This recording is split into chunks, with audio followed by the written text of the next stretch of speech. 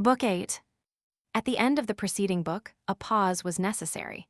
With this begins the long chain of my misfortunes deduced from their origin. Having lived in the two most splendid houses in Paris, I had, notwithstanding my candor and modesty, made some acquaintance. Among others at Dupin, that of the young hereditary Prince of Saxe-Gotha, and of the Baron de Thun, his governor. At the house of M. de la Popelinière, that of M. Segui, friend to the Baron de Thun, and known in the literary world by his beautiful edition of Rousseau. The Baron invited M. Segui and myself to go and pass a day or two at Fontenay-sous-Bois, where the prince had a house. As I passed Vincennes, at the sight of the dungeon, my feelings were acute, the effect of which the Baron perceived on my countenance. At supper the prince mentioned the confinement of Diderot. The Baron, to hear what I had to say, accused the prisoner of imprudence, and I showed not a little of the same in the impetuous manner in which I defended him. This excess of zeal, inspired by the misfortune which had befallen my friend, was pardoned, and the conversation immediately changed. There were present 2 Germans in the service of the prince. M. Klupsel, a man of great wit, his chaplain, and who afterwards, having supplanted the Baron, became his governor. The other was a young man named M. Grimm, who served him as a reader until he could obtain some place, and whose indifferent appearance sufficiently proved the pressing necessity he was under of immediately finding one. From this very evening, Klupsel and I began an acquaintance which soon led to friendship. That with the seer, Grimm did not make quite so rapid a progress. He made but few advances, and was far from having that haughty presumption which prosperity afterwards gave him. The next day at dinner, the conversation turned upon music. He spoke well on the subject. I was transported with joy when I learned from him he could play an accompaniment on the harpsichord. After dinner was over, music was introduced, and we amused ourselves the rest of the afternoon on the harpsichord of the prince. Thus began that friendship which at first was so agreeable to me, afterwards so fatal, and of which I shall hereafter have so much to say. At my return to Paris, I learned the agreeable news that Diderot was released from the dungeon, and that he had on his parole the castle and park of Vincennes for a prison, with permission to see his friends. How painful was it to me not to be able instantly to fly to him, but I was detained 2 or 3 days at Madame Dupin's by indispensable business. After ages of impatience, I flew to the arms of my friend. He was not alone. Lambert and the treasurer of the Sainte-Chapelle were with him. As I entered, I saw nobody but himself. I made but one step, one cry. I riveted my face to his. I pressed him in my arms, without speaking to him, except by tears and sighs. I stifled him with my affection and joy. The first thing he did, after quitting my arms, was to turn himself towards the ecclesiastic and say, "You see, sir, how much I am beloved by my friends." My emotion was so great that it was then impossible for me to reflect upon this manner of turning it to advantage. But I have since thought that, had I been in the place of Diderot, the idea he manifested would not have been the first that would have occurred to me. I found him much affected by his imprisonment.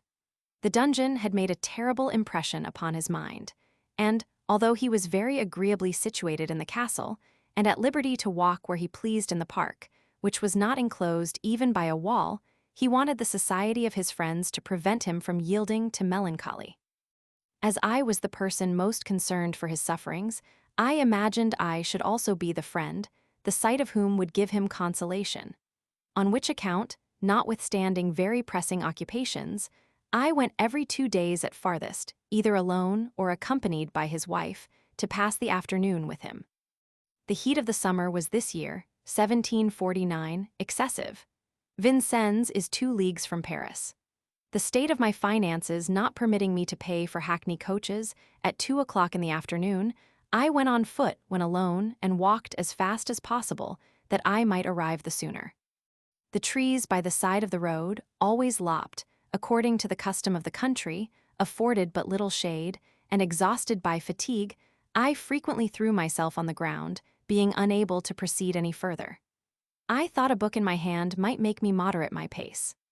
One day I took the Mercure de France, and as I walked and read, I came to the following question proposed by the Academy of Dijon for the premium of the ensuing year: has the progress of sciences and arts contributed to corrupt or purify morals? The moment I had read this, I seemed to behold another world and became a different man. Although I have a lively remembrance of the impression it made upon me, the detail has escaped my mind, since I communicated it to M. de Malesherbes in one of my 4 letters to him. This is one of the singularities of my memory which merits to be remarked. It serves me in proportion to my dependence upon it. The moment I have committed to paper that with which it was charged, it forsakes me, and I have no sooner written a thing than I had forgotten it entirely. This singularity is the same with respect to music. Before I learned the use of notes, I knew a great number of songs. The moment I had made a sufficient progress to sing an air set to music, I could not recollect any one of them. And, at present, I much doubt whether I should be able entirely to go through one of those of which I was the most fond. All I distinctly recollect upon this occasion is, that on my arrival at Vincennes, I was in an agitation which approached a delirium. Diderot perceived it. I told him the cause, and read to him the Prosopopoeia of Fabricius, written with a pencil under a tree. He encouraged me to pursue my ideas and to become a competitor for the premium. I did so, and from that moment I was ruined. All the rest of my misfortunes during my life were the inevitable effect of this moment of error. My sentiments became elevated with the most inconceivable rapidity to the level of my ideas. All my little passions were stifled by the enthusiasm of truth, liberty, and virtue. And, what is most astonishing, this effervescence continued in my mind upwards of 5 years, to as great a degree perhaps as it has ever done in that of any other man. I composed the discourse in a very singular manner, and in that style which I have always followed in my other works. I dedicated to it the hours of the night in which sleep deserted me. I meditated in my bed with my eyes closed, and in my mind turned over and over again my periods with incredible labor and care. The moment they were finished to my satisfaction, I deposited them in my memory, until I had an opportunity of committing them to paper. But the time of rising and putting on my clothes made me lose everything, and when I took up my pen I recollected but little of what I had composed. I made Madame Levasseur my secretary. I had lodged her with her daughter and husband nearer to myself, and she, to save me the expense of a servant, came every morning to make my fire, and to do such other little things as were necessary. As soon as she arrived, I dictated to her while in bed what I had composed in the night, and this method, which for a long time I observed, preserved me many things I should otherwise have forgotten. As soon as the discourse was finished, I showed it to Diderot. He was satisfied with the production, and pointed out some corrections he thought necessary to be made. However, this composition, full of force and fire, absolutely wants logic and order. Of all the works I ever wrote, this is the weakest in reasoning, and the most devoid of number and harmony. With whatever talent a man may be born, the art of writing is not easily learned. I sent off this piece without mentioning it to anybody, except, I think, to Grimm, with whom, after his going to live with the Comte de Vries, I began to be upon the most intimate footing. His harpsichord served as a rendezvous, and I passed with him at it all the moments I had to spare, in singing Italian airs and barcarolles, sometimes without intermission, from morning till night, or rather from night until morning. And when I was not to be found at Madame Dupin's, everybody concluded I was with Grimm at his apartment, the public walk, or theatre. I left off going to the Comédie Italienne, of which I was free to go with him, and pay to the Comédie Française, of which he was passionately fond. In short, so powerful an attraction connected me with this young man, and I became so inseparable from him, that the poor aunt herself was rather neglected. That is, I saw her less frequently, for in no moment of my life has my attachment to her been diminished.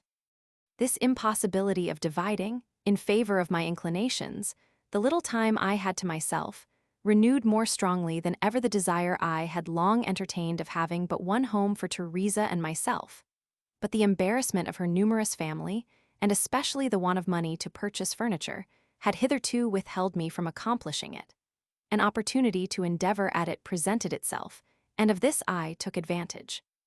M. de Franqueuil and Madame Dupin, clearly perceiving that 800 or 900 livres a year were unequal to my wants, increased, of their own accord, my salary to 50 guineas, and Madame Dupin, having heard I wished to furnish myself lodgings, assisted me with some articles for that purpose.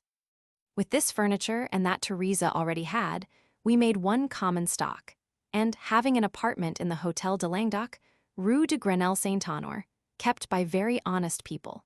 We arranged ourselves in the best manner we could, and lived there peaceably and agreeably during 7 years, at the end of which I removed to go and live at the Hermitage. Teresa's father was a good old man, very mild in his disposition, and much afraid of his wife. For this reason, he had given her the surname of Lieutenant Criminal, which Grimm, jocosely, afterwards transferred to the daughter. Madame Levasseur did not want sense, that is, address, and pretended to the politeness and airs of the first circles. But she had a mysterious wheedling, which to me was insupportable, gave bad advice to her daughter, endeavored to make her dissemble with me, and separately cajoled my friends at my expense, and that of each other. Excepting these circumstances, she was a tolerably good mother, because she found her account in being so, and concealed the faults of her daughter to turn them to her own advantage. This woman, who had so much of my care and attention, to whom I made so many little presents, and by whom I had it extremely at heart to make myself beloved, was, from the impossibility of my succeeding in this wish, the only cause of the uneasiness I suffered in my little establishment. Except the effects of this cause, I enjoyed, during these 6 or 7 years, the most perfect domestic happiness of which human weakness is capable. The heart of my Teresa was that of an angel.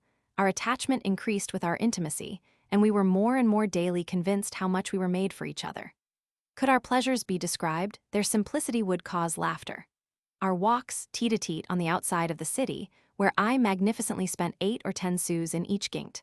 Our little suppers at my window, seated opposite to each other upon 2 little chairs, placed upon a trunk, which filled up the spare of the embrasure. In this situation the window served us as a table. We respired the fresh air, enjoyed the prospect of the environs and the people who passed, and, although upon the 4th story, looked down into the street as we ate. Who can describe, and how few can feel, the charms of these repasts, consisting of a quartern loaf, a few cherries, a morsel of cheese, and half a pint of wine which we drank between us? Friendship, confidence, intimacy, sweetness of disposition, how delicious are your reasonings! We sometimes remained in this situation until midnight, and never thought of the hour unless informed of it by the old lady. But let us quit these details, which are either insipid or laughable. I have always said and felt that real enjoyment was not to be described. Much about the same time I indulged in one not so delicate, and the last of the kind with which I have to reproach myself. I have observed that the minister Klupsel was an amiable man. My connections with him were almost as intimate as those I had with Grimm, and in the end became as familiar. Grimm and he sometimes ate at my apartment. These repasts, a little more than simple, were enlivened by the witty and extravagant wantonness of expression of Klupsel, and the diverting Germanicisms of Grimm, who was not yet become a purist. Sensuality did not preside at our little orgies, but joy, which was preferable, reigned in them all, and we enjoyed ourselves so well together that we knew not how to separate. Klupsel had furnished a lodging for a little girl, who, notwithstanding this, was at the service of anybody, because he could not support her entirely himself. One evening, as we were going into the coffee-house, we met him coming out to go and sup with her. We rallied him. He revenged himself gallantly, by inviting us to the same supper, and there rallying us in our turn. The poor young creature appeared to be of a good disposition, mild and little fitted to the way of life to which an old hag she had with her prepared her in the best manner she could. Wine and conversation enlivened us to such a degree that we forgot ourselves. The amiable Klupsel was unwilling to do the honors of his table by halves, and we all 3 successively took a view of the next chamber, in company with his little friend, who knew not whether she should laugh or cry. Grimm has always maintained that he never touched her. It was therefore to amuse himself with our impatience that he remained so long in the other chamber, and if he abstained, there is not much probability of his having done so from scruple, because previous to his going to live with the Comte de Frise, he lodged with girls of the town in the same quarter of St. Roch. I left the Rue des Moineaux, where this girl lodged, as much ashamed as St. Priya left the house in which he had become intoxicated, and when I wrote his story, I well remembered my own. Teresa perceived by some sign, and especially by my confusion, I had something with which I reproached myself. I relieved my mind by my free and immediate confession. I did well, for the next day Grimm came in triumph to relate to her my crime with aggravation, and since that time he has never failed maliciously to recall it to her recollection. In this he was the more culpable, since I had freely and voluntarily given him my confidence, and had a right to expect he would not make me repent of it. I never had a more convincing proof than on this occasion, of the goodness of my Teresa's heart. She was more shocked at the behavior of Grimm than at my infidelity, and I received nothing from her but tender reproaches, in which there was not the least appearance of anger. The simplicity of mind of this excellent girl was equal to her goodness of heart, and this is saying everything, but one instance of it, which is present to my recollection, is worthy of being related. I had told her Klupsel was a minister, and chaplain to the Prince of Saxe-Gotha. A minister was to her so singular a man, that oddly confounding the most dissimilar ideas, she took it into her head to take Klupsel for the Pope. I thought her mad the first time she told me when I came in, that the Pope had called to see me. I made her explain herself, and lost not a moment in going to relate the story to Grimm and Klupsel, who amongst ourselves never lost the name of Pope. We gave to the girl in the Rue des Moineaux the name of Pope Joan. Our laughter was incessant, it almost stifled us. They, who in a letter which it hath pleased them to attribute to me, have made me say I never laughed but twice in my life, did not know me at this period, nor in my younger days, for if they had, the idea could never have entered into their heads. The year following, 1750, not thinking more of my discourse, I learned it had gained the premium at Dijon. This news awakened all the ideas which had dictated it to me, gave them new animation, and completed the fermentation of my heart of that first leaven of heroism and virtue which my father, my country, and Plutarch had inspired in my infancy. Nothing now appeared great in my eyes but to be free and virtuous, superior to fortune and opinion, and independent of all exterior circumstances. Although a false shame, and the fear of disapprobation at first prevented me from conducting myself according to these principles, and from suddenly quarreling with the maxims of the age in which I lived, I from that moment took a decided resolution to do it. And of this I purposely delayed the execution, that irritated by contradiction, it might be rendered triumphant. While I was philosophizing upon the duties of man, an event happened which made me better reflect upon my own. Teresa became pregnant for the third time. Too sincere with myself, too haughty in my mind to contradict my principles by my actions, I began to examine the destination of my children and my connections with the mother, according to the laws of nature, justice, and reason, and those of that religion, pure, holy, and eternal, like its author, which men have polluted while they pretended to purify it, and which by their formularies they have reduced to a religion of words. Since the difficulty of prescribing impossibilities is but trifling to those by whom they are not practiced. If I deceived myself in my conclusions, nothing can be more astonishing than the security with which I depended upon them. Were I one of those men unfortunately born deaf to the voice of nature, in whom no sentiment of justice or humanity ever took the least root, this obduracy would be natural. But that warmth of heart, strong sensibility, and facility of forming attachments, the force with which they subdue me, my cruel sufferings when obliged to break them, the innate benevolence I cherish towards my fellow creatures, the ardent love I bear to great virtues, to truth and justice, the horror in which I hold evil of every kind, the impossibility of hating, of injuring or wishing to injure anyone, the soft and lively emotion I feel at the sight of whatever is virtuous, generous, and amiable. Can these meet in the same mind with the depravity which without scruple treads underfoot the most pleasing of all our duties? No, I feel, and openly declare this to be impossible. Never in his whole life could J.J. be a man without sentiment or an unnatural father. I may have been deceived, but it is impossible I should have lost the least of my feelings. Were I to give my reasons, I should say too much. Since they have seduced me, they would seduce many others. I will not therefore expose those young persons by whom I may be led to the same danger. I will satisfy myself by observing that my error was such, that in abandoning my children to public education for want of the means of bringing them up myself, in destining them to become workmen and peasants, rather than adventurers and fortune hunters, I thought I acted like an honest citizen and a good father, and considered myself as a member of the Republic of Plato. Since that time, the regrets of my heart have more than once told me I was deceived. But my reason was so far from giving me the same intimation that I have frequently returned thanks to heaven for having by this means preserved them from the fate of their father, and that by which they were threatened the moment I should have been under the necessity of leaving them. Had I left them to Madame Dupinay or Madame de Luxembourg, who, from friendship, generosity, or some other motive, offered to take care of them in due time, would they have been more happy, better brought up, or honester men? To this I cannot answer. But I am certain they would have been taught to hate and perhaps betray their parents. It is much better that they have never known them. My third child was therefore carried to the Foundling Hospital as well as the two former, and the next two were disposed of in the same manner, for I have had 5 children in all. This arrangement seemed to me to be so good, reasonable, and lawful, that if I did not publicly boast of it, the motive by which I was withheld was merely my regard for their mother.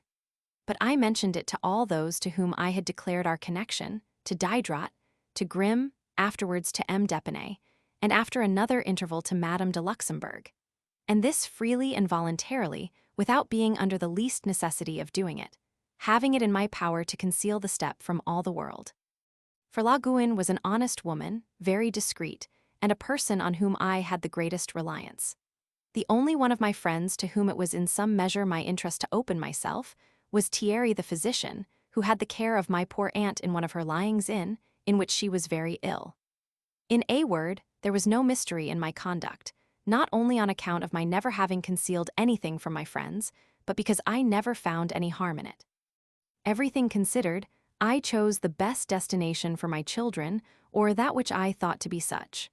I could have wished, and still should be glad, had I been brought up as they have been. Whilst I was thus communicating what I had done, Madame Levasseur did the same thing amongst her acquaintance, but with less disinterested views.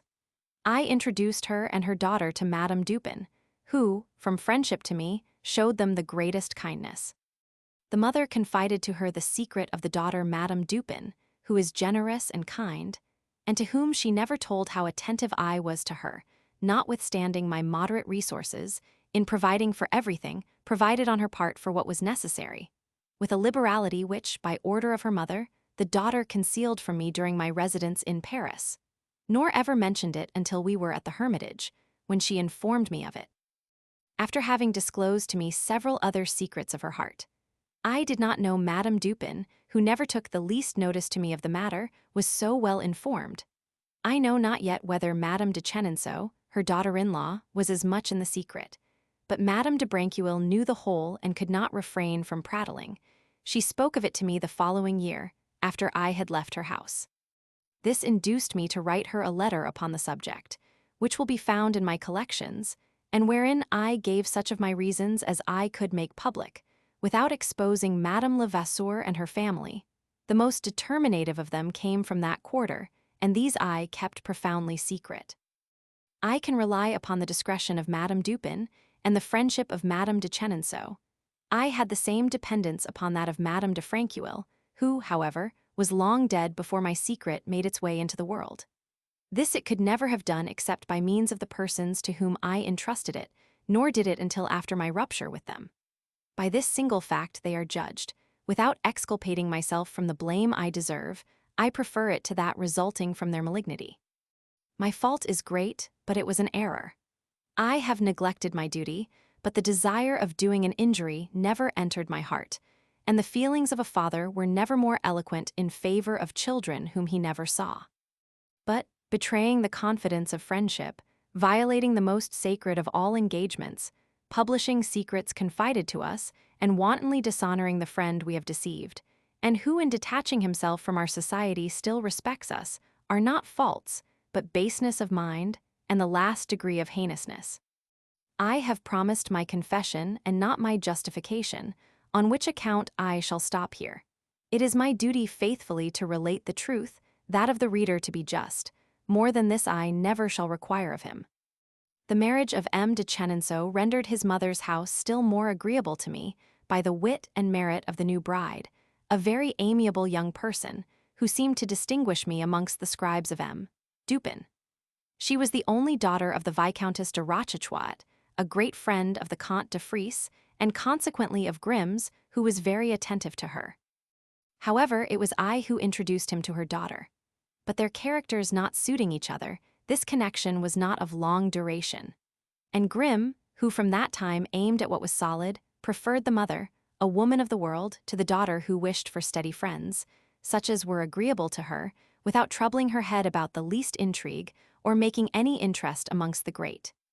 Madame Dupin, no longer finding in Madame de Chenonceau all the docility she expected, made her house very disagreeable to her, and Madame de Chenonceau, having a great opinion of her own merit, and perhaps of her birth, chose rather to give up the pleasures of society, and remain almost alone in her apartment, than to submit to a yoke she was not disposed to bear. This species of exile increased my attachment to her. By that natural inclination which excites me to approach the wretched, I found her mind metaphysical and reflective, although at times a little sophistical. Her conversation, which was by no means that of a young woman coming from a convent, had for me the greatest attractions, yet she was not 20 years of age. Her complexion was seducingly fair. Her figure would have been majestic had she held herself more upright. Her hair, which was fair, bordering upon ash color, and uncommonly beautiful, called to my recollection that of my poor mamma in the flower of her age, and strongly agitated my heart. But the severe principles I had just laid down for myself, by which at all events I was determined to be guided, secured me from the danger of her and her charms. During the whole summer I passed 3 or 4 hours a day in a tete-a-tete conversation with her, teaching her arithmetic, and fatiguing her with my innumerable ciphers, without uttering a single word of gallantry, or even once glancing my eyes upon her. 5 or 6 years later, I should not have had so much wisdom or folly, but it was decreed I was never to love but once in my life, and that another person was to have the first and last sighs of my heart. Since I had lived in the house of Madame Dupin, I had always been satisfied with my situation, without showing the least sign of a desire to improve it. The addition which, in conjunction with M. de Franqueuil, she had made to my salary was entirely of their own accord. This year M. de Franqueuil, whose friendship for me daily increased, had it in his thoughts to place me more at ease and in a less precarious situation. He was Receiver General of Finance. M. Dudier, his cash-keeper, was old and rich and wished to retire. M. de Franqueuil offered me his place, and to prepare myself for it, I went during a few weeks to Dudier to take the necessary instructions.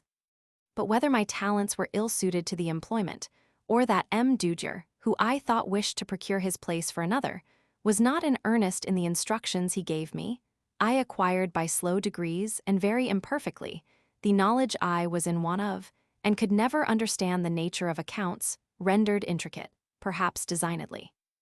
However, without having possessed myself of the whole scope of the business, I learned enough of the method to pursue it without the least difficulty. I even entered on my new office. I kept the cash book and the cash. I paid and received money, took and gave receipts. And although this business was so ill-suited to my inclinations as to my abilities, maturity of years beginning to render me sedate, I was determined to conquer my disgust and entirely devote myself to my new employment. Unfortunately for me, I had no sooner begun to proceed without difficulty than M. de Franqueuil took a little journey, during which I remained entrusted with the cash, which at that time did not amount to more than 25 to 30,000 livres. The anxiety of mind this sum of money occasioned me made me perceive I was very unfit to be a cash-keeper, and I have no doubt but my uneasy situation, during his absence, contributed to the illness with which I was seized after his return.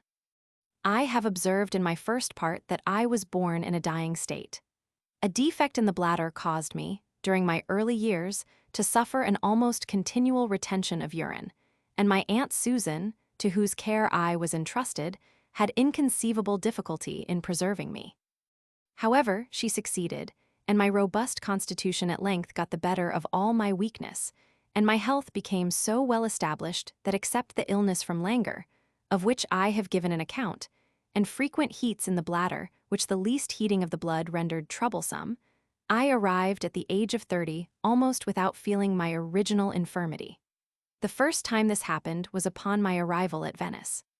The fatigue of the voyage and the extreme heat I had suffered renewed the burnings and gave me a pain in the loins, which continued until the beginning of winter. After having seen Padua, I thought myself near the end of my career, but I suffered not the least inconvenience. After exhausting my imagination more than my body for my Zulietta, I enjoyed better health than ever. It was not until after the imprisonment of Diderot that the heat of blood, brought on by my journeys to Vincennes during the terrible heat of that summer, gave me a violent nephritic colic, since which I have never recovered my primitive good state of health. At the time of which I speak, having perhaps fatigued myself too much in the filthy work of the cursed Receiver General's office, I fell into a worse state than ever, and remained 5 or 6 weeks in my bed in the most melancholy state imaginable. Madame Dupin sent me the celebrated Morand who, notwithstanding his address and the delicacy of his touch, made me suffer the greatest torments. He advised me to have recourse to Darren, who, in fact, gave me some relief. But Morand, when he gave Madame Dupin an account of the state I was in, declared to her I should not be alive in 6 months. This afterwards came to my ear and made me reflect seriously on my situation, and the folly of sacrificing the repose of the few days I had to live to the slavery of an employment for which I felt nothing but disgust. Besides, how was it possible to reconcile the severe principles I had just adopted to a situation with which they had so little relation? Should not I, the cash-keeper of a Receiver General of Finances, have preached poverty and disinterestedness with a very ill grace? These ideas fermented so powerfully in my mind with the fever, and were so strongly impressed, that from that time nothing could remove them. And, during my convalescence, I confirmed myself with the greatest coolness in the resolutions I had taken during my delirium. I forever abandoned all projects of fortune and advancement, resolved to pass in independence and poverty the little time I had to exist. I made every effort of which my mind was capable to break the fetters of prejudice, and courageously to do everything that was right without giving myself the least concern about the judgment of others. The obstacles I had to combat, and the efforts I made to triumph over them, are inconceivable. I succeeded as much as it was possible I should, and to a greater degree than I myself had hoped for. Had I at the same time shaken off the yoke of friendship as well as that of prejudice, my design would have been accomplished, perhaps the greatest, at least the most useful one to virtue, that mortal ever conceived. But whilst I despised the foolish judgments of the vulgar tribe called great and wise, I suffered myself to be influenced and led by persons who called themselves my friends. These, hurt at seeing me walk alone in a new path, while I seemed to take measures for my happiness, used all their endeavors to render me ridiculous, and that they might afterwards defame me, first strove to make me contemptible. It was less my literary fame than my personal reformation, of which I here state the period, that drew upon me their jealousy. They perhaps might have pardoned me for having distinguished myself in the art of writing, but they could never forgive my setting them, by my conduct, an example which, in their eyes, seemed to reflect on themselves. I was born for friendship. My mind and easy disposition nourished it without difficulty. As long as I lived unknown to the public eye was beloved by all my private acquaintance, and I had not a single enemy. But the moment I acquired literary fame, I had no longer a friend.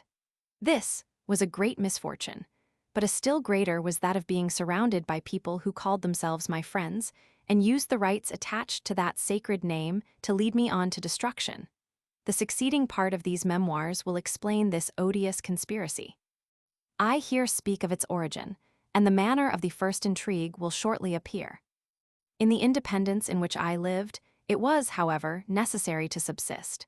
To this effect I thought of very simple means, which were copying music at so much a page. If any employment more solid would have fulfilled the same end, I would have taken it up. But this occupation being to my taste, and the only one which, without personal attendance, could procure me daily bread, I adopted it. Thinking I had no longer need of foresight, and stifling the vanity of cash-keeper to a financier, I made myself a copyist of music. I thought I had made an advantageous choice, and of this I so little repented that I never quitted my new profession until I was forced to do it, after taking a fixed resolution to return to it as soon as possible. The success of my first discourse rendered the execution of this resolution more easy. As soon as it had gained the premium, Diderot undertook to get it printed. Whilst I was in my bed, he wrote me a note informing me of the publication and effect. "It takes," said he, "beyond all imagination, never was there an instance of a like success." This favor of the public, by no means solicited, and to an unknown author, gave me the first real assurance of my talents, of which, notwithstanding an internal sentiment, I had always had my doubts. I conceived the great advantage to be drawn from it in favor of the way of life I had determined to pursue, and was of opinion that a copyist of some celebrity in the Republic of Letters was not likely to want employment. The moment my resolution was confirmed, I wrote a note to M. de Franqueuil, communicating to him my intentions, thanking him and Madame Dupin for all goodness, and offering them my services in the way of my new profession. Franqueuil did not understand my note, and thinking I was still in the delirium of fever, hastened to my apartment. But he found me so determined that all he could say to me was without the least effect. He went to Madame Dupin and told her and everybody he met that I had become insane. I let him say what he pleased and pursued the plan I had conceived. I began the change in my dress. I quitted laced clothes and white stockings. I put on a round wig, laid aside my sword, and sold my watch, saying to myself with inexpressible pleasure, "Thank heaven, I shall no longer want to know the hour." M. de Franqueuil had the goodness to wait a considerable time before he disposed of my place. At length, perceiving me inflexibly resolved, he gave it to M. d'Alibard, formerly tutor to the young Chenonceau, and known as a botanist by his Flora Parisiensis. I doubt not but these circumstances are now differently related by M. Franqueuil and his consorts, but I appeal to what he said of them at the time and long afterwards, to everybody he knew, until the forming of the conspiracy, and of which men of common sense and honor must have preserved a remembrance. However austere my sumptuary reform might be, I did not at first extend it to my linen, which was fine and in great quantity, the remainder of my stock when at Venice, and to which I was particularly attached. I had made it so much an object of cleanliness that it became one of luxury, which was rather expensive. Some persons, however, did me the favor to deliver me from this servitude. On Christmas Eve, whilst the governesses were at vespers, and I was at the spiritual concert, the door of a garret, in which all our linen was hung up after being washed, was broken open. Everything was stolen, and amongst other things, 42 of my shirts of very fine linen, and which were the principal part of my stock. By the manner in which the neighbors described a man whom they had seen come out of the hotel with several parcels whilst we were all absent, Teresa and myself suspected her brother, whom we knew to be a worthless man. The mother strongly endeavored to remove this suspicion, but so many circumstances concurred to prove it to be well-founded, that, notwithstanding all she could say, our opinions remained still the same.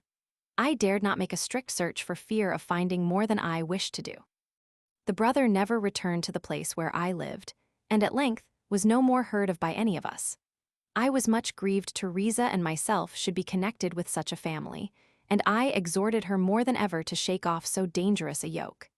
This adventure cured me of my inclination for fine linen, and since that time all I have had has been very common, and more suitable to the rest of my dress. Having thus completed the change of that which related to my person, all my cares tendered to render it solid and lasting, by striving to root out from my heart everything susceptible of receiving an impression from the judgment of men, or which, from the fear of blame, might turn me aside from anything good and reasonable in itself. In consequence of the success of my work, my resolution made some noise in the world also, and procured me employment, so that I began my new profession with great appearance of success. However, several causes prevented me from succeeding in it to the same degree I should under any other circumstances have done. In the first place, my ill state of health. The attack I had just had brought on consequences which prevented my ever being so well as I was before, and I am of opinion the physicians, to whose care I entrusted myself, did me as much harm as my illness. I was successively under the hands of Morand, Darren, Helvetius, Malouin, and Thierry, men able in their profession, and all of them my friends, who treated me each according to his own manner, without giving me the least relief, and weakened me considerably. The more I submitted to their direction, the yellower, thinner, and weaker I became. My imagination, which they terrified, judging of my situation by the effect of their drugs, presented to me on this side of the tomb nothing but continued sufferings from the gravel, stone, and retention of urine. Everything which gave relief to others, tisons, baths, and bleeding, increased my tortures.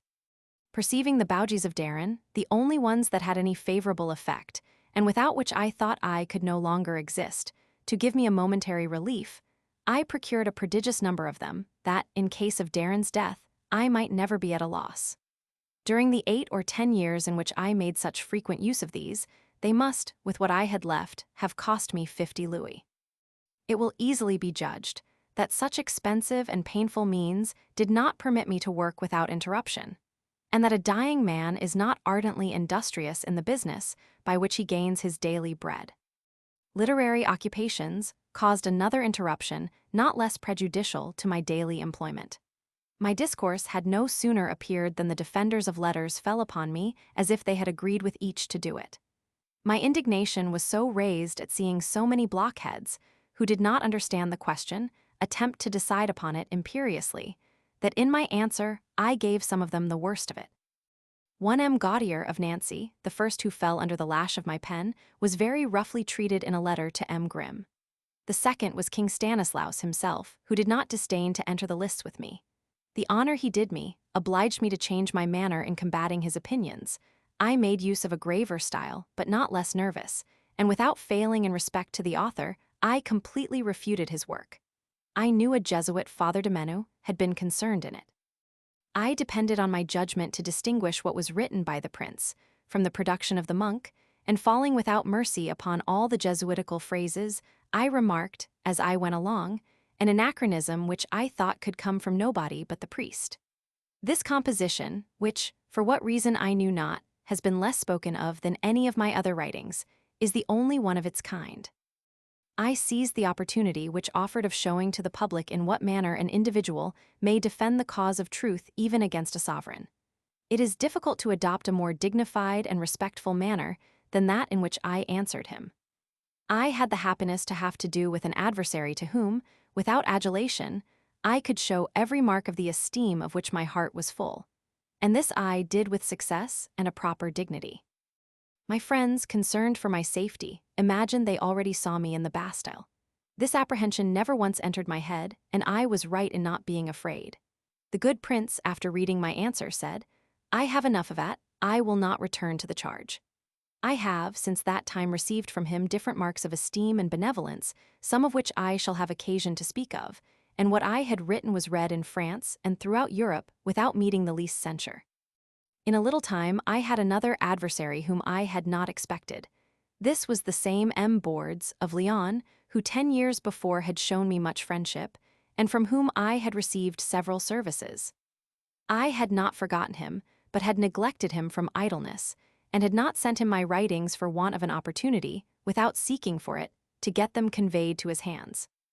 I was therefore in the wrong, and he attacked me. This, however, he did politely, and I answered in the same manner.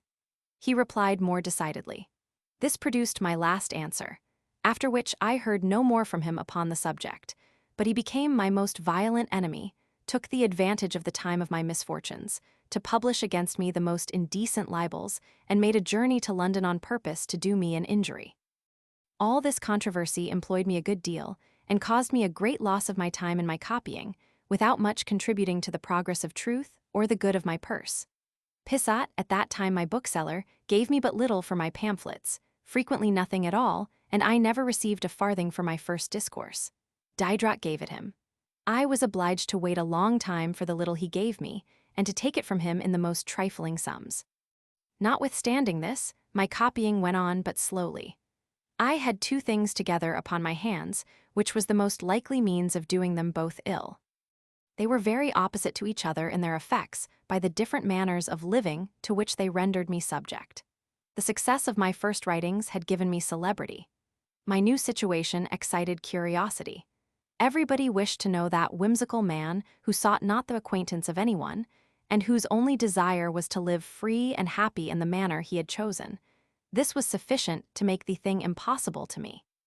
My apartment was continually full of people, who, under different pretenses, came to take up my time. The women employed 1,000 artifices to engage me to dinner. The more unpolite I was with people, the more obstinate they became. I could not refuse everybody. While I made myself 1,000 enemies by my refusals, I was incessantly a slave to my complacence, and in whatever manner I made my engagements, I had not an hour in a day to myself. I then perceived it was not so easy to be poor and independent as I had imagined. I wished to live by my profession. The public would not suffer me to do it. 1,000 means were thought of to indemnify me for the time I lost. The next thing would have been showing myself like Punch, at so much each person. I knew no dependence more cruel and degrading than this. I saw no other method of putting an end to it than refusing all kinds of presents, great and small, let them come from whom they would. This had no other effect than to increase the number of givers, who wished to have the honor of overcoming my resistance, and to force me, in spite of myself, to be under an obligation to them. Many, who would not have given me half a crown had I asked it from them, incessantly importuned me with their offers, and, in revenge for my refusal, taxed me with arrogance and ostentation. It will naturally be conceived that the resolutions I had taken, and the system I wished to follow, were not agreeable to Madame Levasseur. All the disinterestedness of the daughter did not prevent her from following the directions of her mother, and the governesses, as Gofficourt called them, were not always so steady in their refusals as I was. Although many things were concealed from me, I perceived so many as were necessary to enable me to judge that I did not see all, and this tormented me less by the accusation of connivance, which it was so easy for me to foresee, than by the cruel idea of never being master in my own apartments, nor even of my own person. I prayed, conjured, and became angry, all to no purpose. The mother made me pass for an eternal grumbler, and a man who was peevish and ungovernable. She held perpetual whisperings with my friends. Everything in my little family was mysterious and a secret to me, and that I might not incessantly expose myself to noisy quarreling, I no longer dared to take notice of what passed in it. A firmness of which I was not capable would have been necessary to withdraw me from this domestic strife. I knew how to complain, but not how to act. They suffered me to say what I pleased, and continued to act as they thought proper. This constant teasing, and the daily importunities to which I was subject, rendered the house, and my residence at Paris, disagreeable to me. When my indisposition permitted me to go out, and I did not suffer myself to be led by my acquaintance first to one place and then to another, I took a walk alone and reflected on my grand system, something of which I committed to paper, bound up between two covers, which, with a pencil, I always had in my pocket. In this manner, the unforeseen disagreeableness of a situation I had chosen entirely led me back to literature, to which unsuspectedly I had recourse as a means of relieving my mind. And thus, in the first works I wrote, I introduced the peevishness and ill humor which were the cause of my undertaking them. There was another circumstance which contributed not a little to this. Thrown into the world despite of myself, without having the manners of it, or being in a situation to adopt and conform myself to them, I took it into my head to adopt others of my own, to enable me to dispense with those of society. My foolish timidity, which I could not conquer, having for principle the fear of being wanting in the common forms, I took, by way of encouraging myself, a resolution to tread them under foot. I became sour and cynic from shame, and affected to despise the politeness which I knew not how to practice. This austerity, conformable to my new principles, I must confess, seemed to ennoble itself in my mind.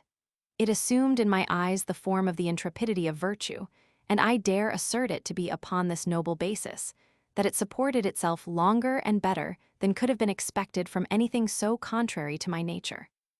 Yet, notwithstanding, I had the name of a misanthrope, which my exterior appearance and some happy expressions had given me in the world. It is certain I did not support the character well in private, that my friends and acquaintance led this untractable bear about like a lamb, and that, confining my sarcasms to severe but general truths, I was never capable of saying an uncivil thing to any person whatsoever. The Devon-Dew village brought me completely into vogue, and presently after there was not a man in Paris whose company was more sought after than mine. The history of this piece, which is a kind of era in my life, is joined with that of the connections I had at that time. I must enter a little into particulars to make what is to follow the better understood. I had a numerous acquaintance, yet no more than 2 friends, Diderot and Grimm. By an effect of the desire I have ever felt to unite everything that is dear to me, I was too much a friend to both not to make them shortly become so to each other. I connected them, they agreed well together and shortly become more intimate with each other than with me. Diderot had a numerous acquaintance, but Grimm, a stranger and a newcomer, had his to procure, and with the greatest pleasure I procured him all I could. I had already given him Diderot. I afterwards brought him acquainted with Gofficourt. I introduced him to Madame Chenonceau, Madame d'Epinay, and the Baron de Halbach, with whom I had become connected almost in spite of myself. All my friends became his. This was natural, but not one of his ever became mine, which was inclining to the contrary. Whilst he yet lodged at the house of the Comte de Frise, he frequently gave us dinners in his apartment, but I never received the least mark of friendship from the Comte de Frise, Comte de Scaumurg, his relation, very familiar with Grimm, nor from any other person, man or woman, with whom Grimm, by their means, had any connection. I except the Abbé Raynal, who, although his friend, gave proofs of his being mine, and in cases of need, offered me his purse with a generosity not very common. But I knew the Abbé Raynal long before Grimm had any acquaintance with him, and had entertained a great regard for him on account of his delicate and honorable behavior to me upon a slight occasion, which I shall never forget. The Abbé Raynal is certainly a warm friend. Of this I saw a proof, much about the time of which I speak, with respect to Grimm himself, with whom he was very intimate.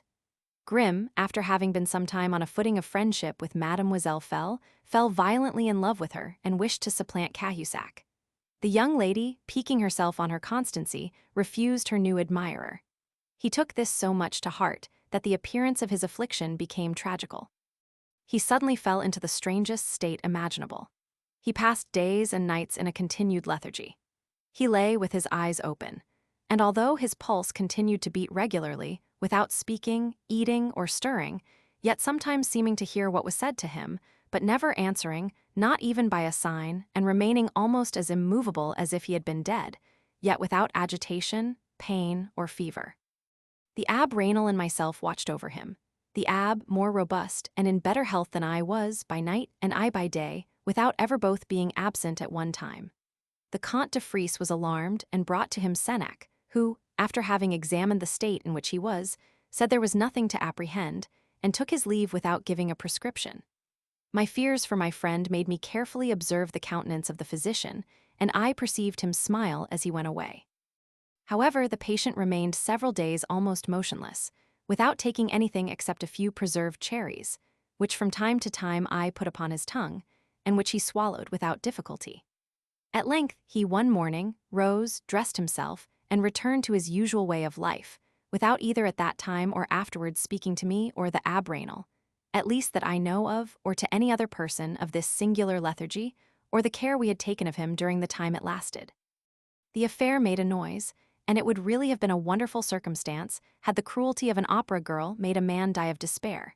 This strong passion brought Grimm into vogue. He was soon considered as a prodigy in love, friendship, and attachments of every kind. Such an opinion made his company sought after, and procured him a good reception in the first circles, by which means he separated from me, with whom he was never inclined to associate when he could do it with anybody else. I perceived him to be on the point of breaking with me entirely, for the lively and ardent sentiments of which he made a parade were those which, with less noise and pretensions, I had really conceived for him. I was glad he succeeded in the world, but I did not wish him to do this by forgetting his friend. I one day said to him, "Grimm, you neglect me, and I forgive you for it. When the first intoxication of your success is over, and you begin to perceive a void in your enjoyments, I hope you will return to your friend, whom you will always find in the same sentiments. At present do not constrain yourself. I leave you at liberty to act as you please and wait your leisure." He said I was right, made his arrangements in consequence, and shook off all restraint, so that I saw no more of him except in company with our common friends. Our chief rendezvous, before he was connected with Madame d'Epinay as he afterwards became, was at the house of Baron de Halbach.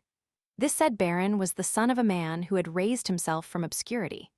His fortune was considerable, and he used it nobly, receiving at his house men of letters and merit, and, by the knowledge he himself had acquired, was very worthy of holding a place amongst them. Having been long attached to Diderot, he endeavored to become acquainted with me by his means, even before my name was known to the world. A natural repugnancy prevented me a long time from answering his advances.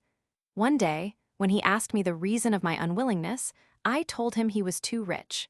He was, however, resolved to carry his point, and at length succeeded.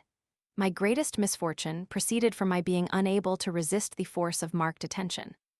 I have ever had reason to repent of having yielded to it. Another acquaintance which, as soon as I had any pretensions to it, was converted into friendship, was that of M. Duclos. I had several years before seen him, for the first time at the Chevrette at the house of Madame d'Epinay, with whom he was upon very good terms. On that day we only dined together, and he returned to town in the afternoon. But we had a conversation of a few moments after dinner. Madame d'Epinay had mentioned me to him, and my opera of the Muses' Gallants. Duclos, endowed with too great talents not to be a friend to those in whom the like were found, was prepossessed in my favor, and invited me to go and see him. Notwithstanding my former wish, increased by an acquaintance, I was withheld by my timidity and indolence, as long as I had no other passport to him than his complaisance. But encouraged by my first success, and by his eulogiums which reached my ears, I went to see him. He returned my visit, and thus began the connection between us, which will ever render him dear to me. By him, as well as from the testimony of my own heart, I learned that uprightness and probity may sometimes be connected with the cultivation of letters. Many other connections less solid, and which I shall not here particularize, were the effects of my first success, and lasted until curiosity was satisfied. I was a man so easily known that on the next day nothing new was to be discovered in me. However, a woman who at that time was desirous of my acquaintance became much more solidly attached to me than any of those whose curiosity I had excited. This was the Marchioness of Crequi, niece to M. le Bailly de Froullé, ambassador from Malta, whose brother had preceded M. de Montaigu in the embassy to Venice, and whom I had gone to see on my return from that city. Madame de Crequi wrote to me. I visited her. She received me into her friendship. I sometimes dined with her. I met at her table several men of letters, amongst others M. Sorin, the author of Spartacus, Barnevelt, etc., since become my implacable enemy. For no other reason, at least that I can imagine, than my bearing the name of a man whom his father has cruelly persecuted.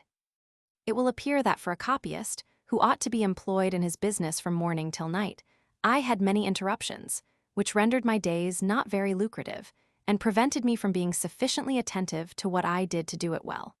For which reason, half the time I had to myself was lost in erasing errors or beginning my sheet anew. This daily importunity rendered Paris more unsupportable, and made me ardently wish to be in the country. I several times went to pass a few days at Mercousis, the vicar of which was known to Madame Levasseur, and with whom we all arranged ourselves in such a manner as not to make things disagreeable to him.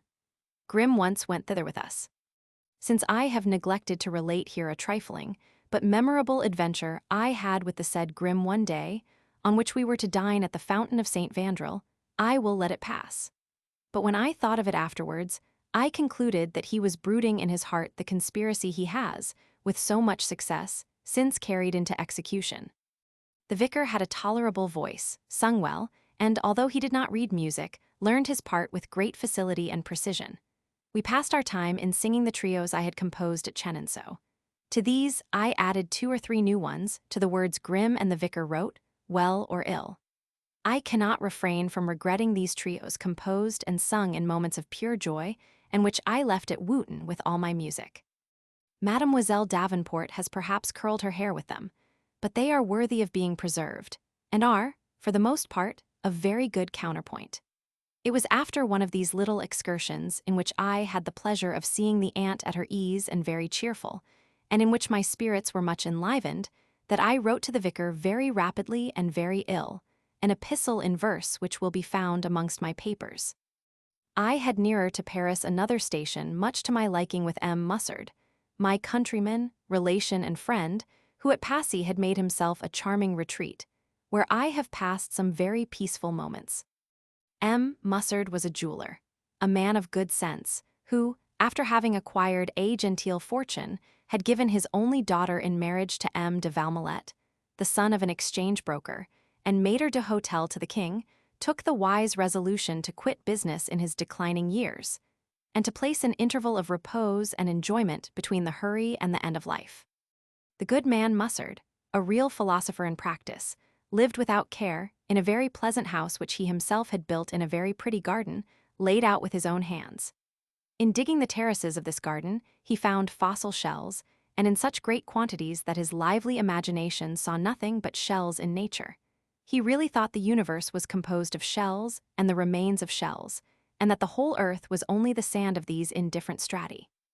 His attention thus constantly engaged with his singular discoveries, his imagination became so heated with the ideas they gave him, that in his head they would soon have been converted into a system, that is into folly, if, happily for his reason, but unfortunately for his friends, to whom he was dear, and to whom his house was an agreeable asylum, a most cruel and extraordinary disease had not put an end to his existence. A constantly increasing tumor in his stomach prevented him from eating long before the cause of it was discovered, and, after several years of suffering, absolutely occasioned him to die of hunger.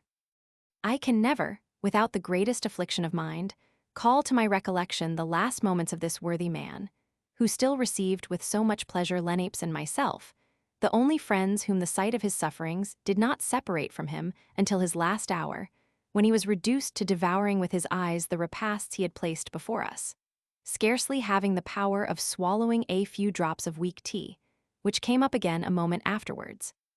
But before these days of sorrow, how many have I passed at his house, with the chosen friends he had made himself? At the head of the list I place the Abbé Prévost, a very amiable man and very sincere, whose heart vivified his writings, worthy of immortality, and who, neither in his disposition nor in society, had the least of the melancholy coloring he gave to his works. Procope, the physician, a little Aesop, a favorite with the ladies. Boulanger, the celebrated posthumous author of Despotisme Oriental, and who, I am of opinion, extended the systems of Mussard on the duration of the world. The female part of his friends consisted of Madame Denis, niece to Voltaire, who, at that time, was nothing more than a good kind of woman, and pretended not to wit. Madame Vanloo, certainly not handsome, but charming, and who sang like an angel. Madame de Valmolet herself, who sang also, and who, although very thin, would have been very amiable had she had fewer pretensions. Such, or very nearly such, was the society of M. Mussard, with which I should have been much pleased, had not his conciliomania more engaged my attention.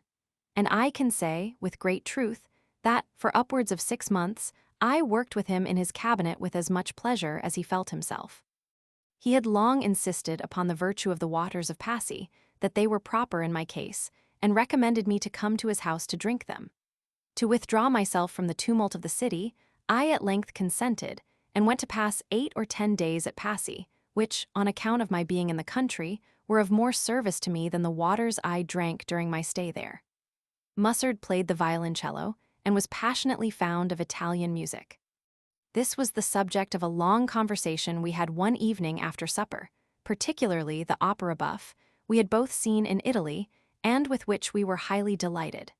My sleep having forsaken me in the night, I considered in what manner it would be possible to give in France an idea of this kind of drama. The Amours de Ragand did not in the least resemble it. In the morning, whilst I took my walk and drank the waters, I hastily threw together a few couplets to which I adapted such airs as occurred to me at the moments. I scribbled over what I had composed in a kind of vaulted saloon at the end of the garden, and at tea. I could not refrain from showing the airs to Mussard and to Mademoiselle Duvernois, his gouvernante, who was a very good and amiable girl.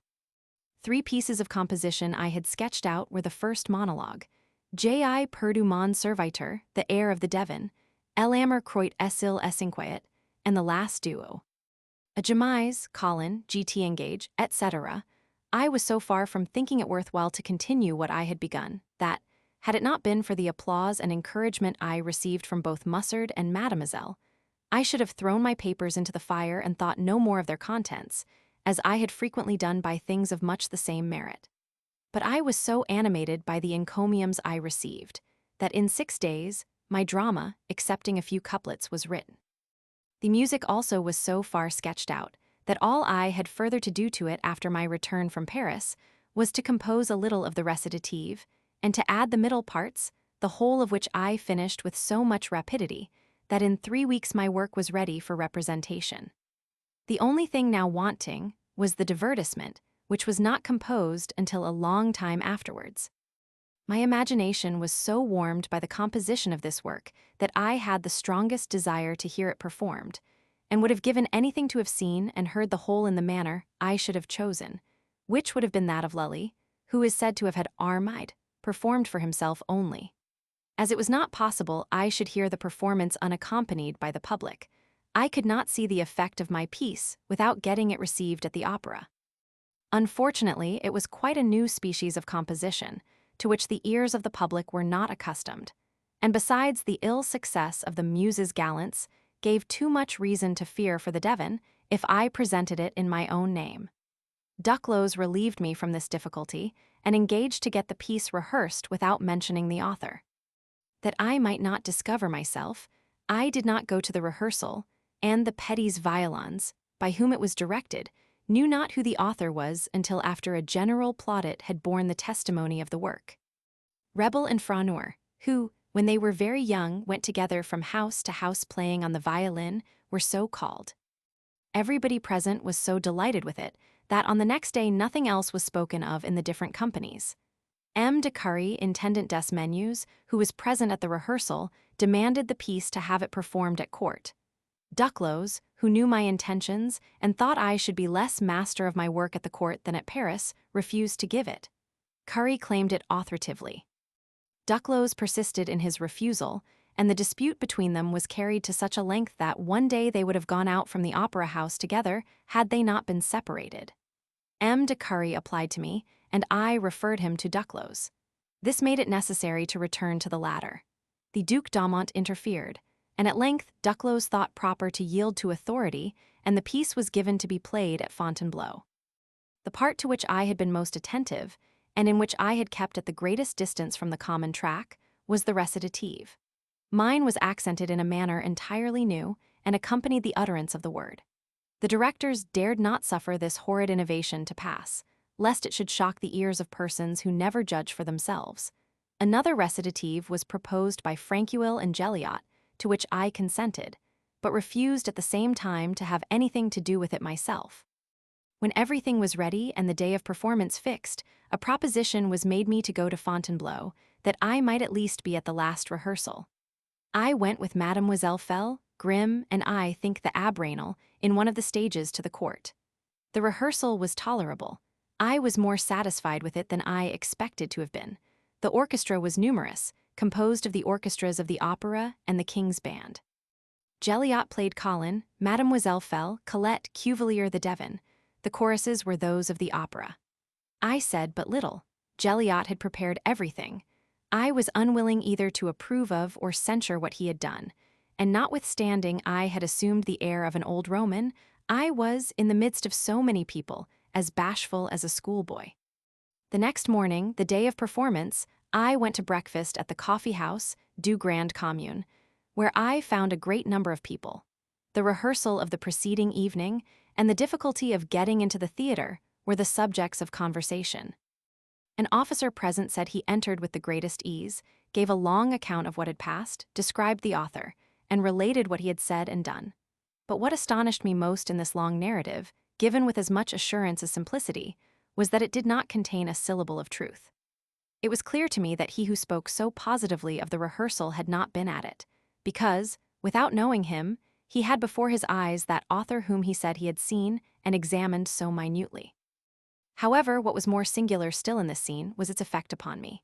The officer was a man rather in years, he had nothing of the appearance of a coxcomb, his features appeared to announce a man of merit, and his cross of St. Louis an officer of long standing. He interested me, notwithstanding his impudence. Whilst he uttered his lies, I blushed, looked down, and was upon thorns. I, for some time, endeavored within myself to find the means of believing him to be in an involuntary error. At length, trembling lest some person should know me, and by this means confound him, I hastily drank my chocolate, without saying a word, and, holding down my head, I passed before him, got out of the coffee house as soon as possible, whilst the company were making their remarks upon the relation that had been given. I was no sooner in the street than I was in a perspiration, and had anybody known and named me before I left the room, I am certain all the shame and embarrassment of a guilty person would have appeared in my countenance, proceeding from what I felt the poor man would have had to have suffered had his lie been discovered. I come to one of the critical moments of my life, in which it is difficult to do anything more than to relate, because it is almost impossible that even narrative should not carry with it the marks of censure or apology. I will, however, endeavor to relate how and upon what motives I acted, without adding either approbation or censure. I was on that day in the same careless undress as usual, with a long beard and wig badly combed. Considering this want of decency as an act of courage, I entered the theater wherein the king, queen, the royal family, and the whole court were to enter immediately after. I was conducted to a box by M. de Curry, and which belonged to him. It was very spacious, upon the stage and opposite to a lesser, but more elevated one, in which the king sat with Madame de Pompadour. As I was surrounded by women, and the only man in front of the box, I had no doubt of my having been placed there purposely to be exposed to view. As soon as the theater was lighted up, finding I was in the midst of people all extremely well dressed, I began to be less at my ease and asked myself if I was in my place, whether or not I was properly dressed. After a few minutes of inquietude, "Yes," replied I, with an intrepidity which perhaps proceeded more from the impossibility of retracting than the force of all my reasoning, "I am in my place, because I am going to see my own piece performed, to which I have been invited, for which reason only I am come here. And after all, no person has a greater right than I have to reap the fruit of my labor and talents. I am dressed as usual, neither better nor worse. And if I once begin to subject myself to public opinion, I shall shortly become a slave to it in everything. To be always consistent with myself, I ought not to blush in any place whatever at being dressed in a manner suitable to the state I have chosen. My exterior appearance is simple, but neither dirty nor slovenly, nor is a beard either of these in itself, because it is given us by nature, and according to time, place, and custom, is sometimes an ornament. People think I am ridiculous, nay, even absurd, but what signifies this to me? I ought to know how to bear censure and ridicule, provided I do not deserve them. After this little soliloquy I became so firm that, had it been necessary, I could have been intrepid. But whether it was the effect of the presence of His Majesty, or the natural disposition of those about me, I perceived nothing but what was civil and obliging in the curiosity of which I was the object. This so much affected me that I began to be uneasy for myself and the fate of my piece, fearing I should have faced the favorable prejudices which seemed to lead to nothing but applause. I was armed against raillery, but so far overcome by the flattering and obliging treatment I had not expected that I trembled like a child when the performance was begun. I had soon sufficient reason to be encouraged. The piece was very ill played with respect to the actors, but the musical part was well sung and executed. During the first scene, which was really of a delightful simplicity, I heard in the boxes a murmur of surprise and applause, which, relative to pieces of the same kind, had never yet happened. The fermentation was soon increased to such a degree as to be perceptible through the whole audience, and of which, to speak after the manner of Montesquieu, the effect was augmented by itself. In the scene between the two good little folks, this effect was complete. There is no clapping of hands before the king, therefore everything was heard, which was advantageous to the author and the piece. I heard about me a whispering of women, who appeared as beautiful as angels. They said to each other in a low voice, "This is charming, that is ravishing, there is not a sound which does not go to the heart." The pleasure of giving this emotion to so many amiable persons moved me to tears, and these I could not contain in the first duo, when I remarked that I was not the only person who wept. I collected myself for a moment, on recollecting the concert of M. de Trétorens. This reminiscence had the effect of the slave who held the crown over the head of the general who triumphed. But my reflection was short, and I soon abandoned myself without interruption to the pleasure of enjoying my success. However, I am certain the voluptuousness of the sex was more predominant than the vanity of the author, and had none but men been present, I certainly should not have had the incessant desire I felt of catching on my lips the delicious tears I had caused to flow. I have known pieces excite more lively admiration, but I never saw so complete, delightful and affecting an intoxication of the senses reign during a whole representation, especially at court, and at a first performance. They who saw this must recollect it, for it has never yet been equaled. The same evening, the Duc d'Aumont sent to desire me to be at the palace the next day at 11 o'clock, when he would present me to the king. M. de Curry, who delivered me the message, added that he thought a pension was intended, and that His Majesty wished to announce it to me himself. Will it be believed that the night of so brilliant a day was for me a night of anguish and perplexity? My first idea, after that of being presented, was that of my frequently wanting to retire. This had made me suffer very considerably at the theatre, and might torment me the next day when I should be in the gallery, or in the king's apartment, amongst all the great, waiting for the passing of His Majesty. My infirmity was the principal cause which prevented me from mixing in polite companies and enjoying the conversation of the fair. The idea alone of the situation in which this want might place me was sufficient to produce it to such a degree as to make me faint away, or to recur to means to which, in my opinion, death was much preferable. None but persons who are acquainted with this situation can judge of the horror which being exposed to the risk of it inspires. I then supposed myself before the king, presented to His Majesty, who deigned to stop and speak to me. In this situation, justness of expression and presence of mind were peculiarly necessary in answering. Would my timidity, which disconcerts me in presence of any stranger whatever, have been shaken off in presence of the King of France, or would it have suffered me instantly to make choice of proper expressions? I wished, without laying aside the austere manner I had adopted, to show myself sensible of the honor done me by so great a monarch, and in a handsome and merited eulogium to convey some great and useful truth.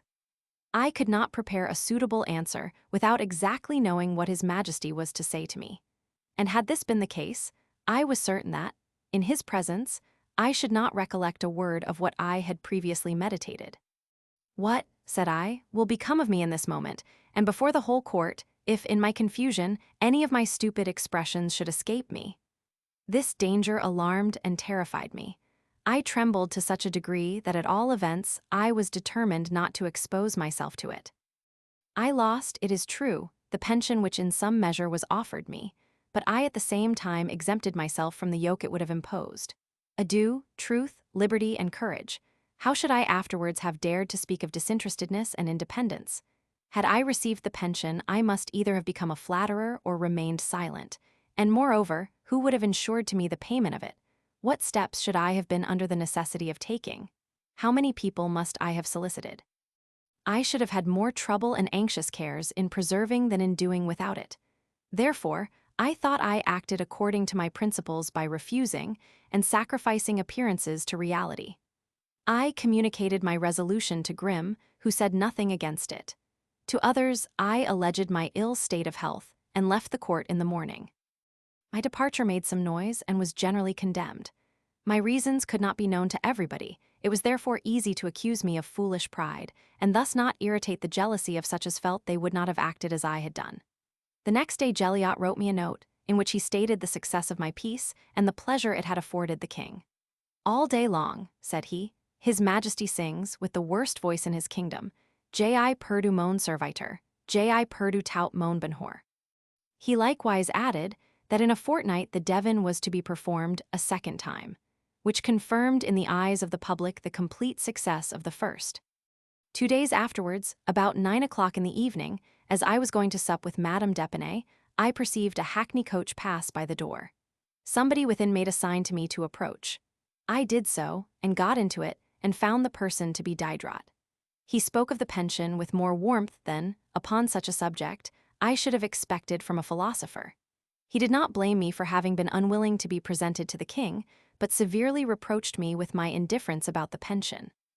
He observed that although on my own account I might be disinterested, I ought not to be so on that of Madame Vasseur and her daughter, that it was my duty to seize every means of providing for their subsistence, and that as, after all, it could not be said I had refused the pension, he maintained I ought, since the king seemed disposed to grant it to me, to solicit and obtain it by one means or another. Although I was obliged to him for his good wishes, I could not relish his maxims, which produced a warm dispute, the first I ever had with him. All our disputes were of this kind: he prescribing to me what he pretended I ought to do, and I defending myself because I was of a different opinion. It was late when we parted. I would have taken him to supper at Madame D. Epinay's, but he refused to go. And notwithstanding all the efforts which at different times the desire of uniting those I love induced me to make, to prevail upon him to see her, even that of conducting her to his door which he kept shut against us, he constantly refused to do it, and never spoke of her but with the utmost contempt. It was not until after I had quarreled with both that they became acquainted, and that he began to speak honorably of her. From this time, Diderot and Grimm seemed to have undertaken to alienate from me the governesses, by giving them to understand that if they were not in easy circumstances the fault was my own, and that they never would be so with me. They endeavored to prevail on them to leave me, promising them the privilege for retailing salt, a snuff shop, and I know not what other advantages by means of the influence of Madame D. Epinay. They likewise wished to gain over Duclos and de Halbach, but the former constantly refused their proposals. I had at the time some intimation of what was going forward, but I was not fully acquainted with the whole until long afterwards, and I frequently had reason to lament the effects of the blind and indiscreet zeal of my friends, who, in my ill state of health, striving to reduce me to the most melancholy solitude, endeavored, as they imagined, to render me happy by the means which, of all others, were the most proper to make me miserable. In the carnival following the conclusion of the year 1753, the Devon was performed at Paris, and in this interval I had sufficient time to compose the overture and divertisement. This divertisement, such as it stands engraved, was to be an action from the beginning to the end, and in a continued subject, which in my opinion afforded very agreeable representations. But when I proposed this idea at the Opera House, nobody would so much as hearken to me, and I was obliged to tack together music and dances in the usual manner. On this account the divertisement, although full of charming ideas which do not diminish the beauty of scenes, succeeded but very middlingly. I suppressed the recitative of Gelliot and substituted my own, such as I had first composed it, and as it is now engraved, and this recitative a little after the French manner, I confess, drawled out, instead of pronounced by the actors, far from shocking the ears of any person, equally succeeded with the airs, and seemed in the judgment of the public to possess as much musical merit. I dedicated my piece to Duclos, who had given it his protection, and declared it should be my only dedication. I have, however, with his consent, written a second, but he must have thought himself more honored by the exception than if I had not written a dedication to any person. I could relate many anecdotes concerning this piece, but things of greater importance prevent me from entering into a detail of them at present. I shall perhaps resume the subject in a supplement. There is, however, one which I cannot omit, as it relates to the greater part of what is to follow. I one day examined the music of de Halbach in his closet. After having looked over many different kinds, he said, showing me a collection of pieces for the harpsichord, "These were composed for me. They are full of taste and harmony, and unknown to everybody but myself. You ought to make a selection from them for your divertisement." Having in my head more subjects of airs and symphonies than I could make use of, I was not the least anxious to have any of his. However, he pressed me so much that, from a motive of complaisance, I chose a pastoral, which I abridged and converted into a trio, for the entry of the companions of Colette. Some months afterwards, and whilst the Devon still continued to be performed, going into Grimm's I found several people about his harpsichord, whence he hastily rose on my arrival. As I accidentally looked toward his music stand, I there saw the same collection of the Baron de Halbach, opened precisely at the piece he had prevailed upon me to take, assuring me at the same time that it should never go out of his hands. Some time afterwards, I again saw the collection open on the harpsichord of M. de Papinay, one day when he gave a little concert. Neither Grimm nor anybody else ever spoke to me of the air, and my reason for mentioning it here is that some time afterwards, a rumor was spread that I was not the author of Devon. As I never made a great progress in the practical part, I am persuaded that had it not been for my dictionary of music, it would in the end have been said I did not understand composition. Some time before the Devon du Village was performed, a company of Italian bouffons had arrived at Paris, and were ordered to perform at the Opera House, without the effect they would produce their being foreseen. Although they were detestable, and the orchestra, at that time very ignorant, mutilated at will the pieces they gave, they did the French opera an injury that will never be repaired.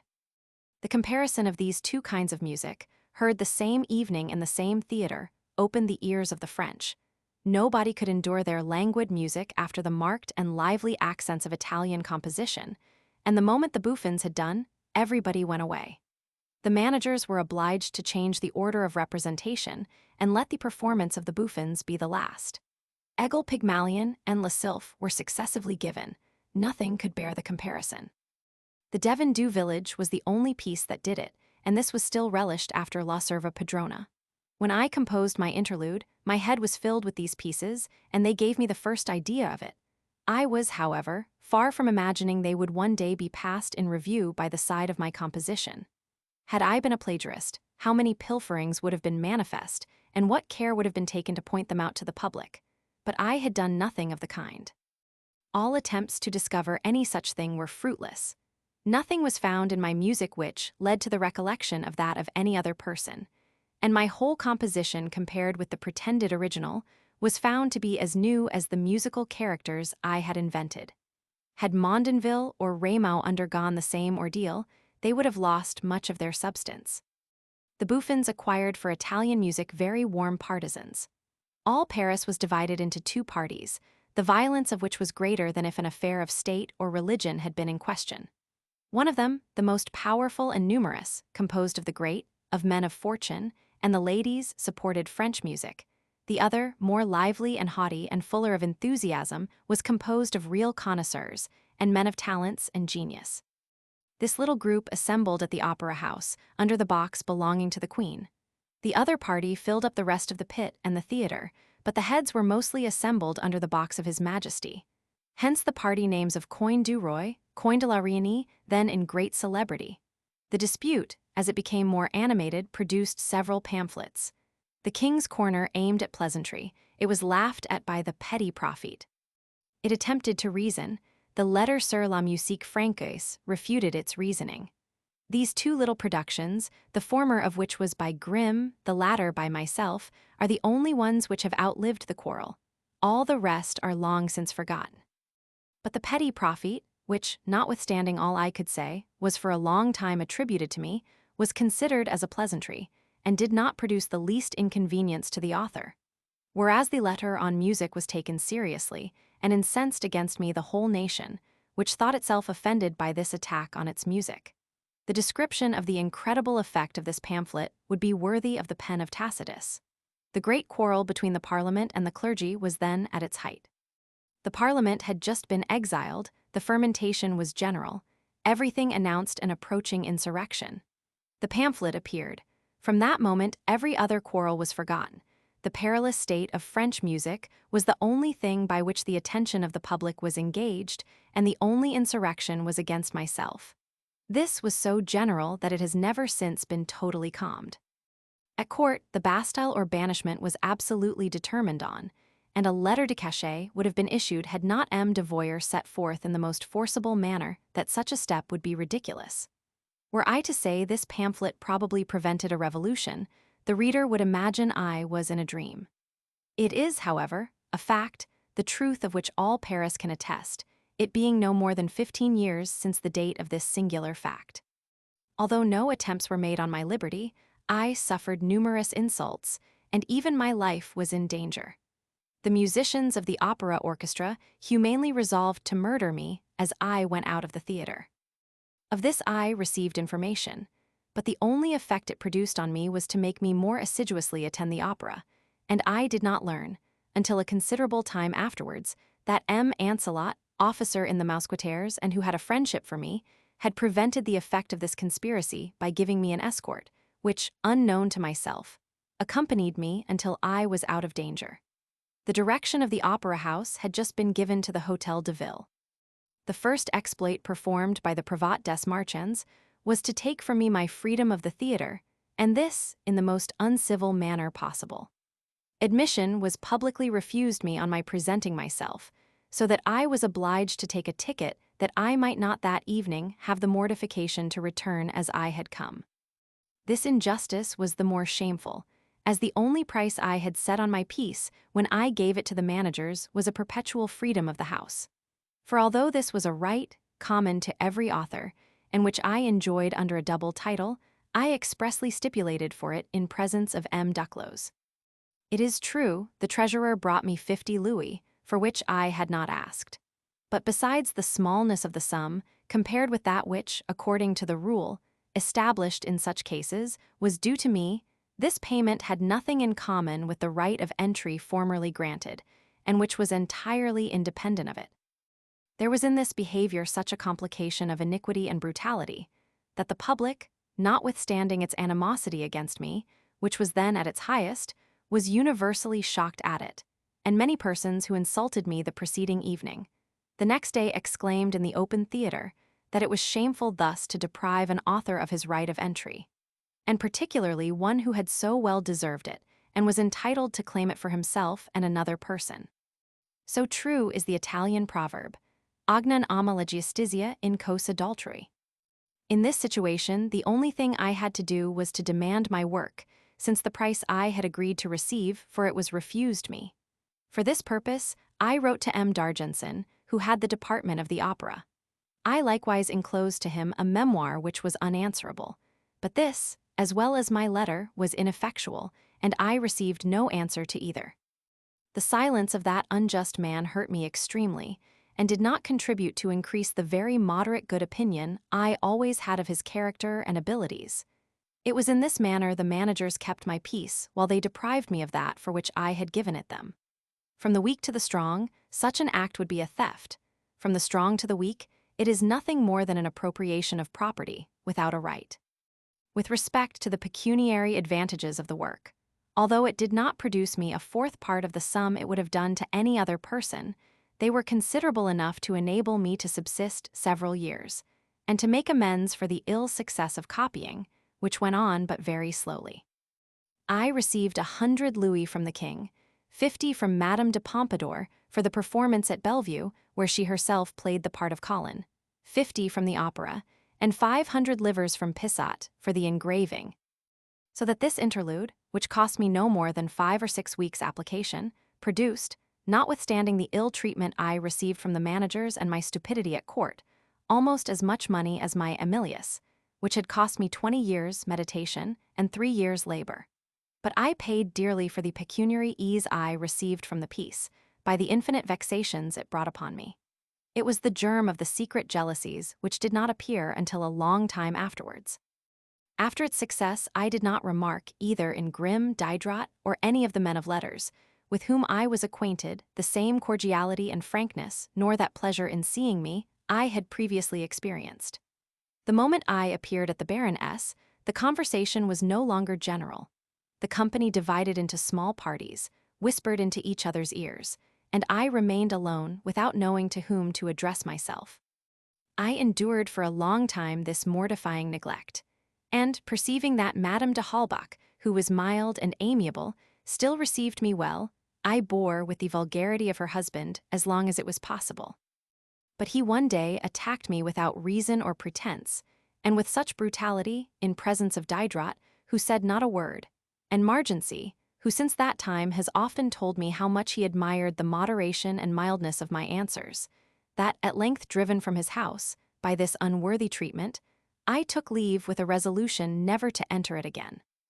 This did not, however, prevent me from speaking honorably of him and his house, whilst he continually expressed himself relative to me in the most insulting terms, calling me that petty quistor, the little college pedant or servitor in a college, without, however, being able to charge me with having done either to himself or any person to whom he was attached the most trifling injury.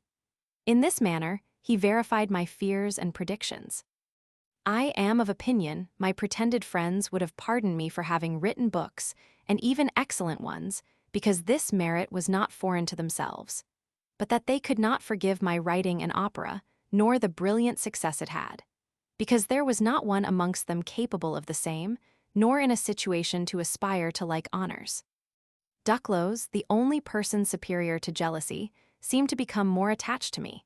He introduced me to Mademoiselle Quinault, in whose house I received polite attention, and civility to as great an extreme as I had found a want of it in that of M. de Halbach. Whilst the performance of the Devon-Dew Village was continued at the Opera House, the author of it had an advantageous negotiation with the managers of the French comedy. Not having, during 7 or 8 years, been able to get my Narcissi performed at the Italian theatre, I had, by the bad performance in French of the actors, become disgusted with it, and should rather have had my piece received at the French theatre than by them. I mentioned this to La Nun, the comedian, with whom I had become acquainted, and who, as everybody knows, was a man of merit and an author. He was pleased with the piece, and promised to get it performed without suffering the name of the author to be known, and in the meantime procured me the freedom of the theatre, which was extremely agreeable to me, for I always preferred it to the 2 others. The piece was favorably received, and without the author's name being mentioned, but I have reason to believe it was known to the actors and actresses and many other persons. Mademoiselles Goffin and Granville played the amorous parts, and although the whole performance was, in my opinion, injudicious, the piece could not be said to be absolutely ill played. The indulgence of the public, for which I felt gratitude, surprised me. The audience had the patience to listen to it from the beginning to the end, and to permit a second representation without showing the least sign of disapprobation. For my part, I was so wearied with the first that I could not hold out to the end, and the moment I left the theatre, I went into the Café de Procope, where I found Boissy and others of my acquaintance who had probably been as much fatigued as myself. I there humbly or haughtily avowed myself the author of the piece, judging it as everybody else had done. This public avowal of an author of a piece which had not succeeded was much admired and was by no means painful to myself. My self-love was flattered by the courage with which I made it, and I am of opinion that, on this occasion, there was more pride in speaking than there would have been foolish shame in being silent. However, as it was certain the piece, although insipid in the performance, would bear to be read, I had it printed. And in the preface, which is one of the best things I ever wrote, I began to make my principles more public than I had before done. I soon had an opportunity to explain them entirely in a work of the greatest importance, for it was, I think, this year, 1753, that the programme of the Academy of Dijon upon the origin of the inequality of mankind made its appearance. Struck with this great question, I was surprised the Academy had dared to propose it. But since it had shown sufficient courage to do it, I thought I might venture to treat it, and immediately undertook the discussion. That I might consider this grand subject more at my ease, I went to St. Germain for 7 or 8 days with Teresa, our hostess, who was a good kind of woman and one of her friends. I consider this walk as one of the most agreeable ones I ever took. The weather was very fine. These good women took upon themselves all the care and expense. Teresa amused herself with them, and I, free from all domestic concerns, diverted myself, without restraint, at the hours of dinner and supper. All the rest of the day wandering in the forest, I sought for and found there the image of the primitive ages of which I boldly traced the history. I confounded the pitiful lies of men. I dared to unveil their nature, to follow the progress of time, and the things by which it has been disfigured, and comparing the man of art with the natural man, to show them, in their pretended improvement, the real source of all their misery. My mind, elevated by these contemplations, ascended to the divinity, and thence, seeing my fellow creatures follow in the blind track of their prejudices that of their errors and misfortunes, I cried out to them in a feeble voice, which they could not hear, "Madmen, know that all your evils proceed from yourselves." From these meditations resulted the Discourse on Inequality, a work more to the taste of Diderot than any of my other writings, and in which his advice was of the greatest service to me. At the time I wrote this, I had not the least suspicion of the grand conspiracy of Diderot and Grimm. Otherwise, I should easily have discovered how much the former abused my confidence, by giving to my writings that severity and melancholy which were not to be found in them from the moments he ceased to direct me. The passage of the philosopher, who argues with himself, and stops his ears against the complaints of a man in distress, is after his manner, and he gave me others still more extraordinary, which I could never resolve to make use of. But, attributing this melancholy to that he had acquired in the dungeon of Vincennes, and of which there is a very sufficient dose in his Clairol, I never once suspected the least unfriendly dealing. It was, however, understood but by few readers, and not one of these would ever speak of it. I had written it to become a competitor for the premium, and sent it away fully persuaded it would not obtain it, well convinced it was not for productions of this nature that academies were founded. This excursion and this occupation enlivened my spirits and was of service to my health. Several years before, tormented by my disorder, I had entirely given myself up to the care of physicians, who, without alleviating my sufferings, exhausted my strength and destroyed my constitution. At my return from Saint Germain, I found myself stronger and perceived my health to be improved. I followed this indication and determined to cure myself or die without the aid of physicians and medicine. I bade them forever adieu and lived from day to day, keeping close when I found myself indisposed, and going abroad the moment I had sufficient strength to do it. The manner of living in Paris amidst people of pretensions was so little to my liking. The cabals of men of letters, their little candor in their writings, and the air of importance they gave themselves in the world, were so odious to me. I found so little mildness, openness of heart and frankness in the intercourse even of my friends, that, disgusted with this life of tumult, I began ardently to wish to reside in the country, and not perceiving that my occupation permitted me to do it, I went to pass there all the time I had to spare. For several months, I went after dinner to walk alone in the Bois de Boulogne, meditating on subjects for future works, and not returning until evening. Gauffecourt, with whom I was at that time extremely intimate, being on account of his employment obliged to go to Geneva, proposed to me the journey, to which I consented. The state of my health was such as to require the care of the governess. It was therefore decided she should accompany us, and that her mother should remain in the house. After thus having made our arrangements, we set off on the 1st of June, 1754. This was the period when, at the age of 42, I for the first time in my life felt a diminution of my natural confidence to which I had abandoned myself without reserve or inconvenience. We had a private carriage, in which with the same horses we traveled very slowly. I frequently got out and walked. We had scarcely performed half our journey when Teresa showed the greatest uneasiness at being left in the carriage with Gauffecourt, and when, notwithstanding her remonstrances, I would get out as usual, she insisted upon doing the same and walking with me. I chid her for this caprice, and so strongly opposed it, that at length she found herself obliged to declare to me the cause whence it proceeded. I thought I was in a dream.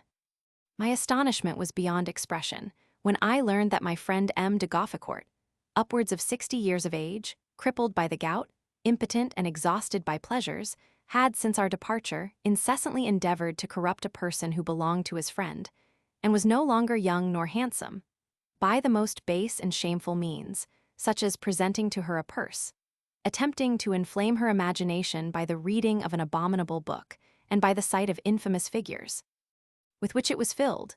Teresa, full of indignation, once threw his scandalous book out of the carriage, and I learned that on the first evening of our journey, a violent headache having obliged me to retire to bed before supper, he had employed the whole time of this tete-a-tete in actions more worthy of a satyr than a man of worth and honor, to whom I thought I had entrusted my companion and myself.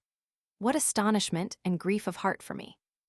I, who until then had believed friendship to be inseparable from every amiable and noble sentiment which constitutes all its charm, for the first time in my life found myself under the necessity of connecting it with disdain, and of withdrawing my confidence from a man for whom I had an affection, and by whom I imagined myself beloved.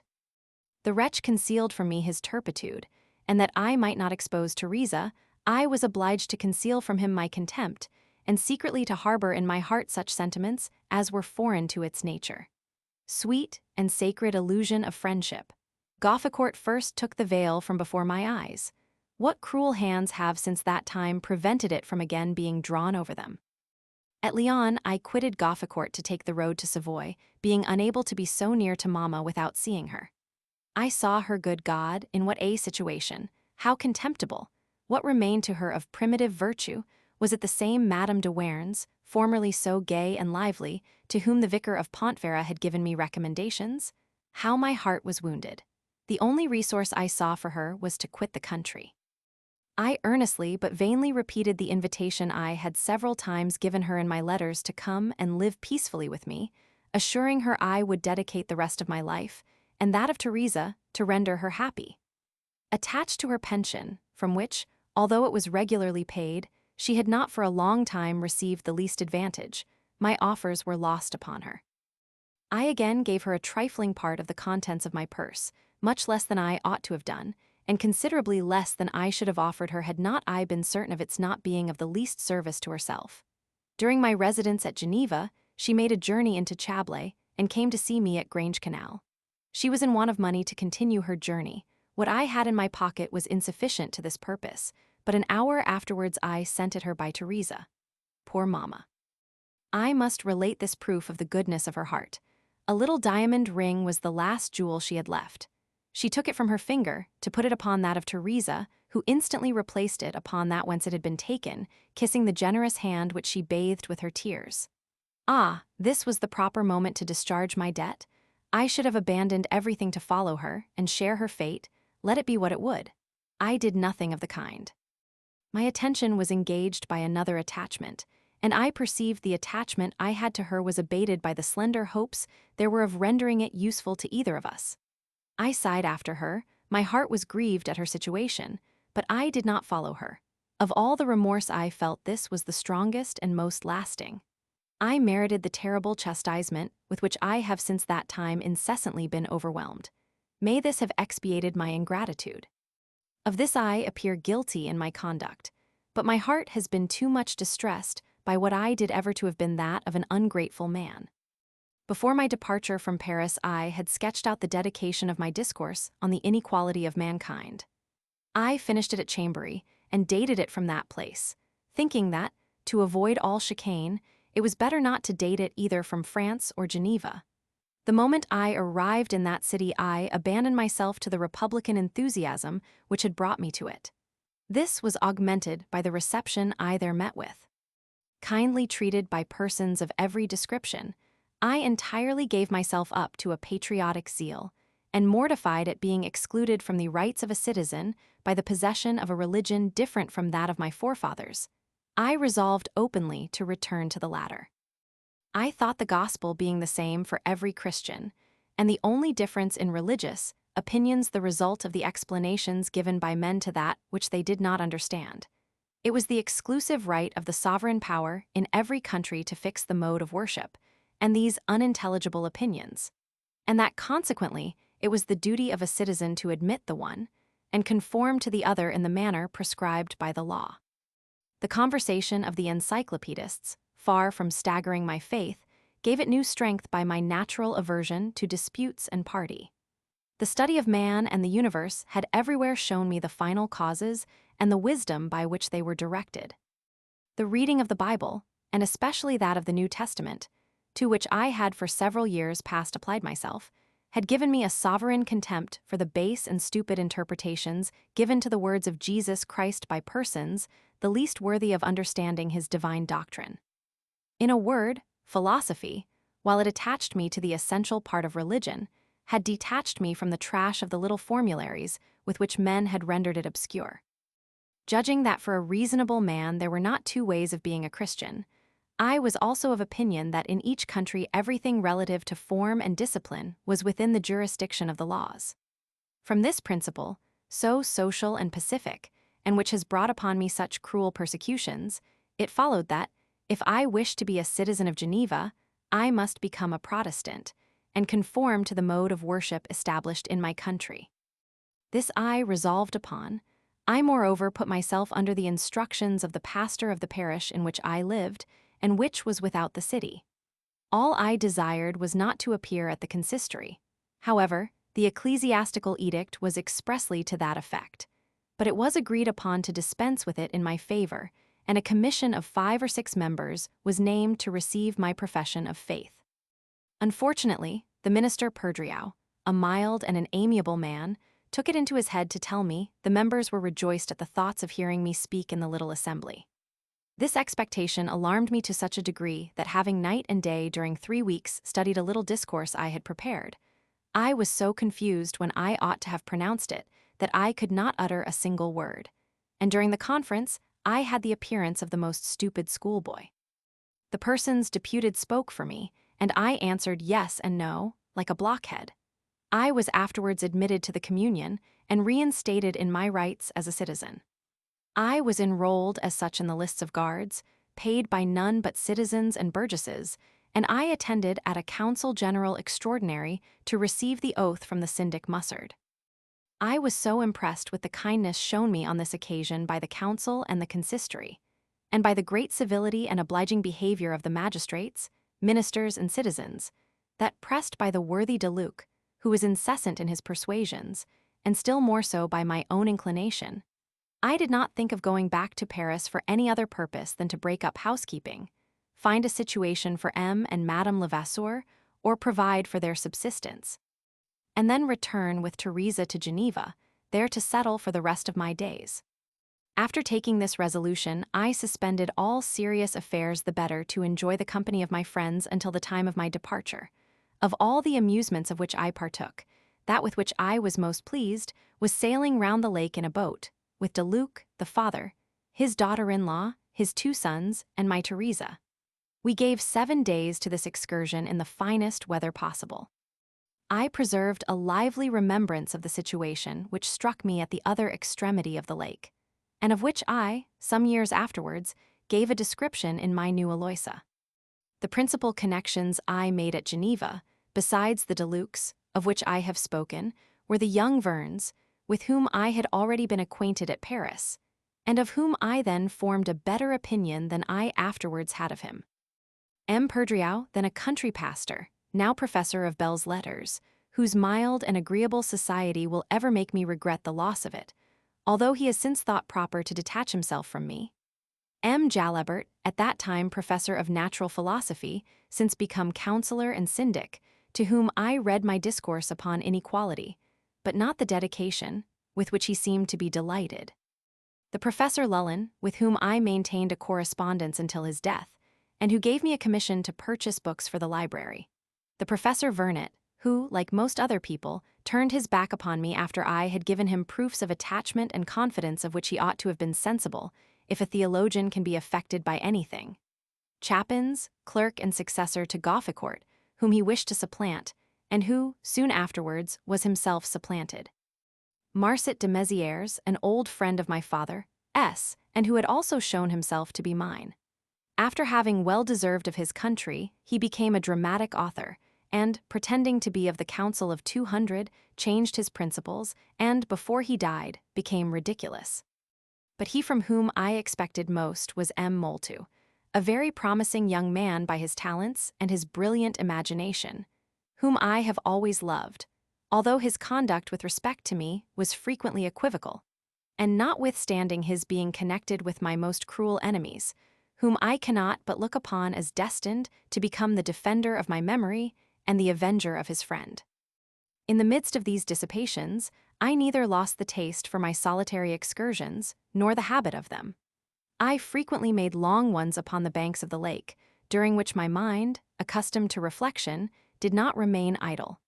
I digested the plan already formed of my political institutions, of which I shall shortly have to speak. I meditated a history of the Valais.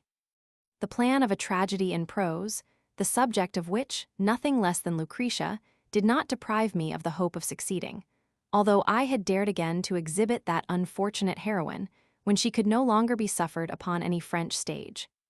I at that time tried my abilities with Tacitus and translated the first books of his history, which will be found amongst my papers. After a residence of 4 months at Geneva, I returned in the month of October to Paris, and avoided passing through Lyon that I might not again have to travel with Gofficourt. As the arrangement I had made did not require my being at Geneva until the spring following, I returned, during the winter, to my habits and occupations. The principal of the latter was examining the proof sheets of my discourse on the inequality of mankind, which I had procured to be printed in Holland by the bookseller Ray, with whom I had just become acquainted at Geneva. This work was dedicated to the Republic, but as the publication might be unpleasing to the Council, I wished to wait until it had taken its effect at Geneva before I returned thither. This effect was not favorable to me, and the dedication, which the most pure patriotism had dictated, created me enemies in the council, and inspired even many of the burgesses with jealousy. M. Chowett, at that time first syndic, wrote me a polite but very cold letter, which will be found amongst my papers. I received from private persons, amongst others from Du Luc and de Jalabert, a few compliments, and these were all. I did not perceive that a single Genovese was pleased with the hearty zeal found in the work. This indifference shocked all those by whom it was remarked. I remember that dining one day at Clichy, at Madame Dupin's, with Crommelin, resident from the Republic, and M. de Marin, the latter openly declared the council owed me a present and public honors for the work, and that it would dishonor itself if it failed in either. Crommelin, who was a black and mischievous little man, dared not reply in my presence, but he made a frightful grimace, which however forced a smile from Madame Dupin. The only advantage this work procured me, besides that resulting from the satisfaction of my own heart, was the title of citizen given me by my friends, afterwards by the public after their example, and which I afterwards lost by having too well merited. This ill success would not, however, have prevented my retiring to Geneva, had not more powerful motives tended to the same effect. M. d'Épinay, wishing to add a wing which was wanting to the chateau of the Chevrette, was at an immense expense in completing it. Going one day with Madame d'Épinay to see the building, we continued our walk a quarter of a league further to the reservoir of the waters of the park which joined the forest of Montmorency, and where there was a handsome kitchen garden, with a little lodge, much out of repair, called the Hermitage. This solitary and very agreeable place had struck me when I saw it for the first time before my journey to Geneva. I had exclaimed in my transport, "Ah, madam, what a delightful habitation!"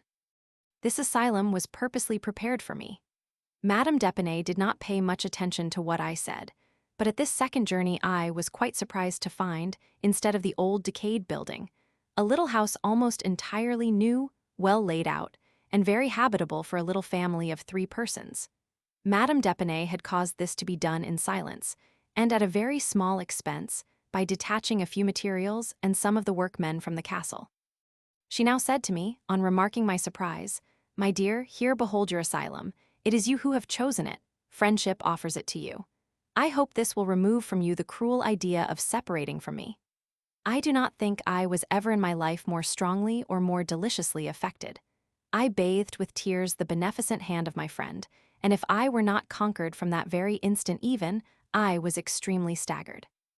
Madame d'Épinay, who would not be denied, became so pressing, employed so many means, so many people to circumvent me, proceeding even so far as to gain over Madame Levasseur and her daughter, that at length she triumphed over all my resolutions.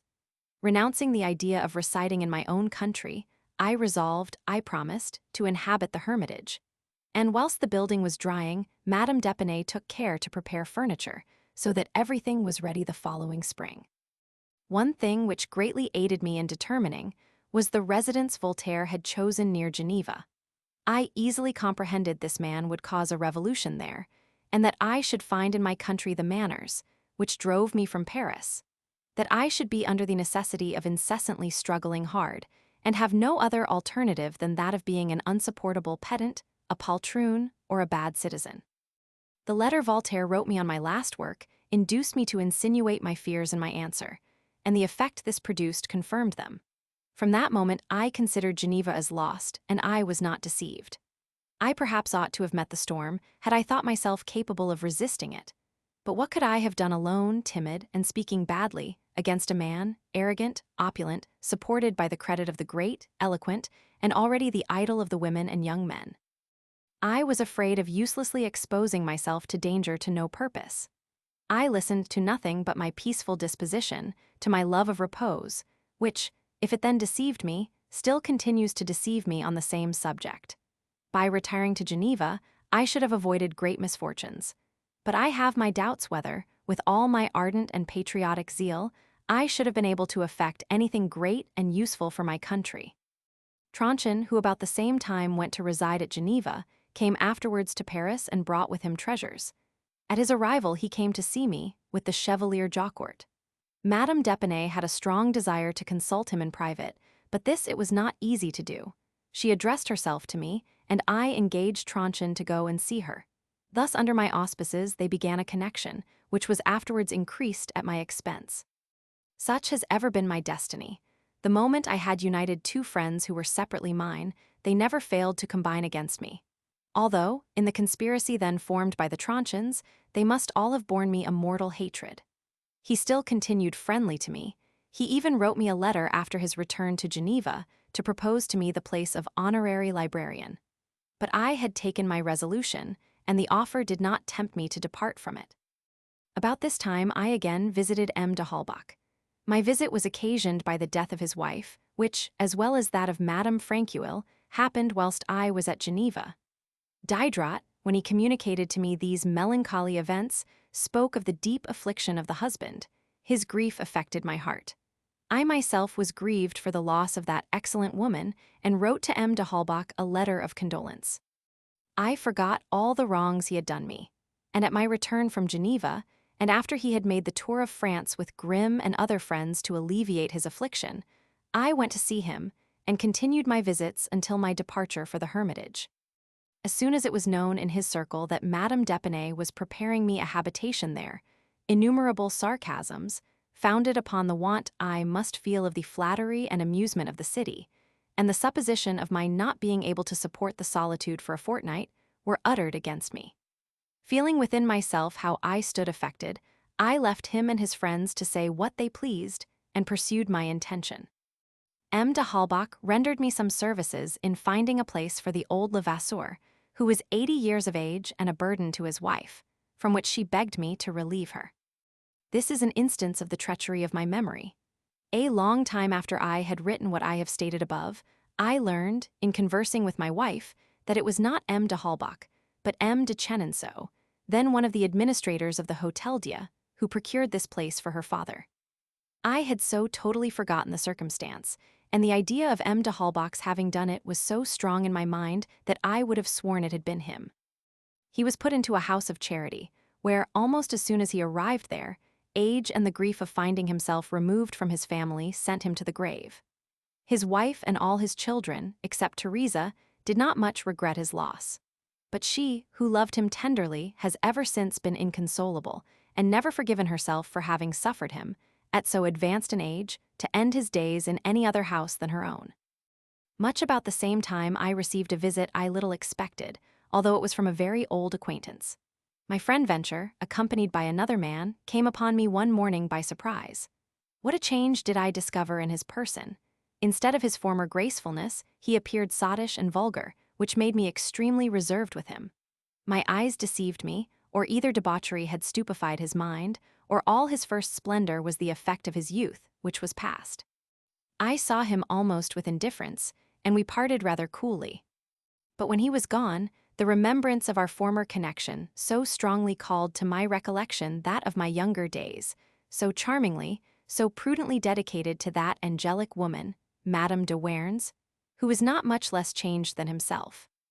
The little anecdotes of that happy time, the romantic day of town passed with so much innocence and enjoyment between those two charming girls, from whom a kiss of the hand was the only favor, and which, notwithstanding its being so trifling, had left me such lively, affecting and lasting regrets, and the ravishing delirium of a young heart, which I had just felt in all its force, and of which I thought the season forever passed for me.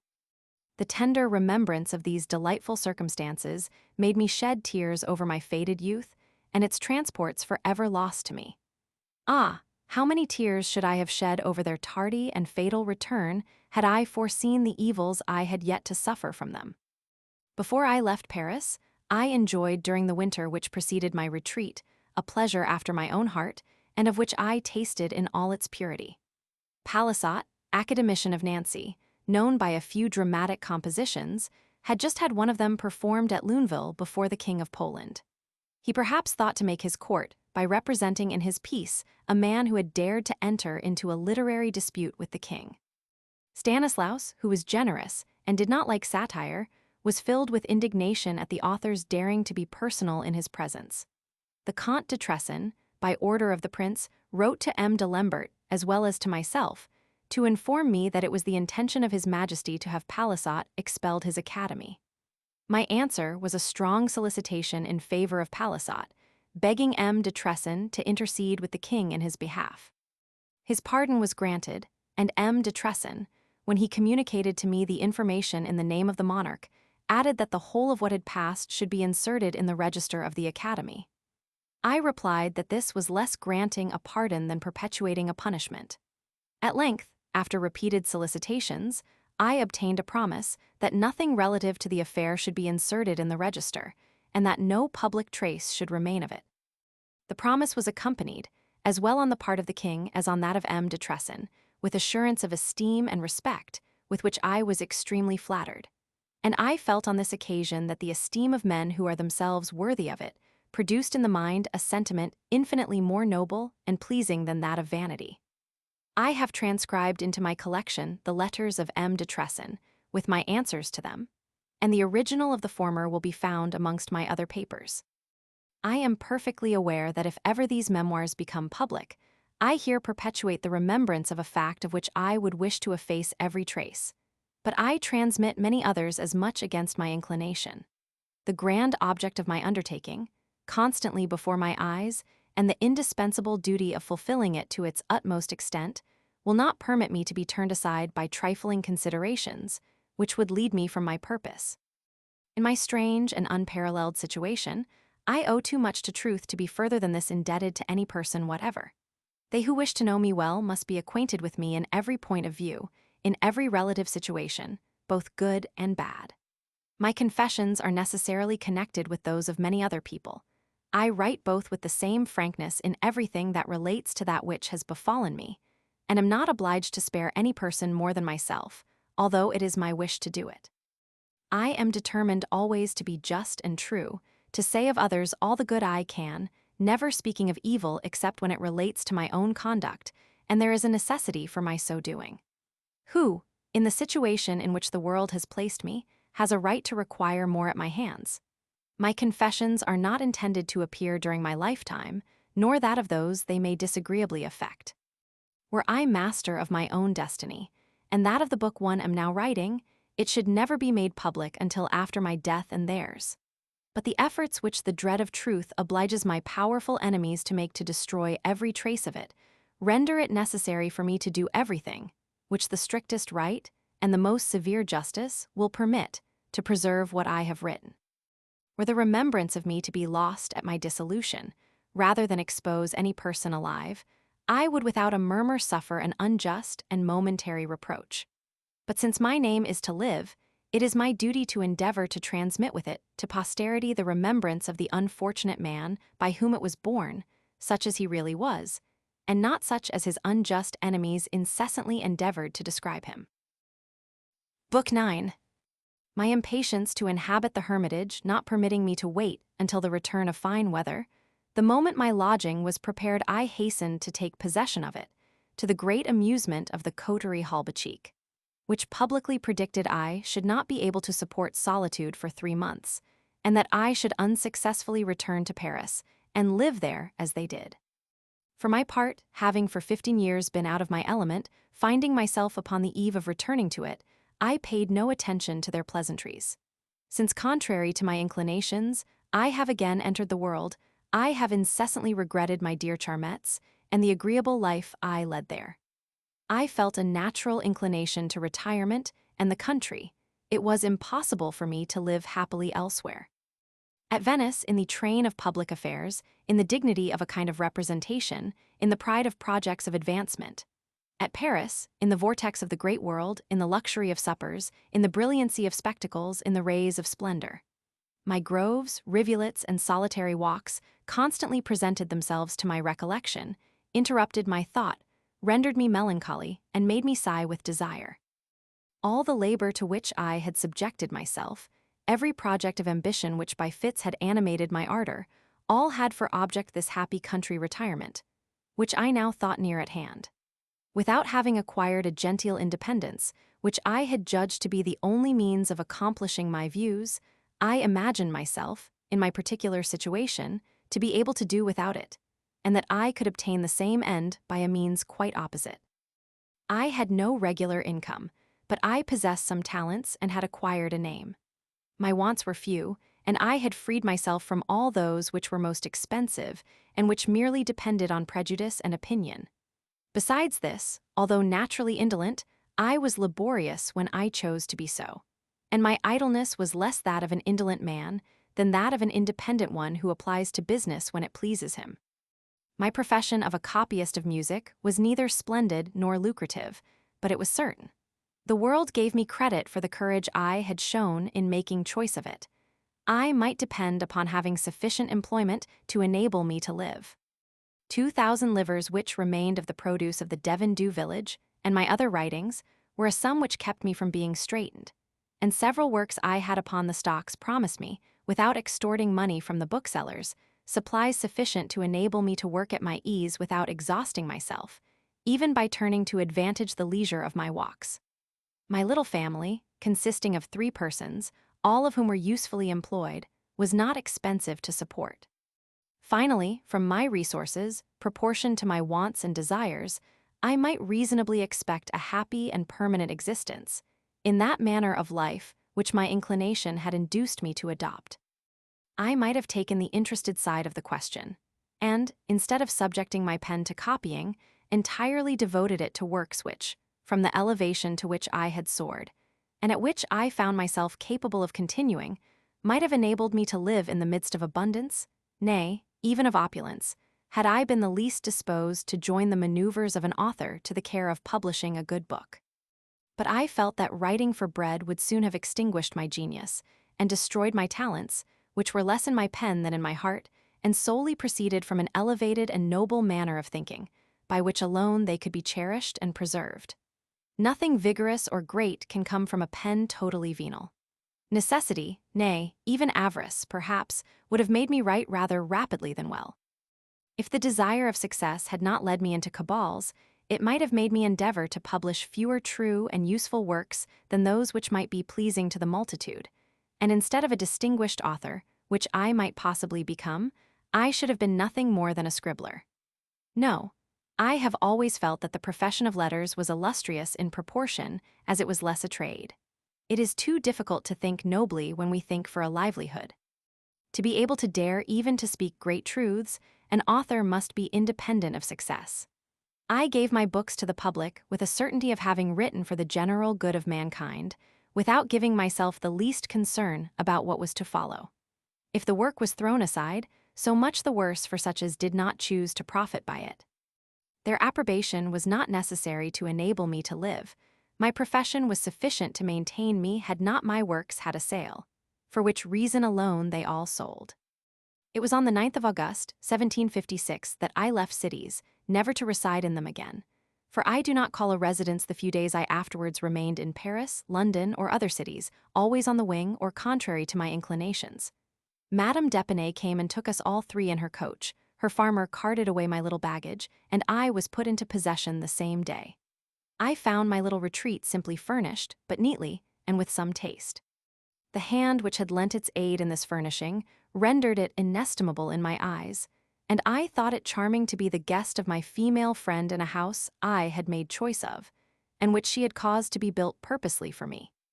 Although the weather was cold, and the ground lightly covered with snow, the earth began to vegetate. Violets and primroses already made their appearance, the trees began to bud, and the evening of my arrival was distinguished by the song of the nightingale, which was heard almost under my window, in a wood adjoining the house. After a light sleep, forgetting when I awoke my change of abode, I still thought myself in the Rue Grenelle, when suddenly this warbling made me give a start, and I exclaimed in my transport, "At length, all my wishes are accomplished." The first thing I did was to abandon myself to the impression of the rural objects with which I was surrounded. Instead of beginning to set things in order in my new habitation, I began by doing it for my walks, and there was not a path, a copse, a grove, nor a corner in the environs of my place of residence that I did not visit the next day. The more I examined this charming retreat, the more I found it to my wishes. This solitary, rather than savage, spot transported me in idea to the end of the world. It had striking beauties which are but seldom found near cities, and never, if suddenly transported thither, could any person have imagined himself within 4 leagues of Paris.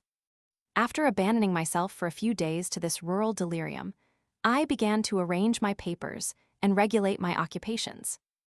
I set apart, as I had always done, my mornings to copying and my afternoons to walking, provided with my little paper book and a pencil, for never having been able to write and think at my ease except sub dio.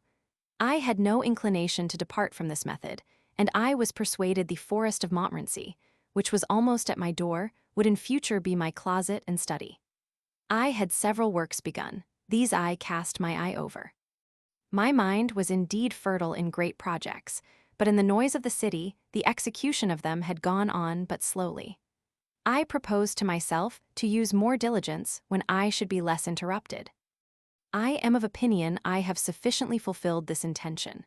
And for a man frequently ill, often at La Chevrette, at Epinay, at Raubon, at the castle of Montmorency, at other times interrupted by the indolent and curious, and always employed half the day in copying, if what I produced during the 6 years I passed at the Hermitage and at Montmorency be considered, I am persuaded it will appear that if, in this interval, I lost my time, it was not in idleness. Of the different works I had upon the stocks, that I had longest resolved in my mind which was most to my taste, to which I destined a certain portion of my life, and which, in my opinion, was to confirm the reputation I had acquired, was my institutions politiques. I had 14 years before, when at Venice, where I had an opportunity of remarking the defects of that government so much boasted of, conceived the first idea of them. Since that time, my views had become much more extended by the historical study of morality.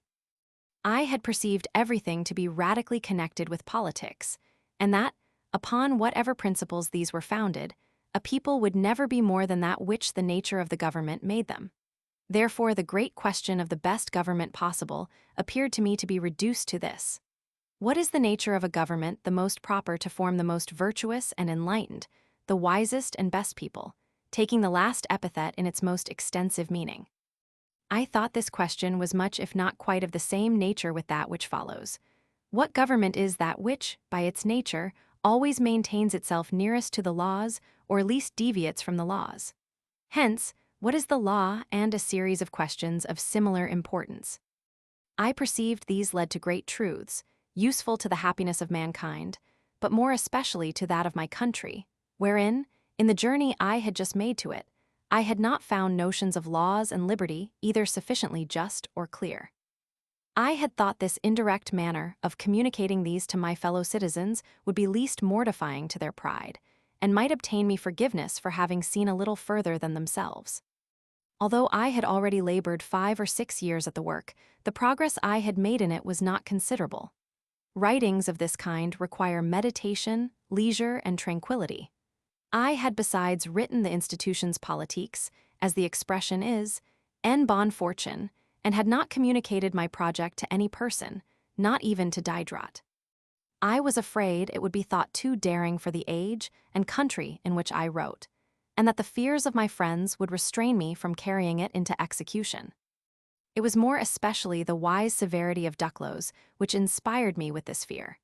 As for Diderot, I know not by what means all my conferences with him tended to make me more satirical than my natural disposition inclined me to be. This prevented me from consulting him upon an undertaking, in which I wished to introduce nothing but the force of reasoning without the least appearance of ill humor or partiality. The manner of this work may be judged of by that of the Contrat Social, which is taken from it.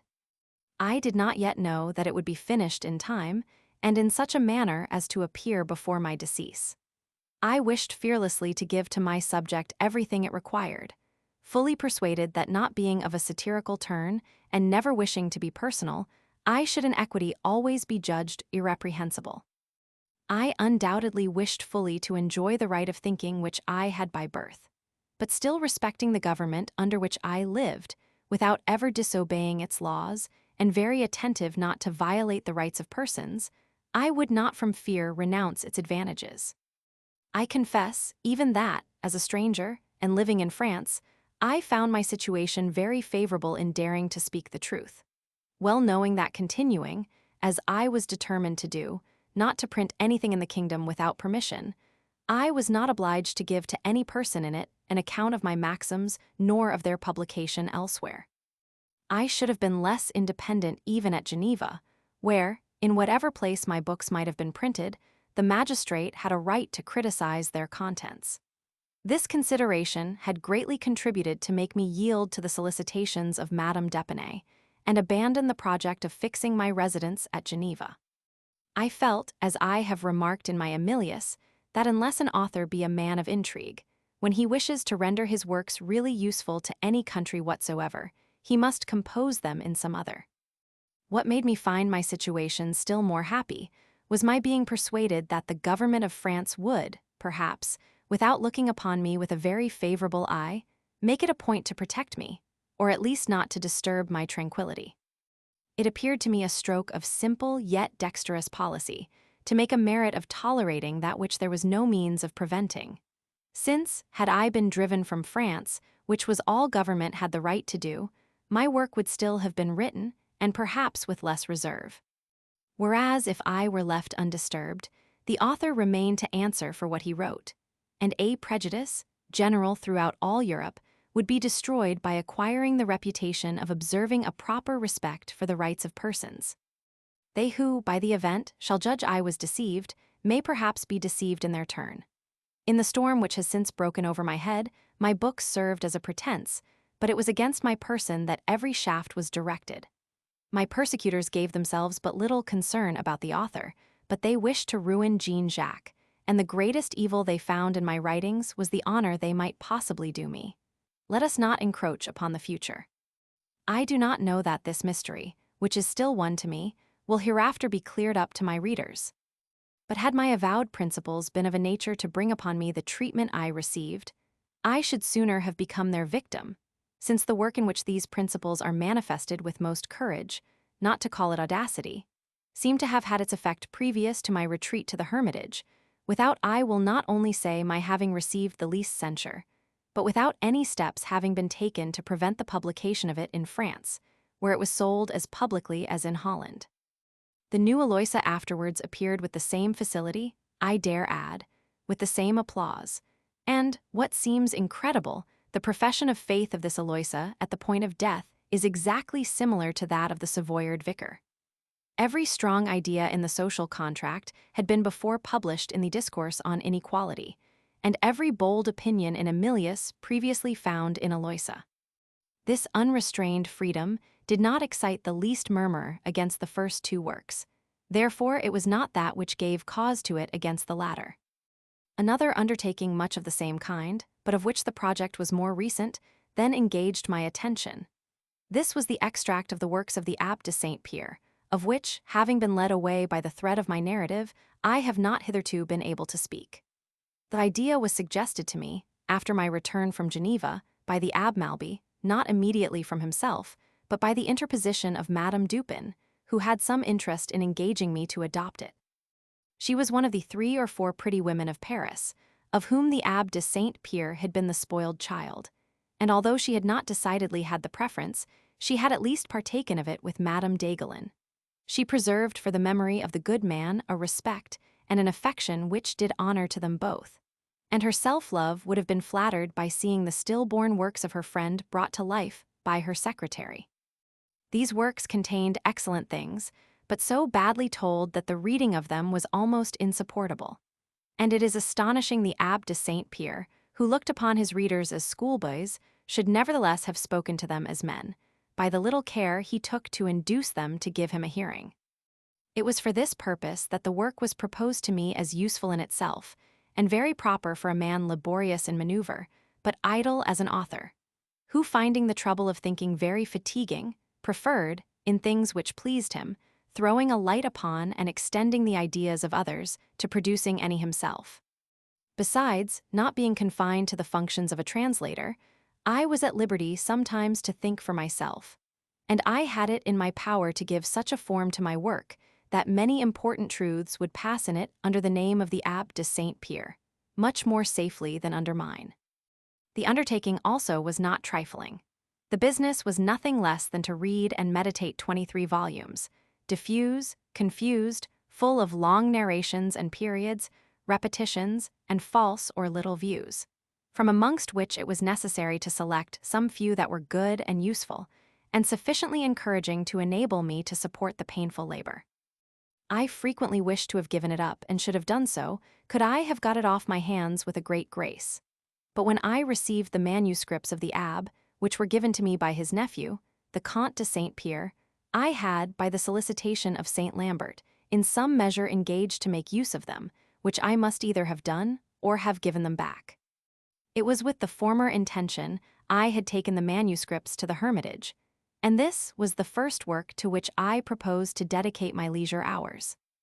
I had likewise in my own mind projected a third, the idea of which I owed to the observations I had made upon myself, and I felt the more disposed to undertake this work, as I had reason to hope I could make it a truly useful one, and perhaps the most so of any that could be offered to the world, were the execution equal to the plan I had laid down.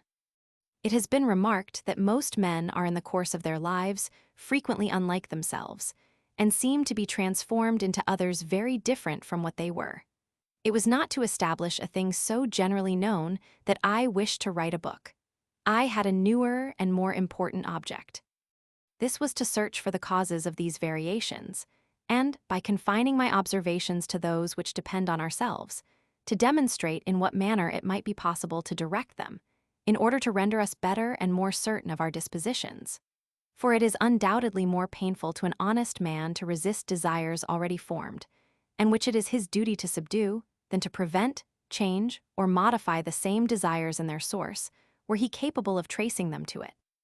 A man under temptation resists once because he has strength of mind, he yields another time because this is overcome. Had it been the same as before, he would again have triumphed.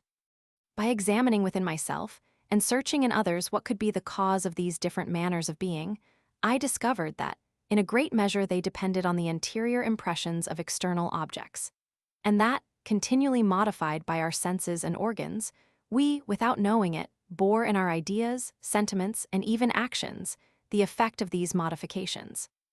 The striking and numerous observations I had collected were beyond all manner of dispute, and by their natural principle seemed proper to furnish an exterior regimen, which, varied according to circumstances, might place and support the mind in the state most favorable to virtue.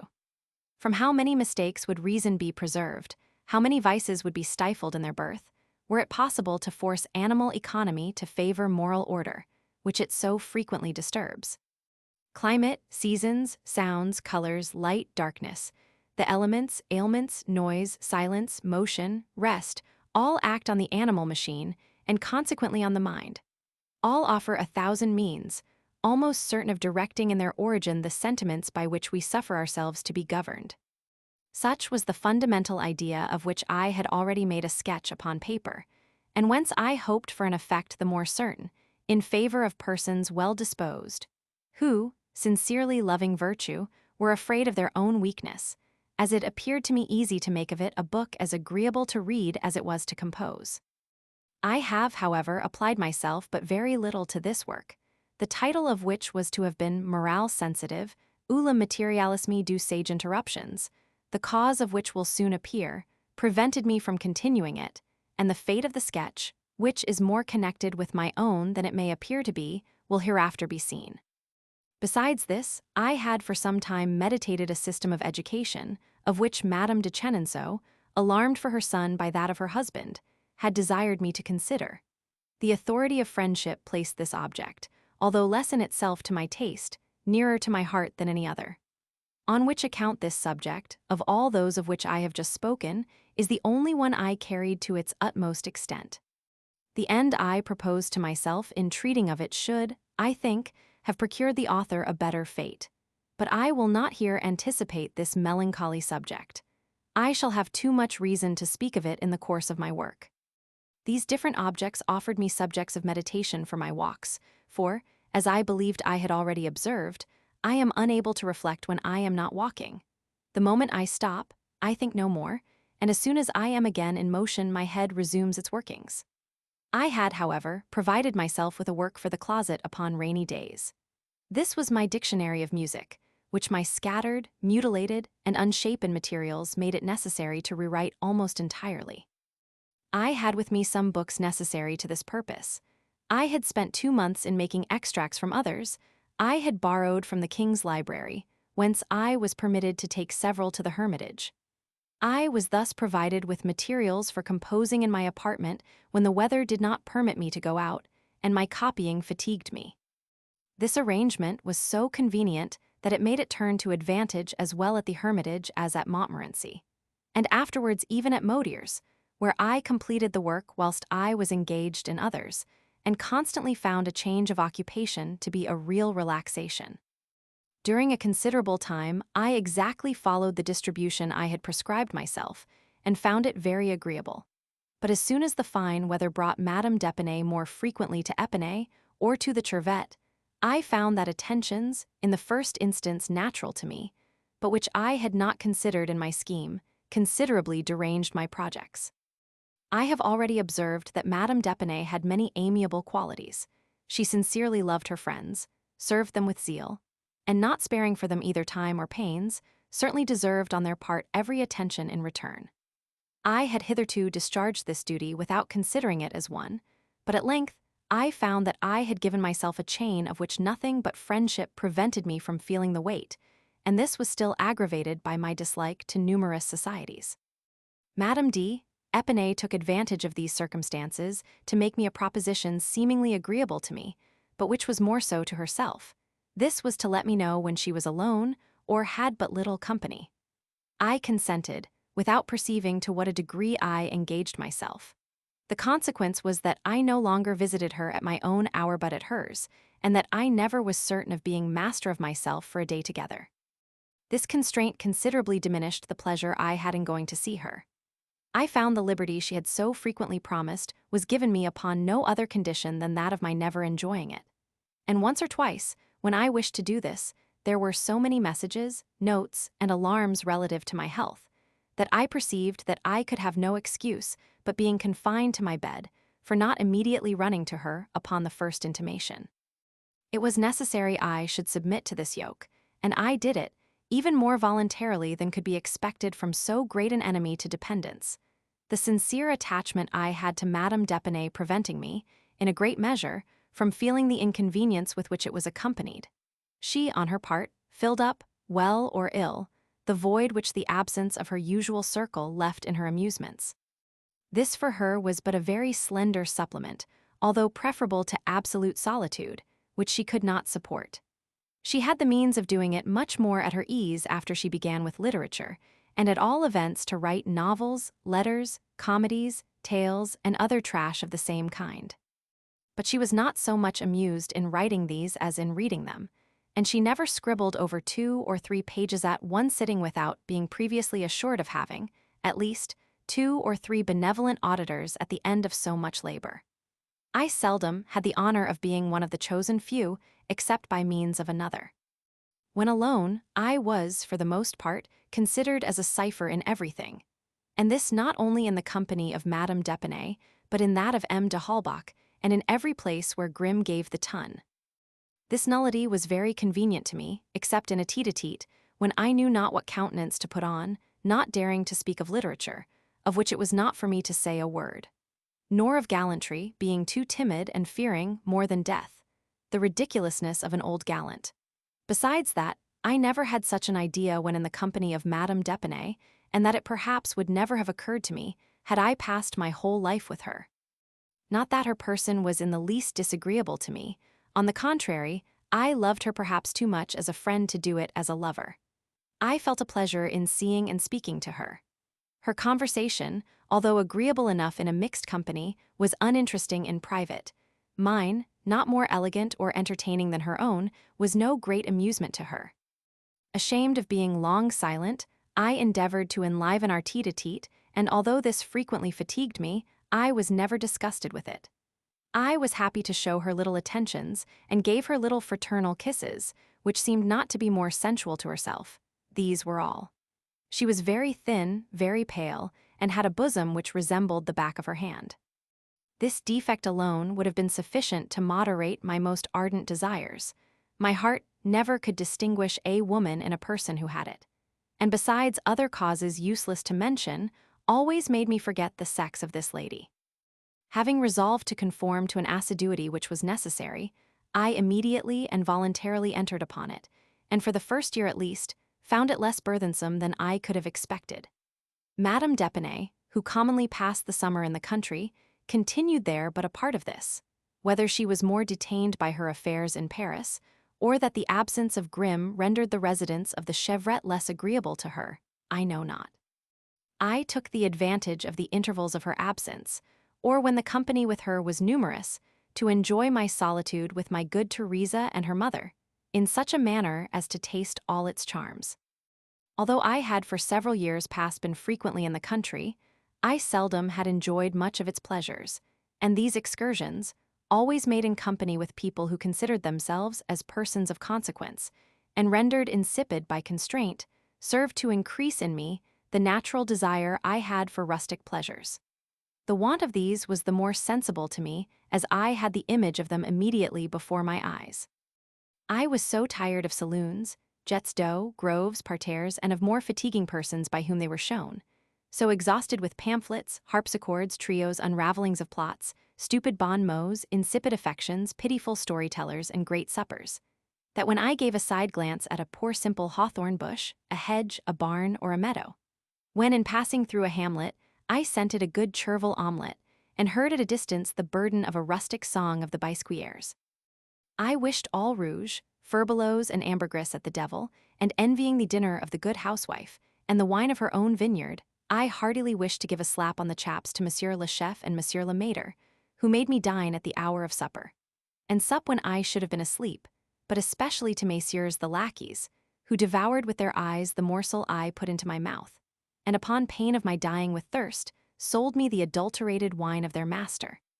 10 times dearer than that of a better quality would have cost me at a public house. At length I was settled in an agreeable and solitary asylum, at liberty to pass there the remainder of my days, in that peaceful, equal, and independent life for which I felt myself born. Before I relate the effects this situation, so new to me, had upon my heart, it is proper I should recapitulate its secret affections, that the reader may better follow in their causes the progress of these new modifications. I have always considered the day on which I was united to Teresa as that which fixed my moral existence. An attachment was necessary for me, since that which should have been sufficient to my heart had been so cruelly broken. The thirst after happiness is never extinguished in the heart of man. Mamma was advancing into years and dishonored herself, had proofs that she could never more be happy here below. It therefore remained to me to seek my own happiness, having lost all hopes of partaking of hers. I was sometimes irresolute, and fluctuated from one idea to another, and from project to project. My journey to Venice would have thrown me into public life, had the man with whom, almost against my inclination, I was connected there had common sense. I was easily discouraged, especially in undertakings of length and difficulty. The ill success of this disgusted me with every other, and, according to my old maxims, considering distant objects as deceitful allurements, I resolved in future to provide for immediate wants, seeing nothing in life which could tempt me to make extraordinary efforts. It was precisely at this time we became acquainted. The mild character of the good Teresa seemed so fitted to my own, that I united myself to her with an attachment which neither time nor injuries have been able to impair, and which has constantly been increased by everything by which it might have been expected to be diminished. The force of this sentiment will hereafter appear when I come to speak of the wounds she has given my heart in the height of my misery, without my ever having, until this moment, once uttered a word of complaint to any person whatever. When it shall be known that after having done everything, braved everything, not to separate from her, that after passing with her 20 years in despite of fate and men, I have in my old age made her my wife, without the least expectation or solicitation on her part, or promise or engagement on mine, the world will think that love bordering upon madness, having from the first moment turned my head, led me by degrees to the last act of extravagance. And this will no longer appear doubtful, when the strong and particular reasons which should forever have prevented me from taking such a step are made known. What, therefore, will the reader think when I shall have told him, with all the truth he has ever found in me, that from the first moment in which I saw her, until that wherein I write, I have never felt the least love for her, that I never desired to possess her more than I did to possess Madame de Warens, and that the physical wants which were satisfied with her person were, to me, solely those of the sex, and by no means proceeding from the individual. He will think that, being of a constitution different from that of other men, I was incapable of love, since this was not one of the sentiments which attached me to women the most dear to my heart. Patience, oh my dear reader. The fatal moment approaches in which you will be but too much undeceived. I fall into repetitions, I know it, and these are necessary. The first of my wants, the greatest, strongest, and most insatiable, was wholly in my heart, the want of an intimate connection, and as intimate as it could possibly be. For this reason especially, a woman was more necessary to me than a man, a female rather than a male friend. This singular want was such that the closest corporal union was not sufficient. Two souls would have been necessary to me in the same body, without which I always felt a void. I thought I was upon the point of filling it up forever. This young person, amiable by 1,000 excellent qualities, and at that time by her form, without the shadow of art or coquetry, would have confined within herself my whole existence, could hers, as I had hoped it would, have been totally confined to me. I had nothing to fear from men. I am certain of being the only man she ever really loved, and her moderate passions seldom wanted another, not even after I ceased in this respect to be one to her. I had no family, she had one, and this family was composed of individuals whose dispositions were so different from mine that I could never make it my own. This was the first cause of my unhappiness. What would I not have given to be the child of her mother? I did everything in my power to become so, but could never succeed. I in vain attempted to unite all our interests. This was impossible. She always created herself one different from mine, contrary to it, and to that even of her daughter, which already was no longer separated from it. She, her other children and grandchildren, became so many leeches, and the least evil these did to Teresa was robbing her. The poor girl, accustomed to submit, even to her nieces, suffered herself to be pilfered and governed without saying a word, and I perceived with grief that by exhausting my purse and giving her advice, I did nothing that could be of any real advantage to her. I endeavored to detach her from her mother, but she constantly resisted such a proposal. I could not but respect her resistance and esteemed her the more for it, but her refusal was not on this account less to the prejudice of us both. Abandoned to her mother and the rest of her family, she was more their companion than mine, and rather at their command than mistress of herself. Their avarice was less ruinous than their advice was pernicious to her. In fact, if, on account of the love she had for me, added to her good natural disposition, she was not quite their slave.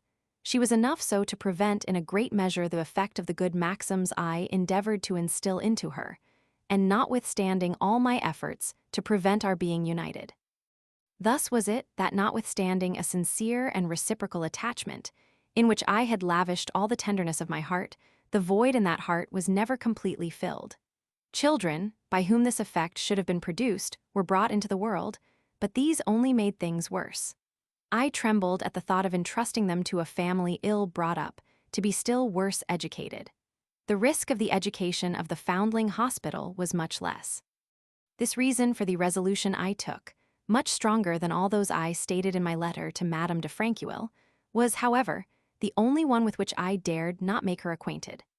I chose rather to appear less excusable than to expose to reproach the family of a person I loved.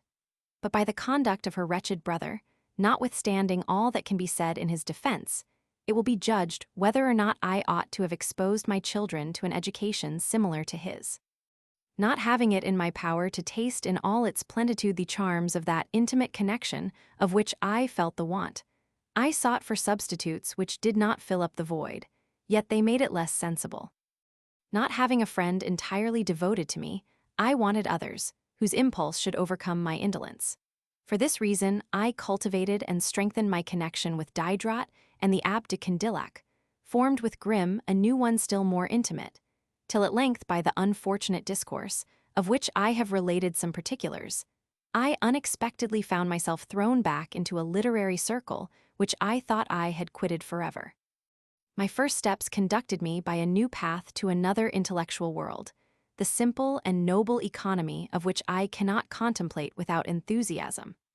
I reflected so much on the subject that I soon saw nothing but error and folly in the doctrine of our sages, and oppression and misery in our social order.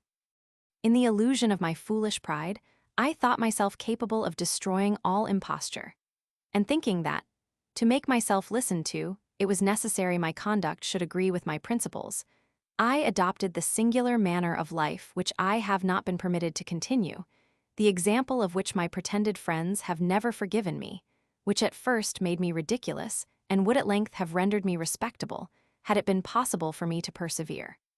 Until then I had been good. From that moment I became virtuous, or at least infatuated with virtue. This infatuation had begun in my head, but afterwards passed into my heart.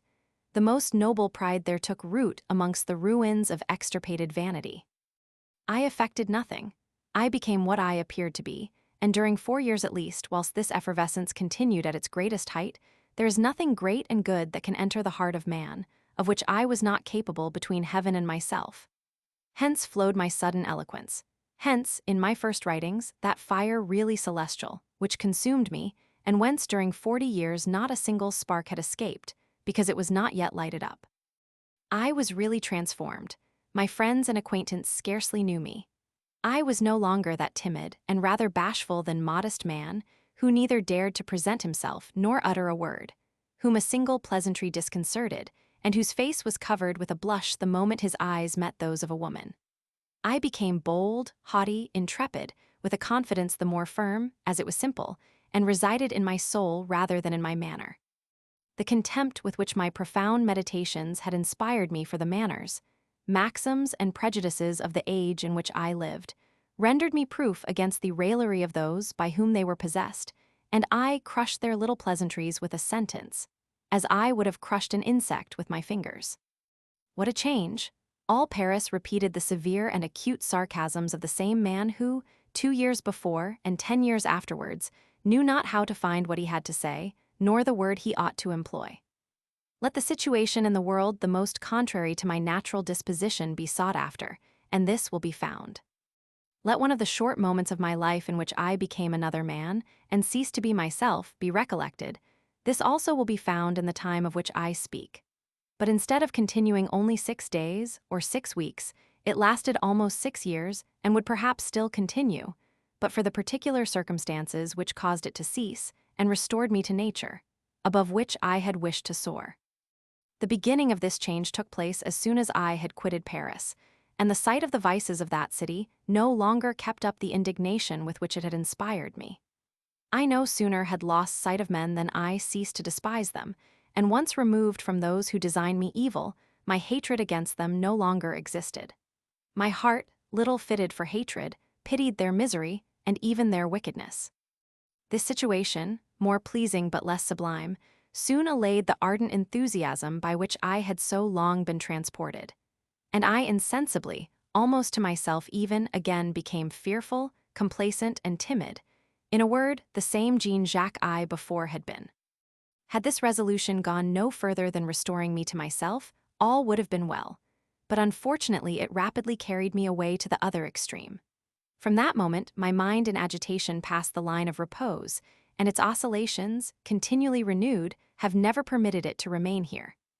I must enter into some detail of this second revolution, terrible and fatal era, of a fate unparalleled amongst mortals. We were but 3 persons in our retirement. It was therefore natural our intimacy should be increased by leisure and solitude. This was the case between Teresa and myself. We passed in conversations in the shade the most charming and delightful hours, more so than any I had hitherto enjoyed. She seemed to taste of this sweet intercourse more than I had until then observed her to do. She opened her heart and communicated to me, relative to her mother and family, things she had had resolution enough to conceal for a great length of time. Both had received from Madame Dupin numerous presents, made them on my account and mostly for me, but which the cunning old woman, to prevent my being angry, had appropriated to her own use and that of her other children, without suffering Teresa to have the least share, strongly forbidding her to say a word to me of the matter, an order the poor girl had obeyed with an incredible exactness. But another thing which surprised me more than this had done, was the discovery that besides the private conversations Diderot and Grimm had frequently had with both to endeavor to detach them from me, in which, by means of the resistance of Teresa, they had not been able to succeed, they had afterwards had frequent conferences with the mother, the subject of which was a secret to the daughter. However, she knew little presents had been made, and that there were mysterious goings backward and forward, the motive of which was entirely unknown to her. When we left Paris, Madame Levasseur had long been in the habit of going to see Grimm twice or thrice a month, and continuing with him for hours together, in conversations so secret that the servant was always sent out of the room. I judged this motive to be of the same nature with the project into which they had attempted to make the daughter enter, by promising to procure her and her mother, by means of Madame d'Epinay, a salt huckster's license or snuff shop, in a word, by tempting her with the allurements of gain. They had been told that, as I was not in a situation to do anything for them, I could not, on their account, do anything for myself. As in all this I saw nothing but good intentions, I was not absolutely displeased with them for it. The mystery was the only thing which gave me pain, especially on the part of the old woman, who moreover daily became more parasitical and flattering towards me. This, however, did not prevent her from reproaching her daughter in private with telling me everything, and loving me too much, observing to her she was a fool and would at length be made a dupe. This woman possessed, to a supreme degree, the art of multiplying the presents made her, by concealing from one what she received from another, and from me what she received from all. I could have pardoned her avarice, but it was impossible I should forgive her dissimulation. What could she have to conceal from me, whose happiness she knew principally consisted in that of herself and her daughter? What I had done for the daughter I had done for myself, but the services I rendered the mother merited on her part some acknowledgment. She ought, at least, to have thought herself obliged for them to her daughter, and to have loved me for the sake of her by whom I was already beloved. I had raised her from the lowest state of wretchedness. She received from my hands the means of subsistence, and was indebted to me for her acquaintance with the persons from whom she found means to reap considerable benefit. Teresa had long supported her by her industry, and now maintained her with my bread. She owed everything to this daughter, for whom she had done nothing, and her other children, to whom she had given marriage portions, and on whose account she had ruined herself, far from giving her the least aid, devoured her substance and mine. I thought that in such a situation she ought to consider me as her only friend and most sure protector, and that, far from making of my own affairs a secret to me, and conspiring against me in my house, it was her duty faithfully to acquaint me with everything in which I was interested, when this came to her knowledge before it did to mine. In what light, therefore, could I consider her false and mysterious conduct? What could I think of the sentiments with which she endeavored to inspire her daughter? What monstrous ingratitude was hers, to endeavor to instill it into her from whom I expected my greatest consolation. These reflections at length alienated my affections from this woman, and to such a degree that I could no longer look upon her but with contempt.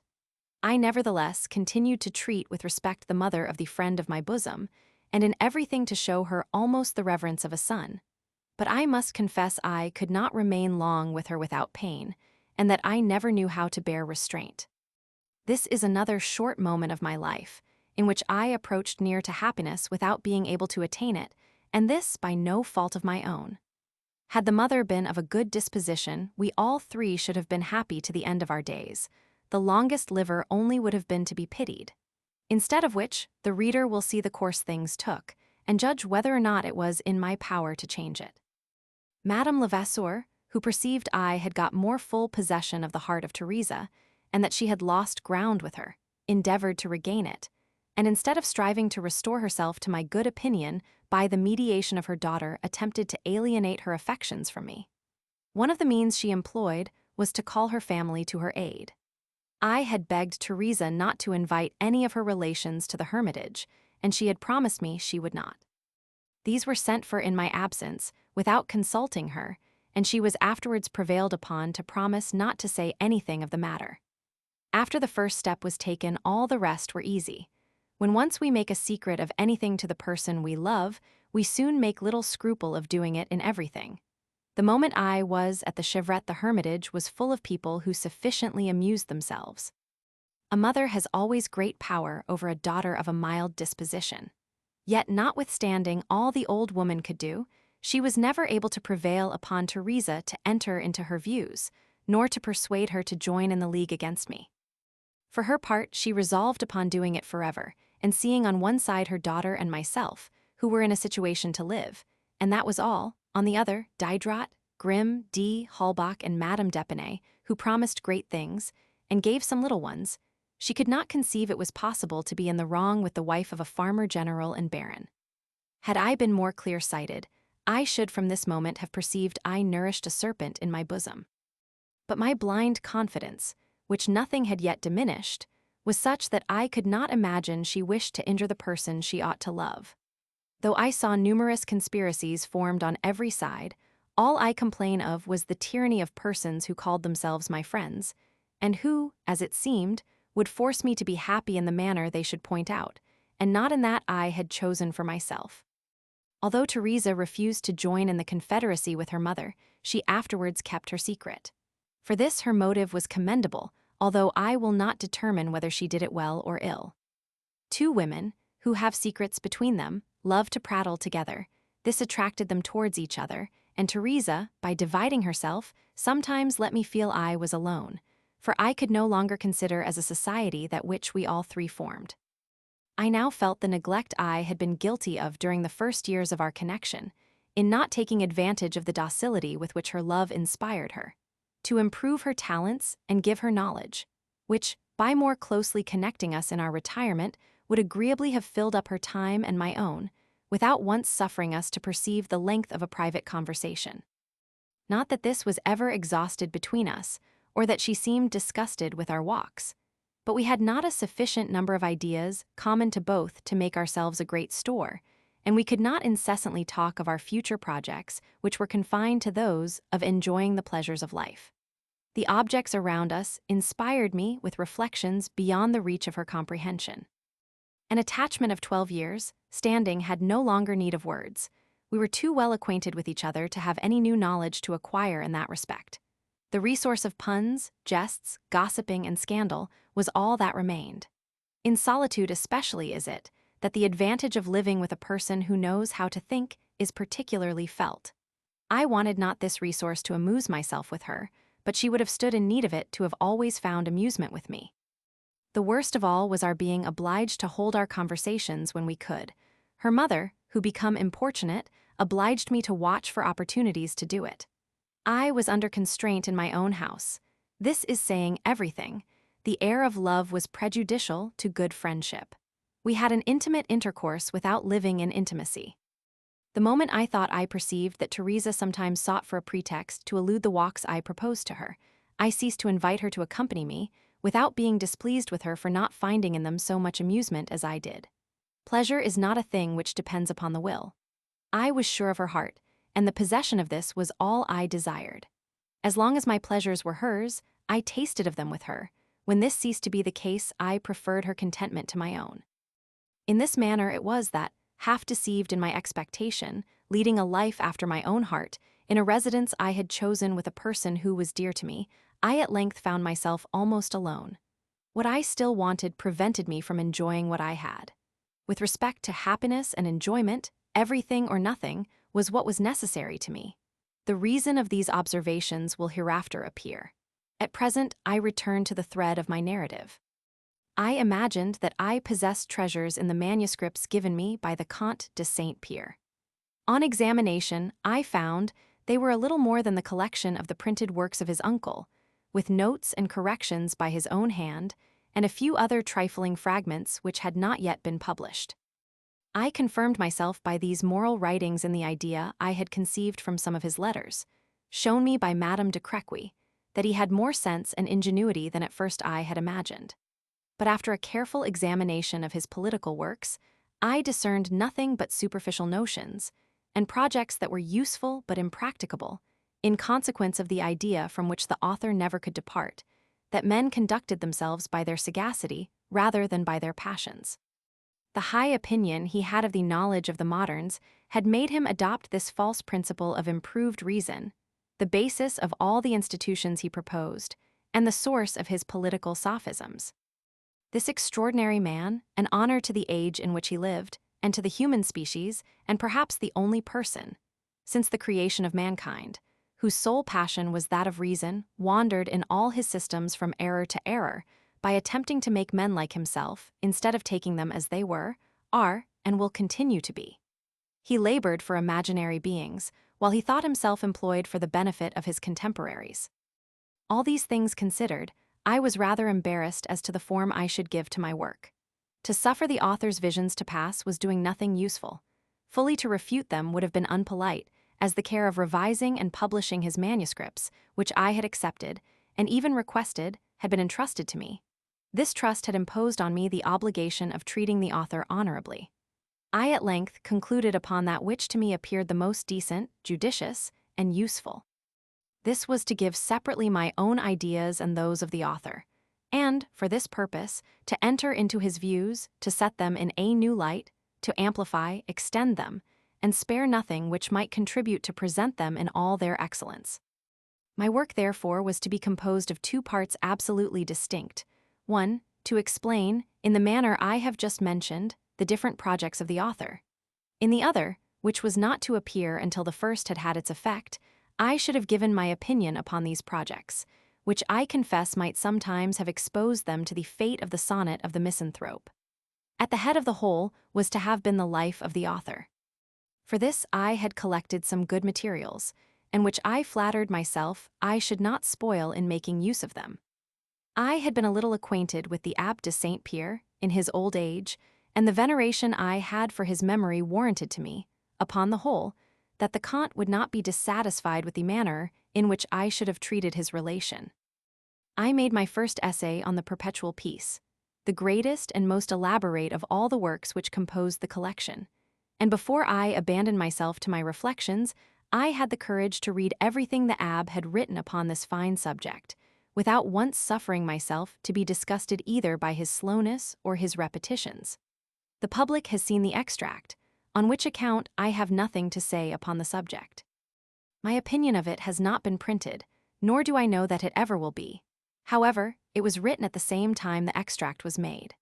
From this, I passed to the Polysynody, or Plurality of Councils, a work written under the regent to favor the administration he had chosen, and which caused the Abbé de Saint-Pierre to be expelled from the Academy, on account of some remarks unfavorable to the preceding administration, and with which the Duchess of Maine and the Cardinal de Polignac were displeased. I completed this work, as I did the former, with an extract and remarks, but I stopped here without intending to continue the undertaking which I ought never to have begun. The reflection which induced me to give it up naturally presents itself, and it was astonishing I had not made it sooner. Most of the writings of the Abbé de Saint-Pierre were either observations, or contained observations, on some parts of the government of France, and several of these were of so free a nature, that it was happy for him he had made them with impunity. But in the offices of all the ministers of state, the Abbé de Saint-Pierre had ever been considered as a kind of preacher rather than a real politician, and he was suffered to say what he pleased, because it appeared that nobody listened to him. Had I procured him readers, the case would have been different. He was a Frenchman, and I was not one, and by repeating his censures, although in his own name, I exposed myself to be asked, rather rudely, but without injustice, what it was with which I meddled. Happily, before I proceeded any further, I perceived the hold I was about to give the government against me, and I immediately withdrew. I knew that, living alone in the midst of men more powerful than myself, I never could by any means whatever be sheltered from the injury they chose to do me. There was but one thing which depended upon my own efforts. This was, to observe such a line of conduct that whenever they chose to make me feel the weight of authority, they could not do it without being unjust. The maxim which induced me to decline proceeding with the works of the Abbé de Saint-Pierre has frequently made me give up projects I had much more at heart. People who are always ready to construe adversity into a crime would be much surprised, were they to know the pains I have taken, that during my misfortunes it might never with truth be said of me, "Thou hast deserved them." After having given up the manuscript, I remained some time without determining upon the work which should succeed it, and this interval of inactivity was destructive, by permitting me to turn my reflections on myself, for want of another object to engage my attention. I had no project for the future which could amuse my imagination. It was not even possible to form any, as my situation was precisely that in which all my desires were united. I had not another to conceive, and yet there was a void in my heart. This state was the more cruel, as I saw no other that was to be preferred to it. I had fixed my most tender affections upon a person who made me a return of her own. I lived with her without constraint, and, so to speak, at discretion. Notwithstanding this, a secret grief of mind never quitted me for a moment, either when she was present or absent. In possessing Teresa, I still perceived she wanted something to her happiness, and the sole idea of my not being everything to her had such an effect upon my mind that she was next to nothing to me. I had friends of both sexes, to whom I was attached by the purest friendship and most perfect esteem. I depended upon a real return on their part, and a doubt of their sincerity never entered my mind. Yet this friendship was more tormenting than agreeable to me, by their obstinate perseverance, and even by their affectation, in opposing my taste, inclinations, and manner of living. And this to such a degree, that the moment I seemed to desire a thing which interested myself only, and depended not upon them, they immediately joined their efforts to oblige me to renounce it. This continued desire to control me in all my wishes, the more unjust, as I did not so much as make myself acquainted with theirs, became so cruelly oppressive that I never received one of their letters without feeling a certain terror as I opened it, and which was but too well justified by the contents. I thought being treated like a child by persons younger than myself, and who, of themselves, stood in great need of the advice they so prodigally bestowed on me, was too much. "Love me," said I to them, "as I love you, but in every other respect let my affairs be as indifferent to you as yours are to me. This is all I ask." If they granted me one of these two requests, it was not the latter. I had a retired residence in a charming solitude, was master of my own house, and could live in it in the manner I thought proper, without being controlled by any person. This habitation imposed on me duties agreeable to discharge, but which were indispensable. My liberty was precarious. In a greater state of subjection than a person at the command of another, it was my duty to be so by inclination. When I arose in the morning, I never could say to myself, "I will employ this day as I think proper." And moreover, besides my being subject to obey the call of Madame d'Épinay, I was exposed to the still more disagreeable importunities of the public and chance comers. The distance I was at from Paris did not prevent crowds of idlers, not knowing how to spend their time, from daily breaking in upon me, and without the least scruple, freely disposing of mine. When I least expected visitors, I was unmercifully assailed by them, and I seldom made a plan for the agreeable employment of the day that was not counteracted by the arrival of some stranger.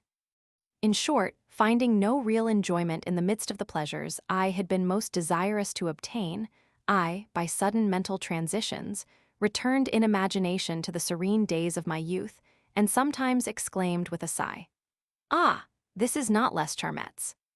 The recollection of the different periods of my life led me to reflect upon that at which I was arrived, and I found I was already on the decline, a prey to painful disorders, and imagined I was approaching the end of my days without having tasted, in all its plenitude, scarcely any one of the pleasures after which my heart had so much thirsted, or having given scope to the lively sentiments I felt it had in reserve. It had not favored even that intoxicating voluptuousness with which my mind was richly stored, and which, for want of an object, was always compressed, and never exhaled but by signs. How was it possible that, with a mind naturally expansive, I, with whom to live was to love, should not hitherto have found a friend entirely devoted to me? A real friend. I who felt myself so capable of being such a friend to another.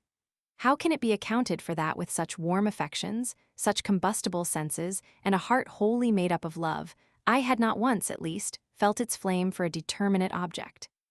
Tormented by the want of loving, without ever having been able to satisfy it, I perceived myself approaching the eve of old age, and hastening on to death without having lived. These melancholy but affecting recollections led me to others, which, although accompanied with regret, were not wholly unsatisfactory. I thought something I had not yet received was still due to me from destiny. To what end was I born with exquisite faculties? to suffer them to remain unemployed. The sentiment of conscious merit, which made me consider myself as suffering injustice, was some kind of reparation, and caused me to shed tears which with pleasure I suffered to flow. These were my mediations during the finest season of the year, in the month of June, in cool shades, to the songs of the nightingale and the warbling of brooks. Everything concurred in plunging me into that too seducing state of indolence for which I was born, and from which my austere manner, proceeding from a long effervescence, should forever have delivered me. I unfortunately remembered the dinner of the Château de Town, and my meeting with the two charming girls in the same season in places much resembling that in which I then was. The remembrance of these circumstances, which the innocence that accompanied them rendered to me still more dear, brought several others of the nature to my recollection. I presently saw myself surrounded by all the objects which, in my youth, had given me emotion. Mademoiselle Galley, Mademoiselle de Graffenried, Mademoiselle de Braille, Madame Basil, Madame de Larnage, my pretty scholars, and even the bewitching Zulietta, whom my heart could not forget. I found myself in the midst of a seraglio of hourists of my old acquaintance, for whom the most lively inclination was not new to me. My blood became inflamed, my head turned, notwithstanding my hair was almost gray, and the grave citizen of Geneva, the austere Jean-Jacques, at 45 years of age, again became the fond shepherd. The intoxication, with which my mind was seized, although sudden and extravagant, was so strong and lasting that, to enable me to recover from it, nothing less than the unforeseen and terrible crisis it brought on was necessary. This intoxication, to whatever degree it was carried, went not so far as to make me forget my age and situation, to flatter me that I could still inspire love, nor to make me attempt to communicate the devouring flame by which ever since my youth I had felt my heart in vain consumed. For this I did not hope. I did not even desire it. I knew the season of love was past.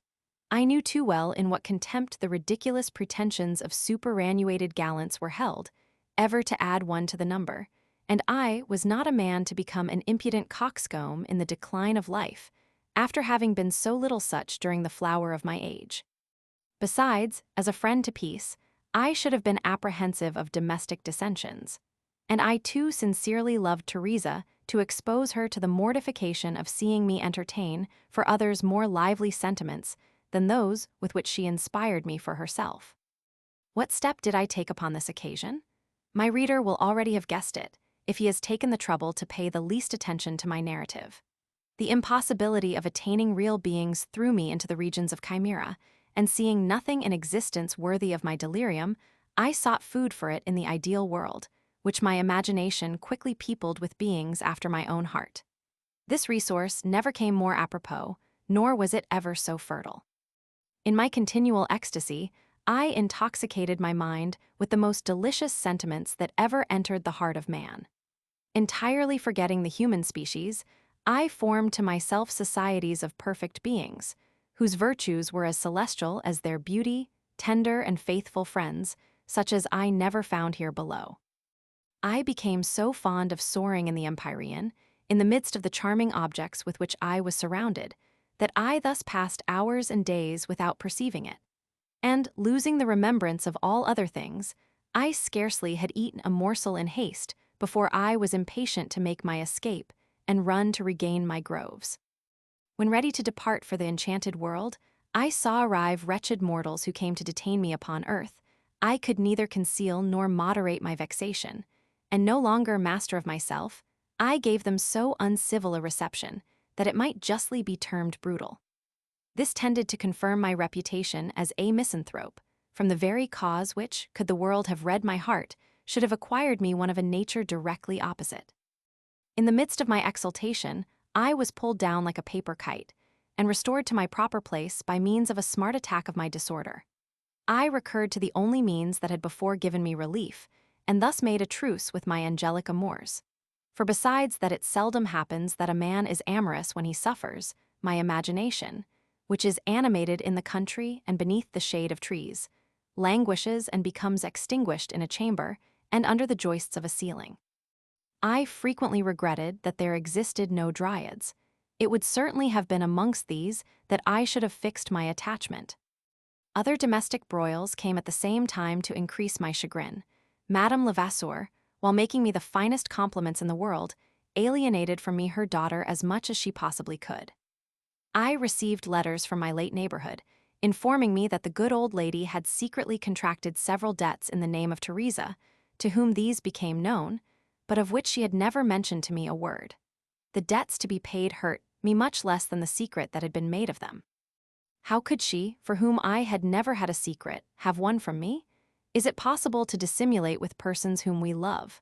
The coterie Halbachik, who found I never made a journey to Paris, began seriously to be afraid I was happy and satisfied in the country, and madman enough to reside there. Hence the cabals by which attempts were made to recall me indirectly to the city. Diderot, who did not immediately wish to show himself, began by detaching from me de Layer, whom I had brought acquainted with him, and who received and transmitted to me the impressions Diderot chose to give without suspecting to what end they were directed. Everything seemed to concur in withdrawing me from my charming and mad reverie. I was not recovered from the late attack I had when I received the copy of the poem on the destruction of Lisbon, which I imagined to be sent by the author. This made it necessary I should write to him and speak of his composition. I did so, and my letter was a long time afterwards printed without my consent, as I shall hereafter have occasion to remark. Struck by seeing this poor man overwhelmed, if I may so speak, with prosperity and honor, bitterly exclaiming against the miseries of this life, and finding everything to be wrong, I formed the mad project of making him turn his attention to himself, and of proving to him that everything was right. Voltaire, while he appeared to believe in God, never really believed in anything but the devil, since his pretended deity is a malicious being, who, according to him, had no pleasure but in evil. The glaring absurdity of this doctrine is particularly disgusting from a man enjoying the greatest prosperity, who, from the bosom of happiness, endeavors, by the frightful and cruel image of all the calamities from which he is exempt, to reduce his fellow creatures to despair. I, who had a better right than he to calculate and weigh all the evils of human life, impartially examined them, and proved to him that of all possible evils there was not one to be attributed to Providence, and which had not its source rather in the abusive use man made of his faculties than in nature. I treated him, in this letter, with the greatest respect and delicacy possible. Yet, knowing his self-love to be extremely irritable, I did not send the letter immediately to himself, but to Dr. Tronchin, his physician and friend, with full power either to give it him or destroy it. Voltaire informed me in a few lines that being ill, having likewise the care of a sick person, he postponed his answer until some future day, and said not a word on the subject. Tronchin, when he sent me the letter, enclosed in it another, in which he expressed but very little esteem for the person from whom he received it.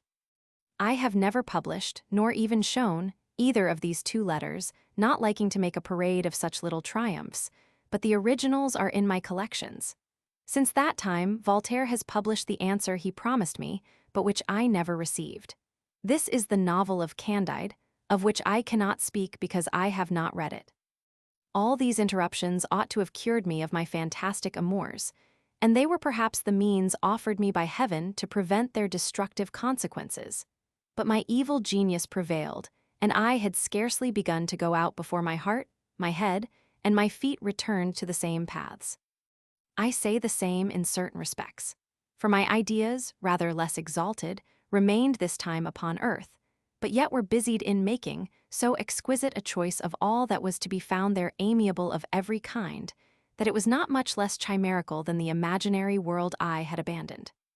I figured to myself love and friendship, the two idols of my heart, under the most ravishing images. I amused myself in adorning them with all the charms of the sex I had always adored. I imagined two female friends rather than two of my own sex, because, although the example be more rare, it is also more amiable. I endowed them with different characters, but analogous to their connection, with two faces, not perfectly beautiful, but according to my taste, and animated with benevolence and sensibility. I made one brown and the other fair, one lively and the other languishing, one wise and the other weak, but of so amiable a weakness that it seemed to add a charm to virtue. I gave to one of the two a lover, of whom the other was the tender friend, and even something more, but I did not admit either rivalry, quarrels, or jealousy. Because every painful sentiment is painful for me to imagine, and I was unwilling to tarnish this delightful picture by anything which was degrading to nature. Smitten with my two charming models, I drew my own portrait in the lover and the friend, as much as it was possible to do it. But I made him young and amiable, giving him, at the same time, the virtues and the defects which I felt in myself. That I might place my characters in a residence proper for them, I successively passed in review the most beautiful places I had seen in my travels. But I found no grove sufficiently delightful, no landscape that pleased me. The valleys of Thessaly would have satisfied me had I but once had a sight of them. But my imagination, fatigued with invention, wished for some real place which might serve it as a point to rest upon, and create in me an illusion with respect to the real existence of the inhabitants I intended to place there. I thought a good while upon the Borromean Islands, the delightful prospect of which had transported me, but I found in them too much art and ornament for my lovers. I, however, wanted a lake, and I concluded by making choice of that about which my heart has never ceased to wander. I fixed myself upon that part of the banks of this lake, where my wishes have long since placed my residence in the imaginary happiness to which fate has confined me. The native place of my poor mamma had still for me a charm. The contrast of the situations, the richness and variety of the sights, the magnificence, the majesty of the whole, which ravishes the senses, affects the heart, and elevates the mind, determined me to give it the preference, and I placed my young pupils at Vevey. This is what I imagined at the first sketch, the rest was not added until afterwards. I for a long time confined myself to this vague plan, because it was sufficient to fill my imagination with agreeable objects, and my heart with sentiments in which it delighted. These fictions, by frequently presenting themselves, at length gained a consistence, and took in my mind a determined form. I then had an inclination to express upon paper some of the situations fancy presented to me, and, recollecting everything I had felt during my youth, thus, in some measure, gave an object to that desire of loving, which I had never been able to satisfy, and by which I felt myself consumed. I first wrote a few incoherent letters, and when I afterwards wished to give them connection, I frequently found a difficulty in doing it. What is scarcely credible, although most strictly true, is my having written the first two parts almost wholly in this manner, without having any plan formed, and not foreseeing I should one day be tempted to make it a regular work. For this reason, the two parts afterwards formed of materials not prepared for the place in which they are disposed, are full of unmeaning expressions not found in the others.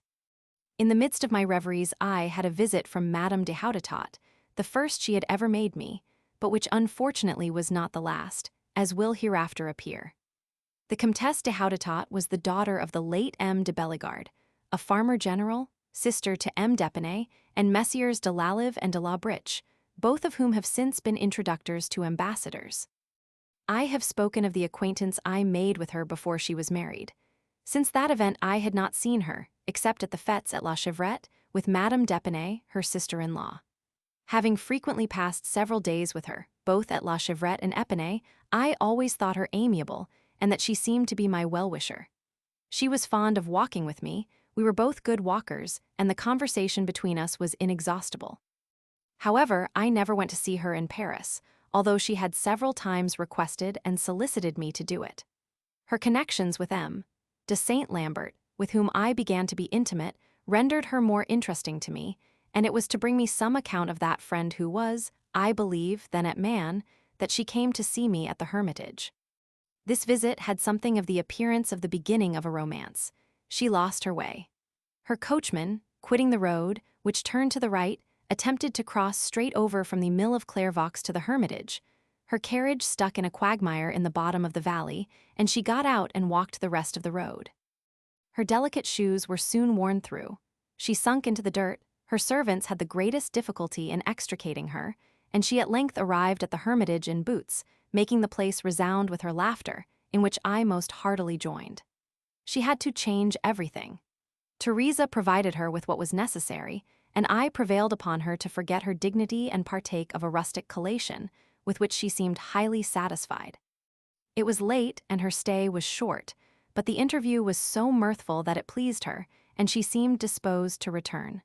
She did not, however, put this project into execution until the next year, but alas, the delay was not favorable to me in anything. I passed the autumn in an employment no person would suspect me of undertaking. This was guarding the fruit of M. d'Epinay. The Hermitage was the reservoir of the waters of the park of the Chevrette.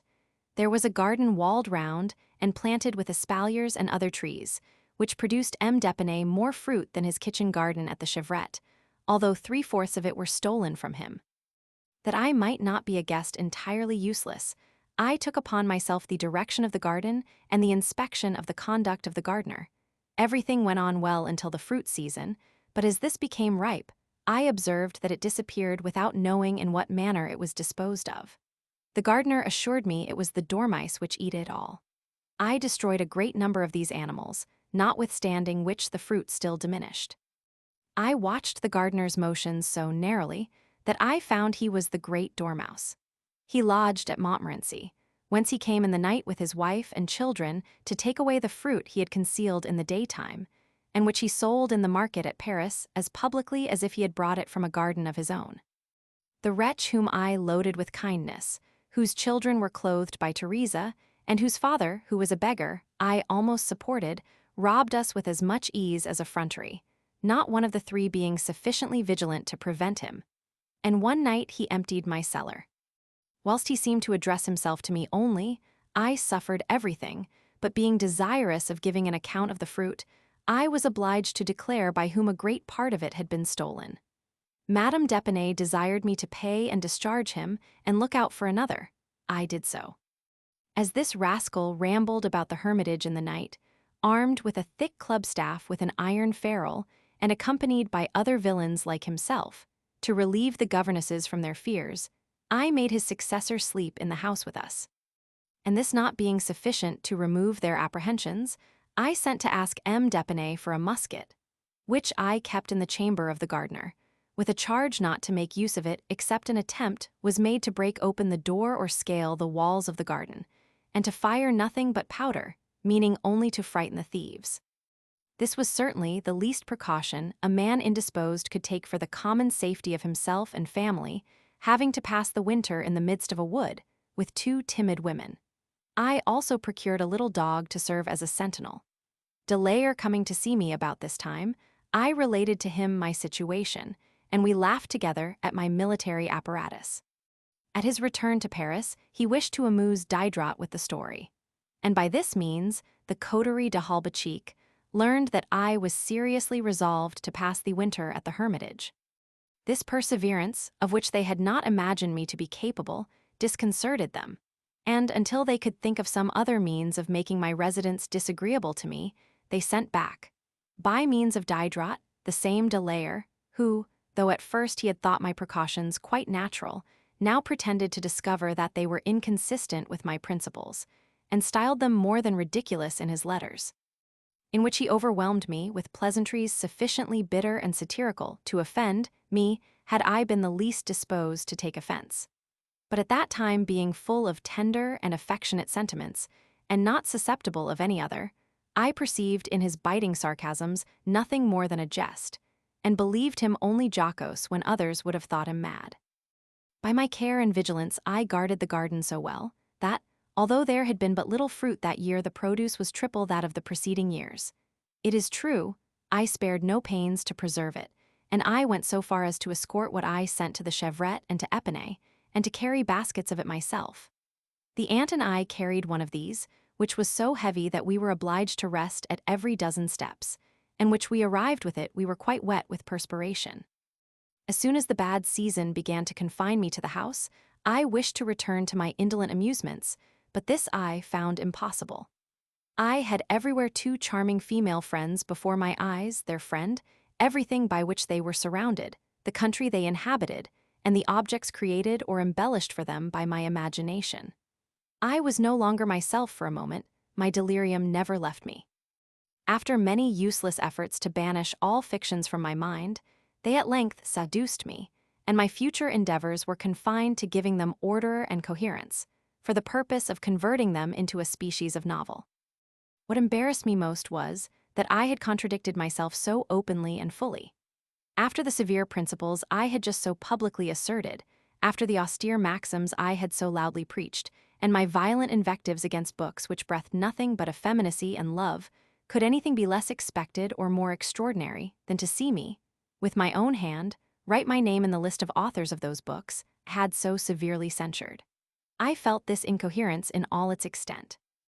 I reproached myself with it, I blushed at it and was vexed, but all this could not bring me back to reason. Completely overcome, I was at all risks obliged to submit, and to resolve to brave whatever the world might say of it, except only deliberating afterwards whether or not I should show my work, for I did not yet suppose I should ever determine to publish it. This resolution taken, I entirely abandoned myself to my reveries, and, by frequently resolving these in my mind, formed with them the kind of plan of which the execution has been seen. This was certainly the greatest advantage that could be drawn from my follies. The love of good which has never once been effaced from my heart turned them towards useful objects, the moral of which might have produced its good effects. My voluptuous descriptions would have lost all their graces had they been devoid of the coloring of innocence. A weak girl is an object of pity, whom love may render interesting, and who frequently is not therefore the less amiable, but who can see without indignation the manners of the age, and what is more disgusting than the pride of an unchaste wife, who, openly treading under foot every duty, pretends that her husband ought to be grateful for her unwillingness to suffer herself to be taken in the fact. Perfect beings are not in nature, and their examples are not near enough to us. But whoever says that the description of a young person born with good dispositions, and a heart equally tender and virtuous, who suffers herself, when a girl, to be overcome by love, and when a woman has resolution enough to conquer in her turn, is upon the whole scandalous and useless, is a liar and a hypocrite, hearken not to him.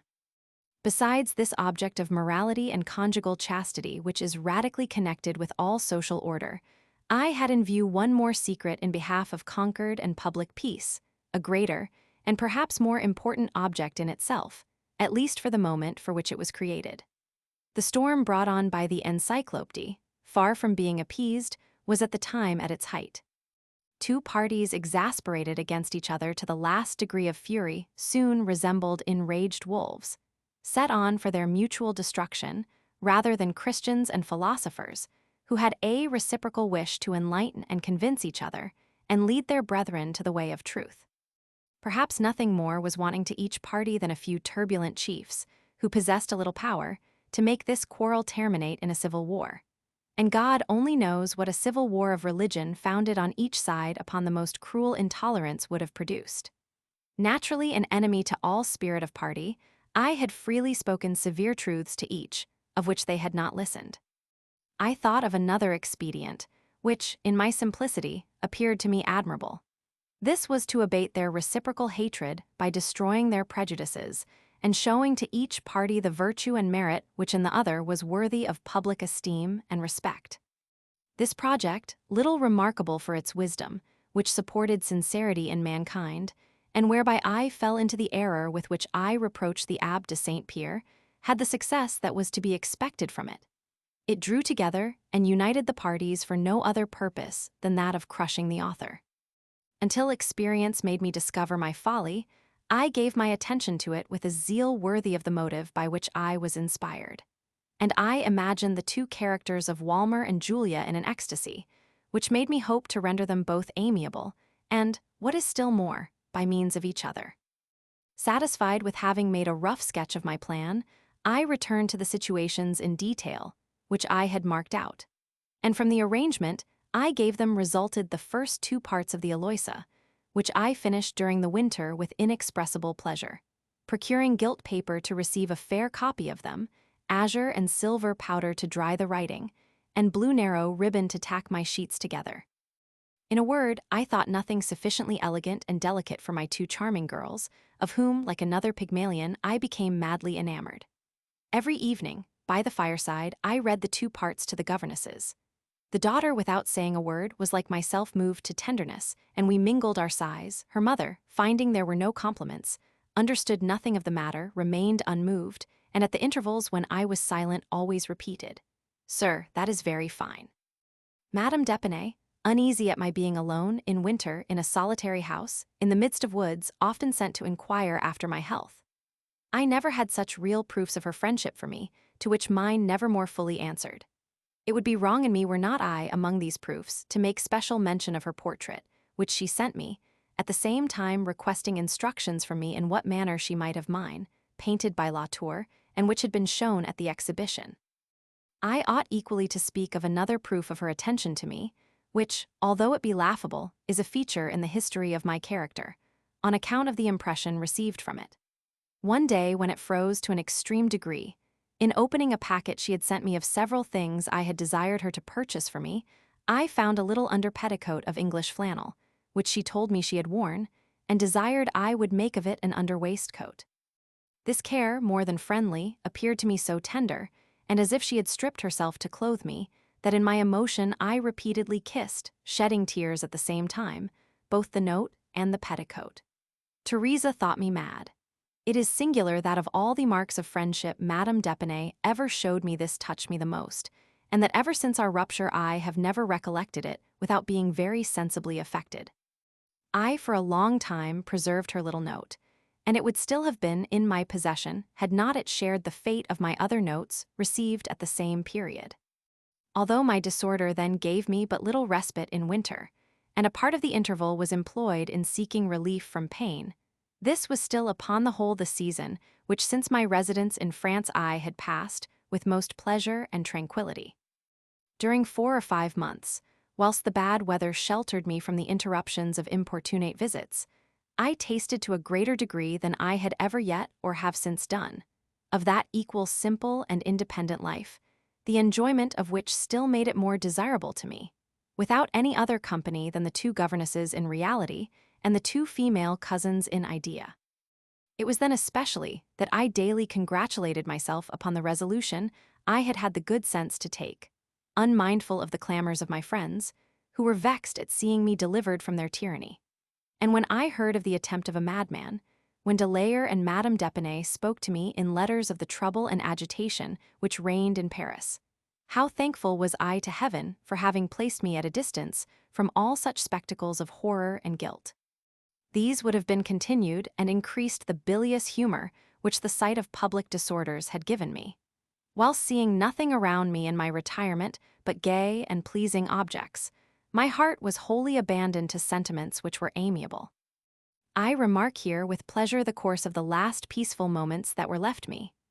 The spring succeeding to this winter, which had been so calm, developed the germ of the misfortunes I have yet to describe, in the tissue of which a like interval, wherein I had leisure to respite, will not be found.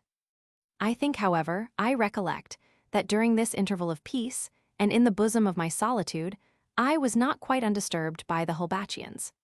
Diderot stirred me up some strife, and I am much deceived if it was not in the course of this winter that the fils natural of which I shall soon have occasion to speak made its appearance. Independently of the causes which left me but few papers relative to that period, those even which I have been able to preserve are not very exact with respect to dates. Diderot never dated his letters Madame d'Epinay and Madame D. Houdetot seldom dated theirs except the day of the week, and de Layer mostly confined himself to the same rules. When I was desirous of putting these letters in order, I was obliged to supply what was wanting by guessing at dates, so uncertain that I cannot depend upon them. Unable therefore to fix with certainty the beginning of these quarrels, I prefer relating in one subsequent article everything I can recollect concerning them. The return of spring had increased my amorous delirium, and in my melancholy, occasioned by the excess of my transports, I had composed for the last parts of Aloysia several letters, wherein evident marks of the rapture in which I wrote them are found. Amongst others, I may quote those from the Elysium and the excursion upon the lake, which, if my memory does not deceive me, are at the end of the 4th part. Whoever, in reading these letters, does not feel his heart soften and melt into the tenderness by which they were dictated, ought to lay down the book. Nature has refused him the means of judging of sentiment. Precisely at the same time I received a second unforeseen visit from Madame de Houdetot, in the absence of her husband, who was captain of the gendarmerie, and of her lover, who who was also in the service. She had come to Aubonne, in the middle of the valley of Montmorency, where she had taken a pretty house. From thence she made a new excursion to the Hermitage. She came on horseback and dressed in men's clothes. Although I am not very fond of this kind of masquerade, I was struck with the romantic appearance she made, and, for once, it was with love. As this was the first and only time in all my life, the consequence of which will forever render it terrible to my remembrance, I must take the permission to enter into some particulars on the subject. The Countess de Houdetot was nearly 30 years of age and not handsome. Her face was marked with the smallpox, her complexion coarse, she was short-sighted, and her eyes were rather round. But she had fine long black hair, which hung down in natural curls below her waist. Her figure was agreeable, and she was at once both awkward and graceful in her motions. Her wit was natural and pleasing. To this gaiety, heedlessness and ingenuousness were perfectly suited. She abounded in charming sallies, after which she so little sought, that they sometimes escaped her lips in spite of herself. She possessed several agreeable talents, played the harpsichord, danced well, and wrote pleasing poetry. Her character was angelic. This was founded upon a sweetness of mind, and except prudence and fortitude, contained in it every virtue. She was besides so much to be depended upon in all intercourse, so faithful in society, even her enemies were not under the necessity of concealing from her their secrets. I mean by her enemies the men, or rather the women, by whom she was not beloved. For as to herself, she had not a heart capable of hatred, and I am of opinion this conformity with mine greatly contributed towards inspiring me with a passion for her. In confidence of the most intimate friendship, I never heard her speak ill of persons who were absent, not even of her sister-in-law. She could neither conceal her thoughts from anyone, nor disguise any of her sentiments, and I am persuaded she spoke of her lover to her husband, as she spoke of him to her friends and acquaintances, and to everybody without distinction of persons. What proved, beyond all manner of doubt, the purity and sincerity of her nature was, that subject to very extraordinary absences of mind, and the most laughable inconsiderateness, she was often guilty of some very imprudent ones with respect to herself, but never in the least offensive to any person whatsoever. She had been married very young and against her inclinations to the Comte de Houdetot, a man of fashion and a good officer, but a man who loved play and chicane, who was not very amiable, and whom she never loved. She found in M. de Saint Lambert all the merit of her husband, with more agreeable qualities of mind, joined with virtue and talents. If anything in the manners of the age can be pardoned, it is an attachment which duration renders more pure, to which its effects do honor, and which becomes cemented by reciprocal esteem. It was a little from inclination, as I am disposed to think, but much more to please Saint Lambert, that she came to see me. He had requested her to do it, and there was reason to believe the friendship which began to be established between us would render this society agreeable to all three. She knew I was acquainted with their connection, and as she could speak to me without restraint, it was natural she should find my conversation agreeable. She came, I saw her, I was intoxicated with love without an object. This intoxication fascinated my eyes, the object fixed itself upon her. I saw my Julia in Madame de Houdetot, and I soon saw nothing but Madame de Houdetot, but with all the perfections with which I had just adorned the idol of my heart. To complete my delirium, she spoke to me of Saint Lambert with the fondness of a passionate lover. Contagious force of love.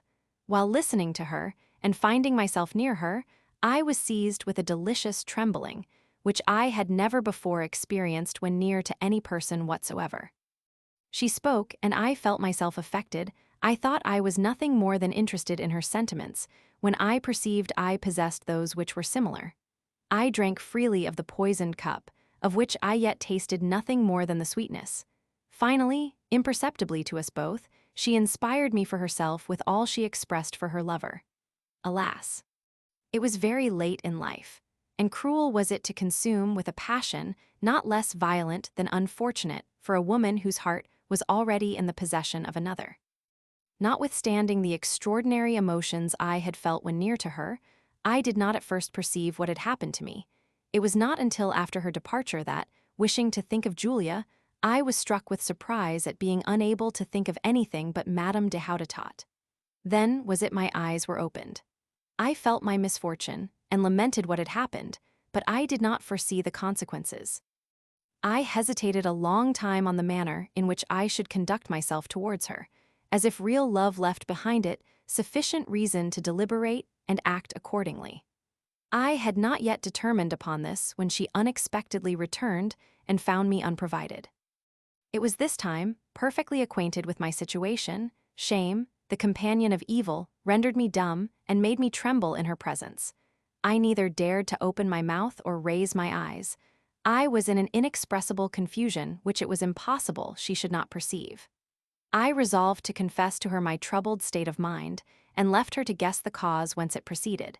This was telling her in terms sufficiently clear.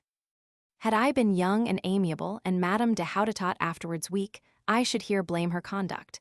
But this was not the case, and I am obliged to applaud and admire it. The resolution she took was equally prudent and generous. She could not suddenly break with me without giving her reasons for it to Saint Lambert, who himself had desired her to come and see me. This would have exposed two friends to a rupture, and perhaps a public one, which she wished to avoid. She had for me esteem and good wishes. She pitied my folly without encouraging it, and endeavored to restore me to reason.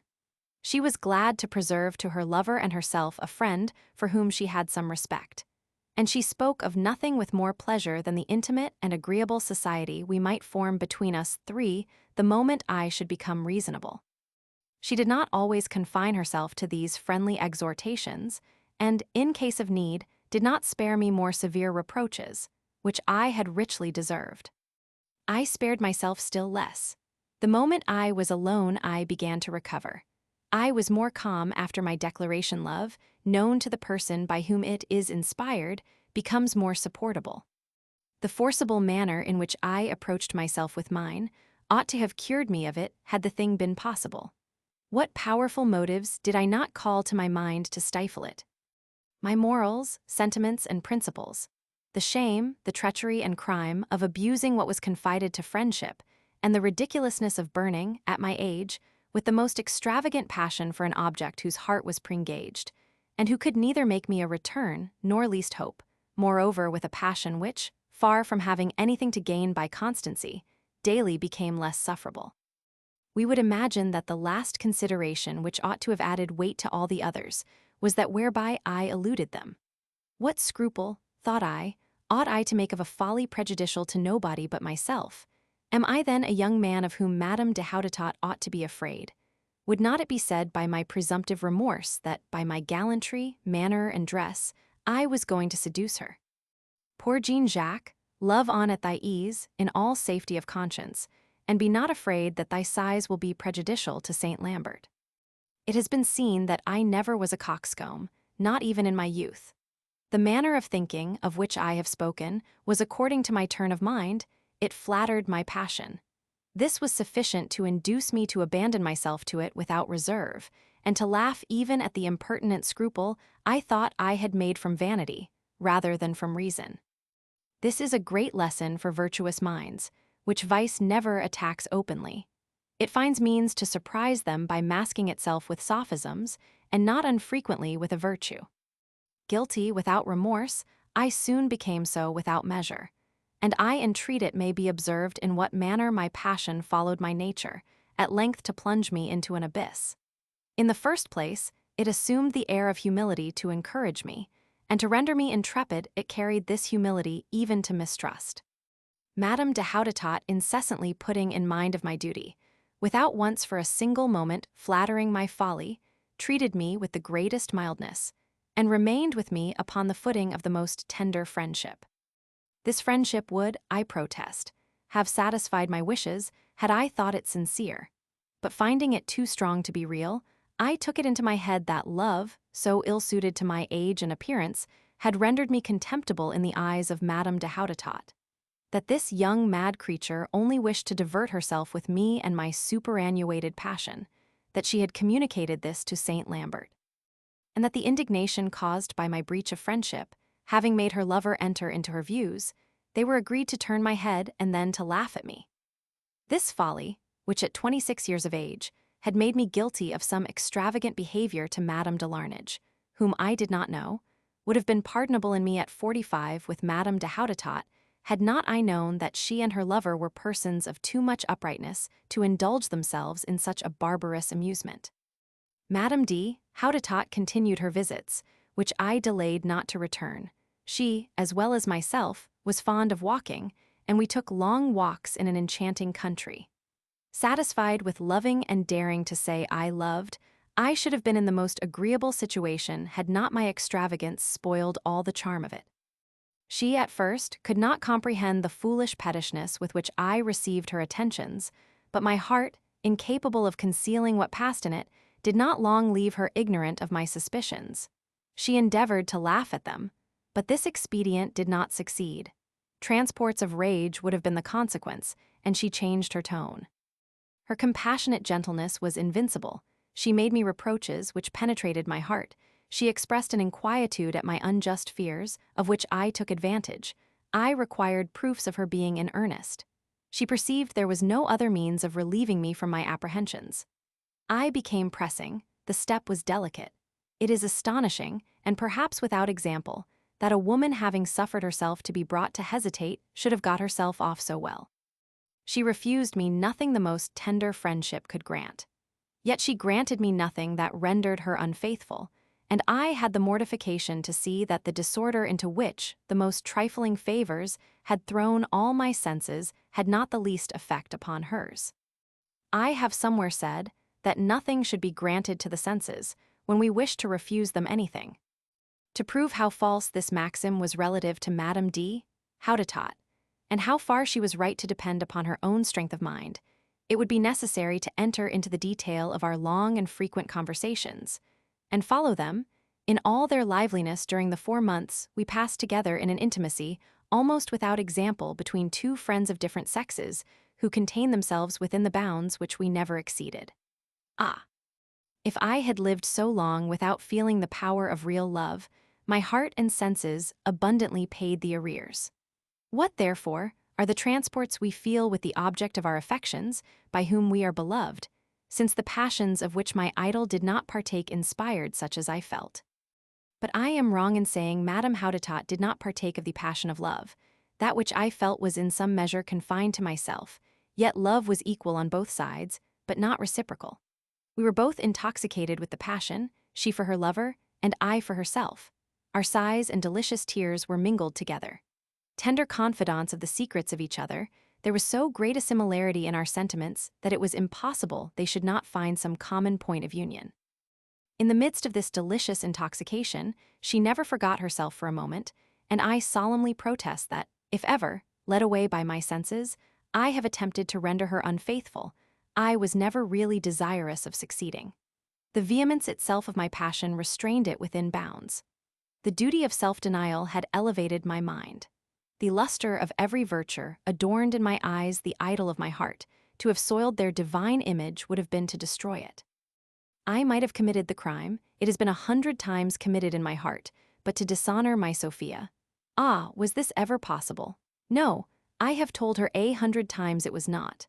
Had I had it in my power to satisfy my desires, had she consented to commit herself to my discretion, I should, except in a few moments of delirium, have refused to be happy at the price of her honor.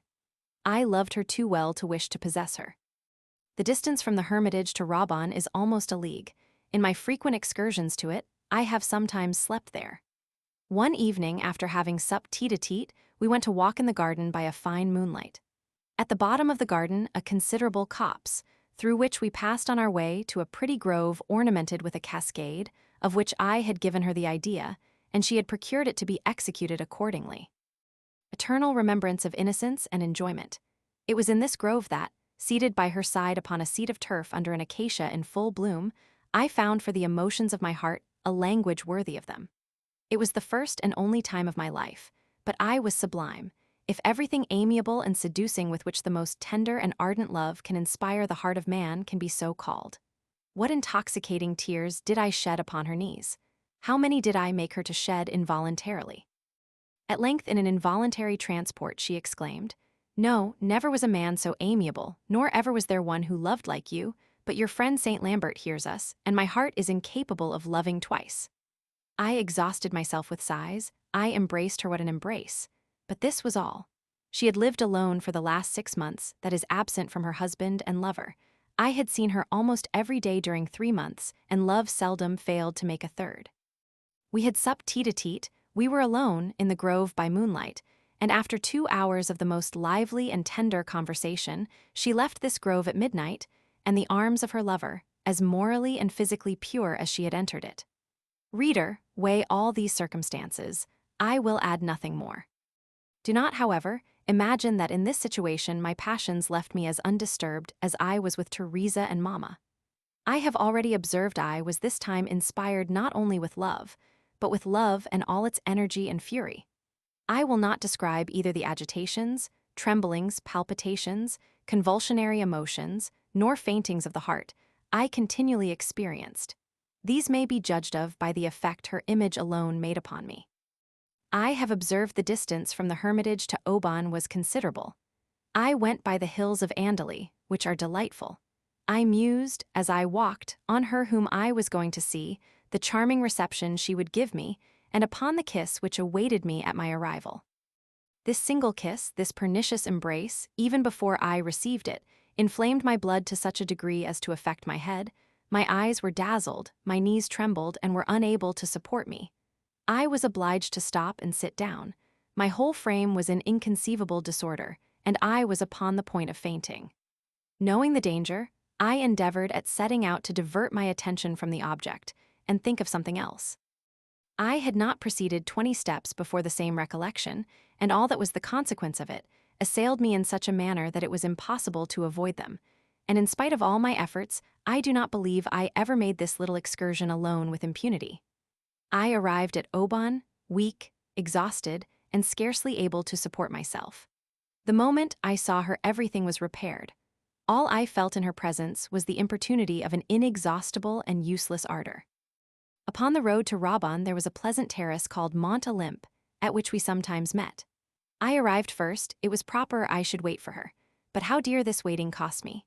To divert my attention, I endeavored to write with my pencil billets, which I could have written with the purest drops of my blood.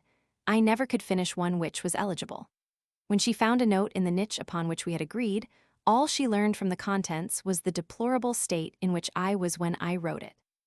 This state and its continuation, during 3 months of irritation and self-denial, so exhausted me that I was several years before I recovered from it, and at the end of these it left me an ailment which I shall carry with me, or which will carry me to the grave.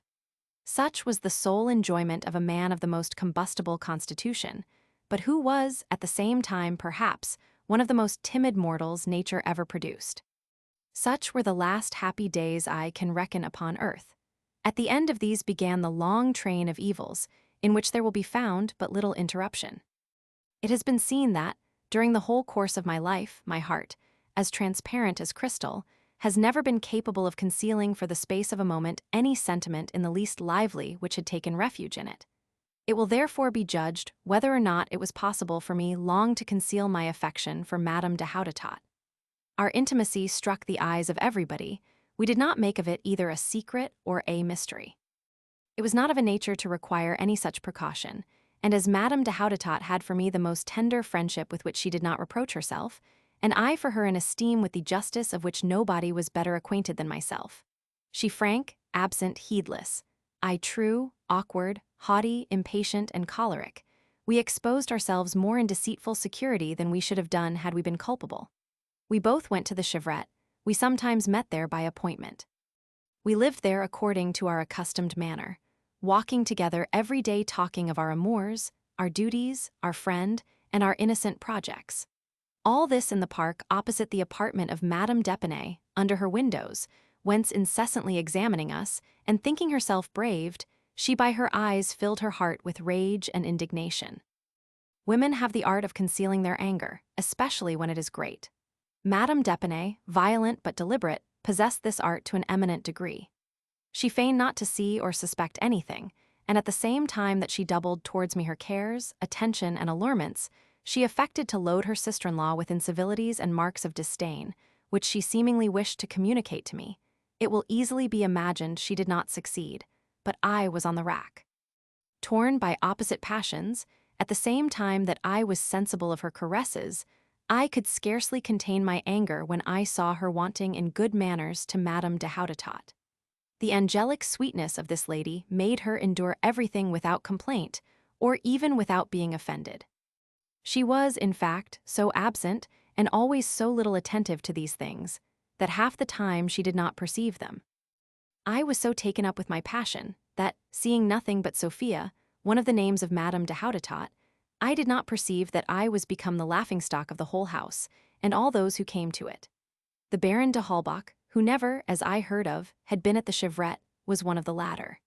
Had I at that time been as mistrustful as I am since become, I should strongly have suspected Madame d'Épinay to have contrived this journey to give the Baron the amusing spectacle of an amorous citizen. But I was then so stupid that I saw not that even which was glaring to everybody. My stupidity did not, however, prevent me from finding in the Baron a more jovial and satisfied appearance than ordinary. Instead of looking upon me with his usual moroseness, he said to me 100 jocose things without my knowing what he meant. Surprise was painted in my countenance, but I answered not a word. Madame d'Épinay shook her sides with laughing. I knew not what possessed them.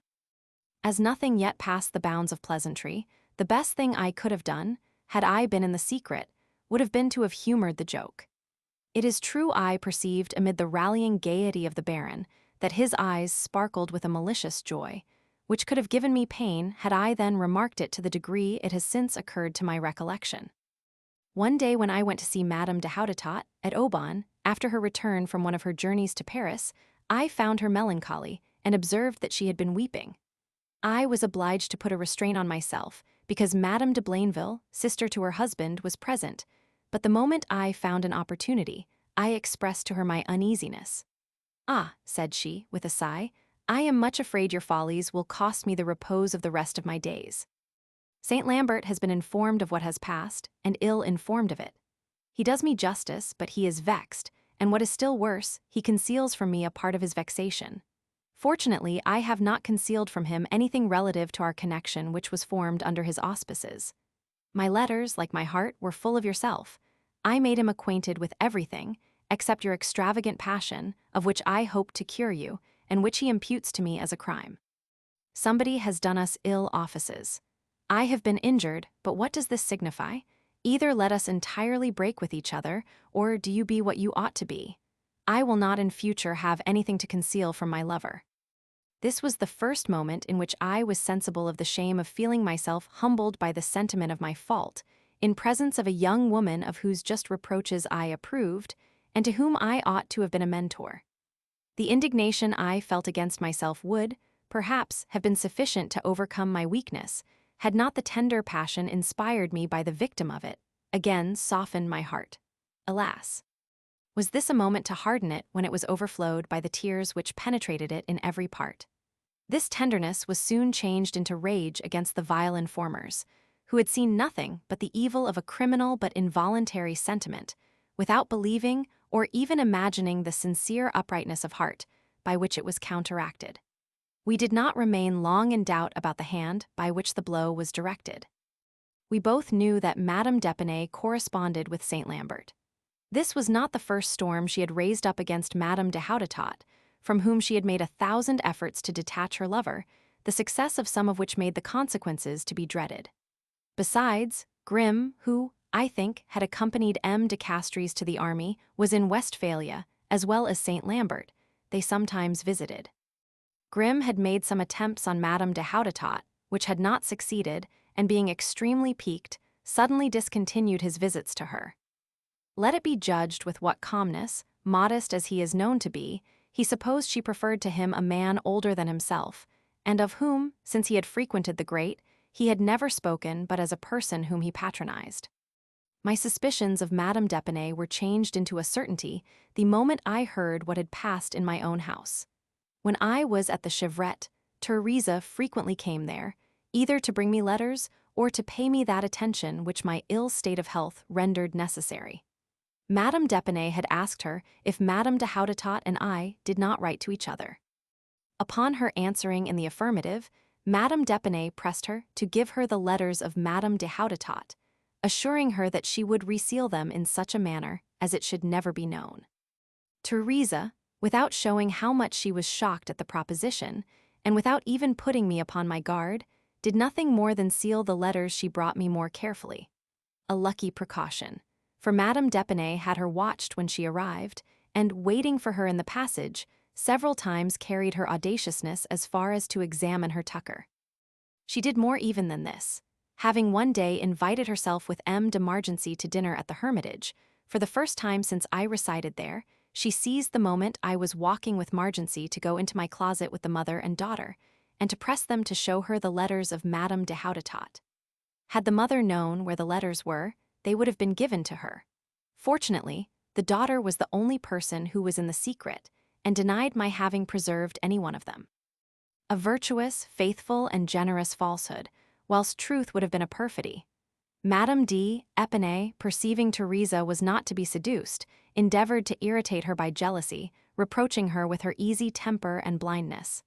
"How is it possible," said she to her, "you cannot perceive there is a criminal intercourse between them?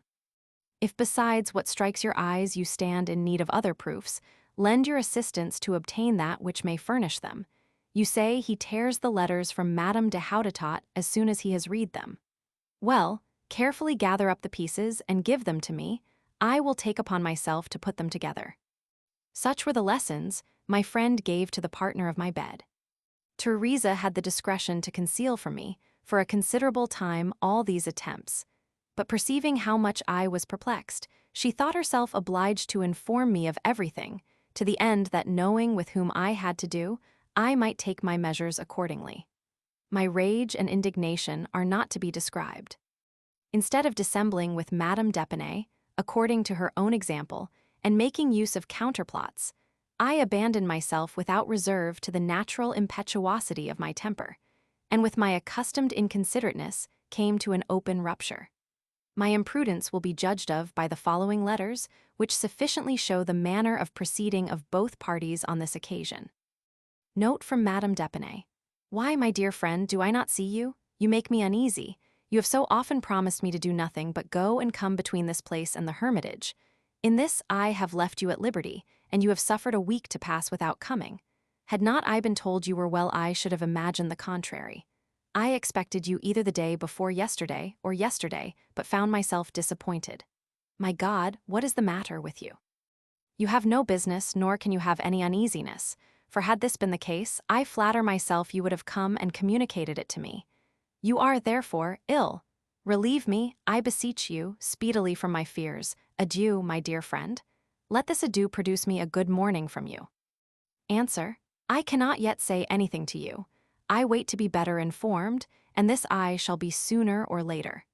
In the meantime, be persuaded that innocence will find a defender sufficiently powerful to cause some repentance in the slanderers, be they who they may. Second note from the same. Do you know that your letter frightens me? What does it mean? I have read it 20 times. In truth, I do not understand what it means. All I can perceive is that you are uneasy and tormented, and that you wait until you are no longer so before you speak to me upon the subject. Is this, my dear friend, what we agreed upon? What then is become of that friendship and confidence, and by what means have I lost them? Is it with me or for me that you are angry? However this may be, come to me this evening, I conjure you. Remember you promised me no longer than a week ago to let nothing remain upon your mind, but immediately to communicate to me whatever might make it uneasy. My dear friend, I live in that confidence there. I have just read your letter again.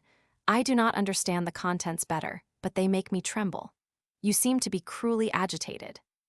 I could wish to calm your mind, but as I am ignorant of the cause whence your uneasiness arises, I know not what to say, except that I am as wretched as yourself, and shall remain so until we meet.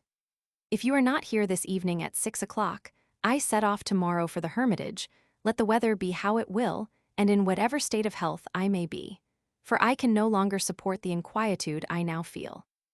Good day, my dear friend. At all risks, I take the liberty to tell you, without knowing whether or not you are in need of such advice, to endeavor to stop the progress uneasiness makes in solitude. A fly becomes a monster. I have frequently experienced it. Answer: I can neither come to see you nor receive your visit so long as my present inquietude continues. The confidence of which you speak no longer exists, and it will be easy for you to recover it. I see nothing more in your present anxiety than the desire of drawing from the confessions of others some advantage agreeable to your views. And my heart, so ready to pour its overflowings into another which opens itself to receive them, is shut against trick and cunning. I distinguish your ordinary address in the difficulty you find in understanding my note. Do you think me dupe enough to believe you have not comprehended what it meant? No, but I shall know how to overcome your subtleties by my frankness. I will explain myself more clearly, that you may understand me still less. Two lovers closely united and worthy of each other's love are dear to me. I expect you will not know who I mean unless I name them. I presume attempts have been made to disunite them, and that I have been made use of to inspire one of the two with jealousy. The choice was not judicious, but it appeared convenient to the purposes of malice, and of this malice it is you whom I suspect to be guilty. I hope this becomes more clear. Thus the woman whom I most esteem would, with my knowledge, have been loaded with the infamy of dividing her heart and person between two lovers, and I with that of being one of these wretches. If I knew that, for a single moment in your life, you ever had thought this, either of her or myself, I should hate you until my last hour. But it is with having said, and not with having thought it, that I charge you. In this case, I cannot comprehend which of the three you wish to injure. But, if you love peace of mind, tremble lest you should have succeeded. I have not concealed either from you or her all the ill I think of certain connections, but I wish these to end by a means as virtuous as their cause, and that an illegitimate love may be changed into an eternal friendship. Should I, who never do ill to any person, be the innocent means of doing it to my friends? No, I should never forgive you. I should become your irreconcilable enemy. Your secrets are all I should respect, for I will never be a man without honor. I do not apprehend my present perplexity will continue a long time. I shall soon know whether or not I am deceived. I shall then perhaps have great injuries to repair, which I will do with as much cheerfulness as that with which the most agreeable act of my life has been accompanied. But do you know in what manner I will make amends for my faults during the short space of time I have to remain near to you? By doing what nobody but myself would do. By telling you freely what the world thinks of you, and the breaches you have to repair in your reputation. Notwithstanding all the pretended friends by whom you are surrounded, the moment you see me depart you may bid adieu to truth, you will no longer find any person who will tell it to you. Third letter from the same. I did not understand your letter of this morning. This I told you because it was the case. I understand that of this evening. Do not imagine I shall ever return an answer to it. I am too anxious to forget what it contains, and although you excite my pity, I am not proof against the bitterness with which it has filled my mind. I descend to trick and cunning with you. I, accused of the blackest of all infamies, adieu, I regret your having the adieu. I know not what I say adieu. I shall be very anxious to forgive you. You will come when you please, you will be better received than your suspicions deserve. All I have to desire of you is not to trouble yourself about my reputation. The opinion of the world concerning me is of but little importance in my esteem. My conduct is good, and this is sufficient for me. Besides, I am ignorant of what has happened to the two persons who are dear to me as they are to you. This last letter extricated me from a terrible embarrassment, and threw me into another of almost the same magnitude. Although these letters and answers were sent and returned the same day with an extreme rapidity, the interval had been sufficient to place another between my rage and transport, and to give me time to reflect on the enormity of my imprudence. Madame de Houdetot had not recommended to me anything so much as to remain quiet, to leave her the care of extricating herself, and to avoid, especially at that moment, all noise and rupture. And I, by the most open and atrocious insults, took the properest means of carrying rage to its greatest height in the heart of a woman who was already but too well disposed to it. I now could naturally expect nothing from her but an answer so haughty, disdainful, and expressive of contempt, that I could not, without the utmost meanness, do otherwise than immediately quit her house. Happily she, more adroit than I, was furious, avoided, by the manner of her answer, reducing me to that extremity. But it was necessary either to quit or immediately go and see her. The alternative was inevitable. I resolved on the latter, though I foresaw how much I must be embarrassed in the explanation. For how was I to get through it without exposing either Madame de Houdetot or Teresa, and woe to her whom I should have named. There was nothing that the vengeance of an implacable and an intriguing woman did not make me fear for the person who should be the object of it. It was to prevent this misfortune that in my letter I had spoken of nothing but suspicions, that I might not be under the necessity of producing my proofs. This, it is true, rendered my transports less excusable, no simple suspicions being sufficient to authorize me to treat a woman, and especially a friend, in the manner I had treated Madame d'Épinay. But here begins the noble task I worthily fulfilled of expiating my faults and secret weaknesses by charging myself with such of the former as I was incapable of committing, and which I never did commit. I had not to bear the attack I had expected, and fear was the greatest evil I received from it. At my approach, Madame d'Épinay threw her arms about my neck, bursting into tears. This unexpected reception, and by an old friend, extremely affected me. I also shed many tears. I said to her a few words which had not much meaning. She uttered others with still less, and everything ended here. Supper was served. We sat down to table, where, in expectation of the explanation I imagined to be deferred until supper was over, I made a very poor figure. For I am so overpowered by the most trifling inquietude of mind that I cannot conceal it from persons the least clear-sighted. My embarrassed appearance must have given her courage, yet she did not risk anything upon that foundation. There was no more explanation after than before supper. None took place on the next day, and our little tete-a-tete conversations consisted of indifferent things or some complimentary words on my part, by which, while I informed her I could not say more relative to my suspicions, I asserted, with the greatest truth, that if they were ill-founded, my whole life should be employed in repairing the injustice. She did not show the least curiosity to know precisely what they were, nor for what reason I had formed them, and all our peacemaking consisted, on her part as well as on mine, in the embrace at our first meeting. Since Madame d'Épinay was the only person offended, at least in form, I thought it was not for me to strive to bring about an éclaircissement for which she herself did not seem anxious, and I returned as I had come. Continuing, besides, to live with her upon the same footing as before, I soon almost entirely forgot the quarrel, and foolishly believed she had done the same, because she seemed not to remember what had passed. This, it will soon appear, was not the only vexation caused me by weakness, but I had others not less disagreeable which I had not brought upon myself. The only cause of these was a desire of forcing me from my solitude, by means of tormenting me. These originated from Diderot and the D'Holbachans. That is to take from it the old woman who was wanted in the conspiracy. It is astonishing that, during this long quarrel, my stupid confidence prevented me from comprehending that it was not me, but her whom they wanted in Paris. Since I had resided at the Hermitage, Diderot incessantly harassed me, either himself or by means of delayer, and I soon perceived from the pleasantries of the latter upon my ramblings in the groves, with what pleasure he had travestied the hermit into the gallant shepherd. But this was not the question in my quarrels with Diderot. The cause of these were more serious. After the publication of Phil's Natural, he had sent me a copy of it, which I had read with the interest and attention I ever bestowed on the works of a friend. In reading the kind of poem annexed to it, I was surprised and rather grieved to find in it, amongst several things, disobliging but supportable against men in solitude, this bitter and severe sentence without the least softening. Il ni aquella macent qui soit seul. This sentence is equivocal, and seems to present a double meaning. The one true, the other false, since it is impossible that a man who is determined to remain alone can do the least harm to anybody, and consequently he cannot be wicked.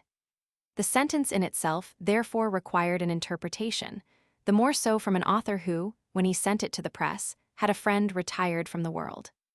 It appeared to me shocking and uncivil, either to have forgotten that solitary friend, or, in remembering him, not to have made from the general maxim the honorable and just exception which he owed, not only to his friend, but to so many respectable sages, who, in all ages, have sought for peace and tranquillity in retirement, and of whom, for the first time since the creation of the world, a writer took it into his head indiscriminately to make so many villains. I had a great affection and the most sincere esteem for Diderot, and fully depended upon his having the same sentiments for me. But tired with his indefatigable obstinacy in continually opposing my inclinations, taste, and manner of living, and everything which related to no person but myself. Shocked at seeing a man younger than I was wish, at all events, to govern me like a child. Disgusted with his facility in promising, and his negligence in performing. Weary of so many appointments given by himself, and capriciously broken, while new ones were again given only to be again broken. Displeased at uselessly waiting for him 3 or 4 times a month on the days he had assigned, and in dining alone at night after having gone to St. Denis to meet him, and waited the whole day for his coming, my heart was already full of these multiplied injuries. This last appeared to me still more serious, and gave me infinite pain. I wrote to complain of it, but in so mild and tender a manner that I moistened my paper with my tears, and my letter was sufficiently affecting to have drawn others from himself. It would be impossible to guess his answer on this subject. It was literally as follows: I am glad my work has pleased and affected you. You are not of my opinion relative to hermits. Say as much good of them as you please, you will be the only one in the world of whom I shall think well. Even on this there would be much to say were it possible to speak to you without giving you offense. A woman 80 years of age, etc. A phrase of a letter from the son of Madame d'Epinay which, if I know you well, must have given you much pain, has been mentioned to me. The last 2 expressions of this letter want explanation. Soon after I went to reside at the Hermitage, Madame Levasseur seemed dissatisfied with her situation, and to think the habitation too retired. Having heard she had expressed her dislike to the place, I offered to send her back to Paris, if that were more agreeable to her, to pay her lodging, and to have the same care taken of her as if she remained with me. She rejected my offer, assured me she was very well satisfied with the Hermitage, and that the country air was of service to her. This was evident, for, if I may so speak, she seemed to become young again, and enjoyed better health than at Paris. Her daughter told me her mother would, on the whole, have been very sorry to quit the Hermitage, which was really a very delightful abode, being fond of the little amusements of the garden and the care of the fruit of which she had the handling, but that she had said, what she had been desired to say, to induce me to return to Paris. Failing in this attempt, they endeavored to obtain by a scruple the effect which complaisance had not produced, and construed into a crime my keeping the old woman at a distance from the succors of which, at her age, she might be in need. They did not recollect that she and many other old people, whose lives were prolonged by the air of the country, might obtain these succors at Montmorency, near to which I lived, as if there were no old people except in Paris, and that it was impossible for them to live in any other place. Madame Levasseur, who ate a great deal, and with extreme voracity, was subject to overflowings of bile and to strong diarrheas, which lasted several days and served her instead of clysters. At Paris she neither did nor took anything for them, but left nature to itself. She observed the same rule at the Hermitage, knowing it was the best thing she could do. No matter, since there were not in the country either physicians or apothecaries, keeping her there must, no doubt, be with the desire of putting an end to her existence, although she was in perfect health. Diderot should have determined at what age, under pain of being punished for homicide, it is no longer permitted to let old people remain out of Paris. This was one of the atrocious accusations from which he did not accept me in his remark, that none but the wicked were alone, and the meaning of his pathetic exclamation with the etc., which he had benignantly added, a woman of 80 years of age, etc. I thought the best answer that could be given to this reproach would be from Madame Levasseur herself. I desired her to write freely and naturally her sentiments to Madame d'Epinay. To relieve her from all constraint, I would not see her letter. I showed her that which I am going to transcribe. I wrote it to Madame d'Epinay upon the subject of an answer I wished to return to a letter still more severe from Diderot, and which she had prevented me from sending. Thursday. My good friend, Madame Levasseur is to write to you. I have desired her to tell you sincerely what she thinks. To remove from her all constraint, I have intimated to her that I will not see what she writes, and I beg of you not to communicate to me any part of the contents of her letter. I will not send my letter because you do not choose I should, but feeling myself grievously offended, it would be baseness and falsehood, of either of which it is impossible for me to be guilty, to acknowledge myself in the wrong. Holy Writ commands him to whom a blow is given to turn the other cheek, but not to ask pardon. Do you remember the man in comedy who exclaims, while he is giving another blows with his staff, This is the part of a philosopher. Do not flatter yourself that he will be prevented from coming by the bad whether we now have. His rage will give him the time and strength which friendship refuses him, and it will be the first time in his life he ever came upon the day he had appointed. He will neglect nothing to come and repeat to me verbally the injuries with which he loads me in his letters.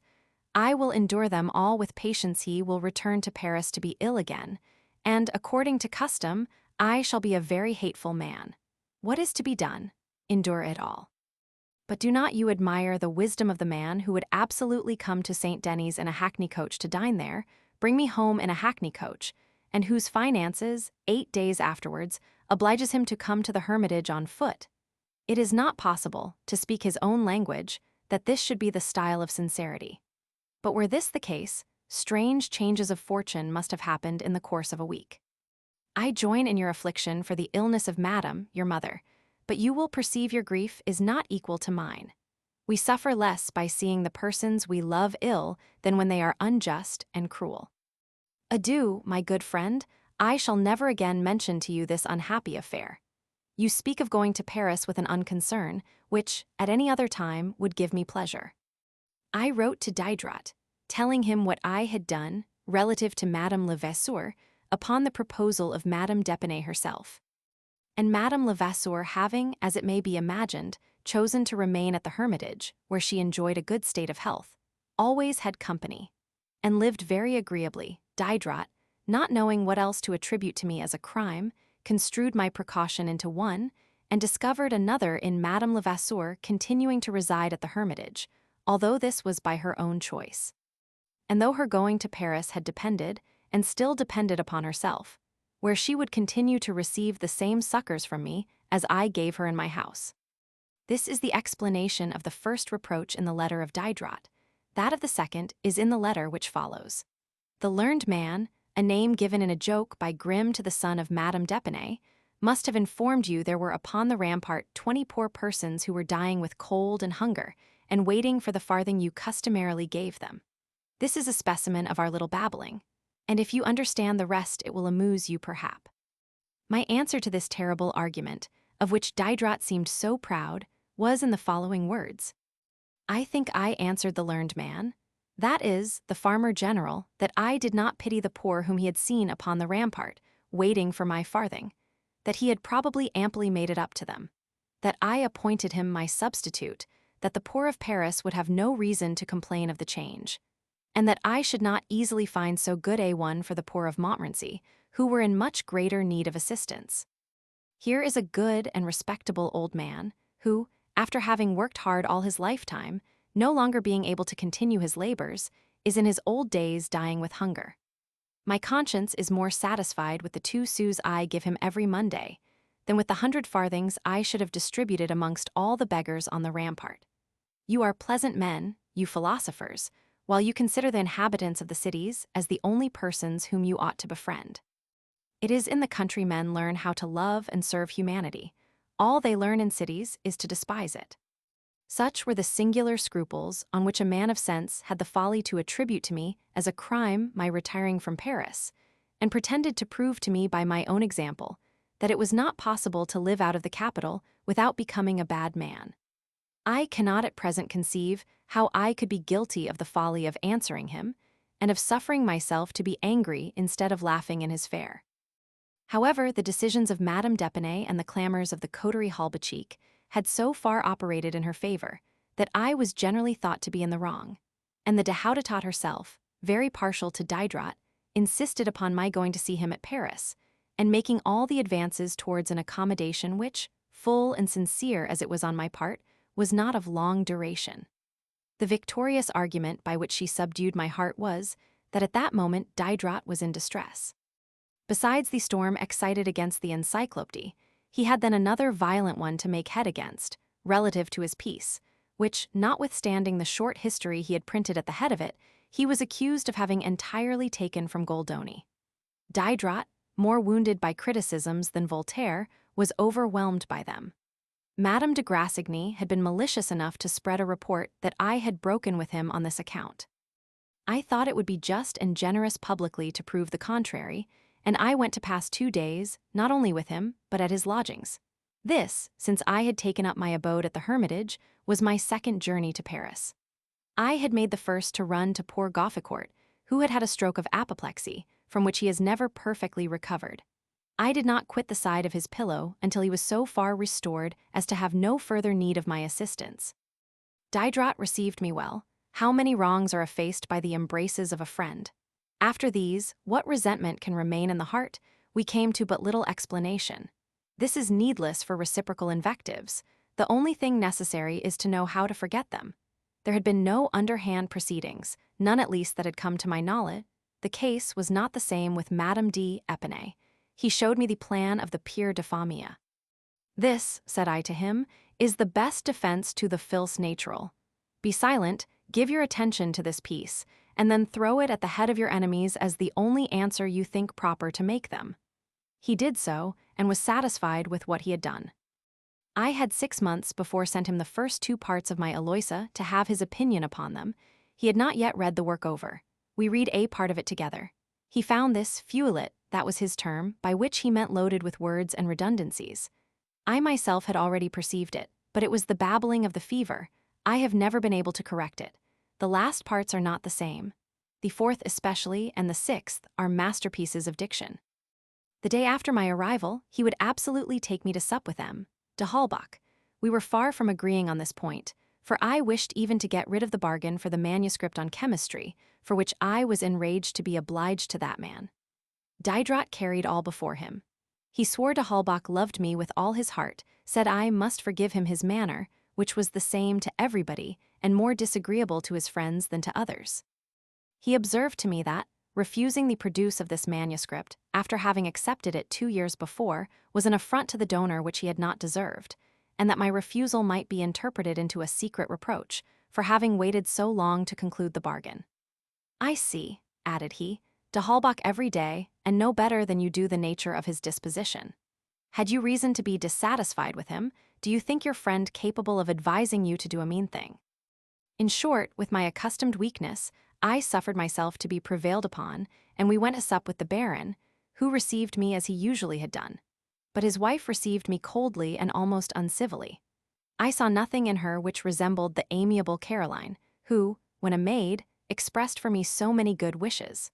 I thought I had already perceived that since Grimm had frequented the house of Dane, I had not met there so friendly a reception.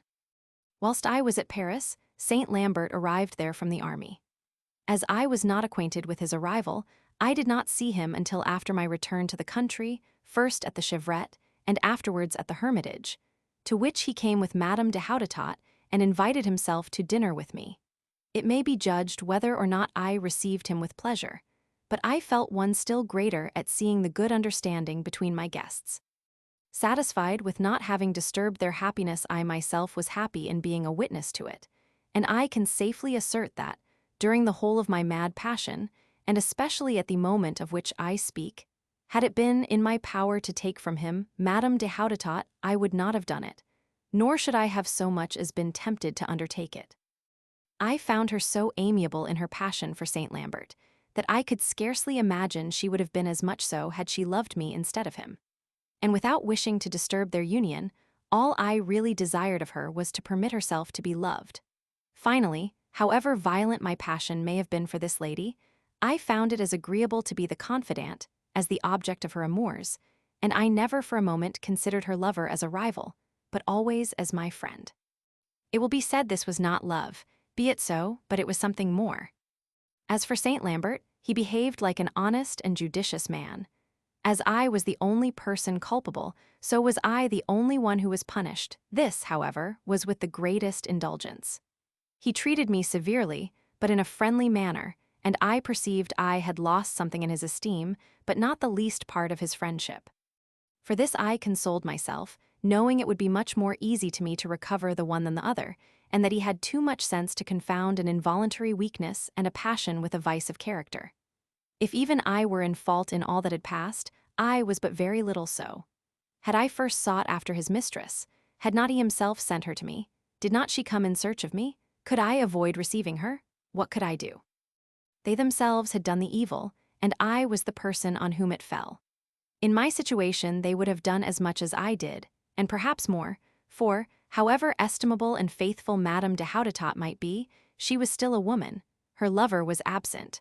Opportunities were frequent, temptations strong, and it would have been very difficult for her always to have defended herself with the same success against a more enterprising man.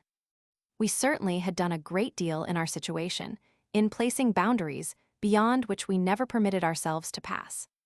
Although at the bottom of my heart I found evidence sufficiently honorable in my favor, so many appearances were against me, that the invincible shame always predominant in me gave me in his presence the appearance of guilt, and of this he took advantage for the purpose of humbling me. A single circumstance will describe this reciprocal situation. I read to him, after dinner, the letter I had written the preceding year to Voltaire, and of which Saint Lambert had heard speak. Whilst I was reading, he fell asleep, and I, lately so haughty, at present so foolish, dared not stop, and continued to read whilst he continued to snore. Such were my indignities and such his revenge, but his generosity never permitted him to exercise them, except between ourselves. After his return to the army, I found Madame de Houdetot greatly changed in her manner with me. At this I was as much surprised as if it had not been what I ought to have expected. It affected me more than it ought to have done, and did me considerable harm. It seemed that everything from which I expected a cure still plunged deeper into my heart the dart, which I at length broke in rather than draw out. I was quite determined to conquer myself, and leave no means untried to change my foolish passion into a pure and lasting friendship. For this purpose, I had formed the finest projects in the world, for the execution of which the concurrence of Madame de Houdetot was necessary. When I wished to speak to her, I found her absent and embarrassed. I perceived I was no longer agreeable to her, and that something had passed which she would not communicate to me, and which I have never yet known. This change, and the impossibility of knowing the reason of it, grieved me to the heart. She asked me for her letters. These I returned her with a fidelity of which she did me the insult to doubt for a moment. This doubt was another wound given to my heart, with which she must have been so well acquainted. She did me justice, but not immediately. I understood that an examination of the packet I had sent her made her perceive her error. I saw she reproached herself with it, by which I was a gainer of something. She could not take back her letters without returning me mine. She told me she had burnt them. Of this I dared to doubt in my turn, and I confess I doubt of it at this moment. No, such letters as mine to her are never thrown into the fire. Those of Aloysia have been found ardent. Heavens, what would have been said of these? No, no, she who can inspire a like passion will never have the courage to burn the proofs of it. But I am not afraid of her having made a bad use of them. Of this I do not think her capable, and besides, I had taken proper measures to prevent it. The foolish, but strong apprehension of raillery had made me begin this correspondence in a manner to secure my letters from all communication. I carried the familiarity I permitted myself with her in my intoxication so far as to speak to her in the singular number. But what theeing and thouing? She certainly could not be offended with it. Yet she several times complained, but this was always useless. Her complaints had no other effect than that of awakening my fears, and I besides could not suffer myself to lose ground. If these letters be not yet destroyed, and should they ever be made public, the world will see in what manner I have loved. The grief caused me by the coldness of Madame de Houdetot, and the certainty of not having merited it, made me take the singular resolution to complain of it to Saint Lambert himself. While waiting the effect of the letter I wrote to him, I sought dissipations to which I ought sooner to have had recourse. Fêtes were given at the Chevrette, for which I composed music. The pleasure of honoring myself in the eyes of Madame de Houdetot by a talent she loved warmed my imagination, and another object still contributed to give it animation. This was the desire the author of the Devon-du Village had of showing he understood music. For I had perceived some persons had, for a considerable time past, endeavored to render this doubtful, at least with respect to composition. My beginning at Paris, the ordeal through which I had several times passed there, both at the house of M. Dupin and that of M. de la Popelinière. The quantity of music I had composed during 14 years in the midst of the most celebrated masters and before their eyes, finally, the opera of the Muses Gallants, and that even of the Devon. A motet I had composed for Mademoiselle Fell, and which she had sung at the spiritual concert. The frequent conferences I had had upon this fine art with the first composers all seemed to prevent or dissipate a doubt of such a nature. This, however, existed even at the chevrette, and in the mind of M. d'Épinay himself. Without appearing to observe it, I undertook to compose him a motet for the dedication of the chapel of the chevrette, and I begged him to make choice of the words. He directed de Linant, the tutor to his son, to furnish me with these. De Linant gave me words proper to the subject, and in a week after I had received them the motet was finished. This time, spite was my Apollo, and never did better music come from my hand. The words began with, exceeds hic tonantes. I have since learned these were by Santuil, and that M. de Linant had without scruple appropriated them to himself. The grandeur of the opening is suitable to the words, and the rest of the motet is so elegantly harmonious that everyone was struck with it. I had composed it for a great orchestra. d'Épinay procured the best performers. Madame Bruna, an Italian singer, sung the motet and was well accompanied. The composition succeeded so well that it was afterwards performed at the spiritual concert, where, in spite of secret cabals, and notwithstanding it was badly executed, it was twice generally applauded. I gave for the birthday of M. d'Épinay the idea of a kind of piece half dramatic and half pantomimical, of which I also composed the music. Grimm, on his arrival, heard speak of my musical success. An hour afterwards not a word more was said on the subject, but there no longer remained a doubt, not at least that I know of my knowledge of composition. Grimm was scarcely arrived at the chevrette, where I already did not much amuse myself, before he made it insupportable to me by airs I never before saw in any person, and of which I had no idea. The evening before he came, I was dislodged from the chamber of favor, contiguous to that of Madame d'Épinay. It was prepared for Grimm, and instead of it, I was put into another further off. In this manner, said I laughingly, to Madame d'Épinay, newcomers displace those which are established. She seemed embarrassed. I was better acquainted the same evening with the reason for the change, in learning that between her chamber and that I had quitted there was a private door which she had thought needless to show me. Her intercourse with Grimm was not a secret either in her own house or to the public, not even to her husband. Yet, far from confessing it to me, the confidant of secrets more important to her, and which was sure would be faithfully kept, she constantly denied it in the strongest manner. I comprehended this reserve proceeded from Grimm, who, though entrusted with all my secrets, did not choose I should be with any of his. However prejudiced I was in favor of this man by former sentiments, which were not extinguished, and by the real merit he had, all was not proof against the cares he took to destroy it. He received me like the Comte de Tuffier. He scarcely deigned to return my salute. He never once spoke to me, and prevented my speaking to him by not making me any answer. He everywhere passed first, and took the first place without ever paying me the least attention. All this would have been supportable had he not accompanied it with a shocking affectation, which may be judged of by one example taken from 100. One evening Madame d'Épinay, finding herself a little indisposed, ordered something for her supper to be carried into her chamber, and went upstairs to sup by the side of the fire. She asked me to go with her, which I did. Grimm came afterwards. The little table was already placed, and there were but 2 covers. Supper was served. Madame d'Épinay took her place on one side of the fire, Grimm took an armed chair, seated himself at the other, drew the little table between them, opened his napkin, and prepared himself for eating without speaking to me a single word. Madame d'Épinay blushed at his behavior, and, to induce him to repair his rudeness, offered me her place. He said nothing, nor did he ever look at me. Not being able to approach the fire, I walked about the chamber until a cover was brought. Indisposed as I was, older than himself, longer acquainted in the house than he had been, the person who had introduced him there, and to whom as a favorite of the lady he ought to have done the honors of it, he suffered me to sup at the end of the table, at a distance from the fire, without showing me the least civility. His whole behavior to me corresponded with this example of it. He did not treat me precisely as his inferior, but he looked upon me as a cipher. I could scarcely recognize the same Grimm, who, at the house of the Prince de Saxe-Gotha, thought himself honored when I cast my eyes upon him. I had still more difficulty in reconciling this profound silence and insulting haughtiness with the tender friendship he professed for me to those whom he knew to be real friends. It is true the only proofs he gave of it was pitying my wretched fortune, of which I did not complain, compassionating my sad fate, with which I was satisfied, and lamenting to see me obstinately refuse the benevolent services he said he wished to render me.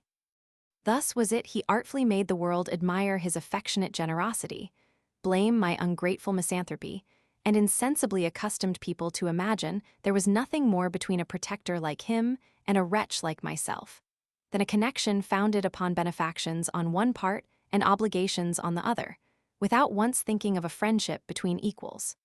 For my part, I have vainly sought to discover in what I was under an obligation to this new protector.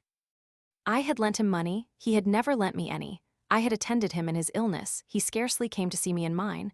I had given him all my friends, he never had given me any of his.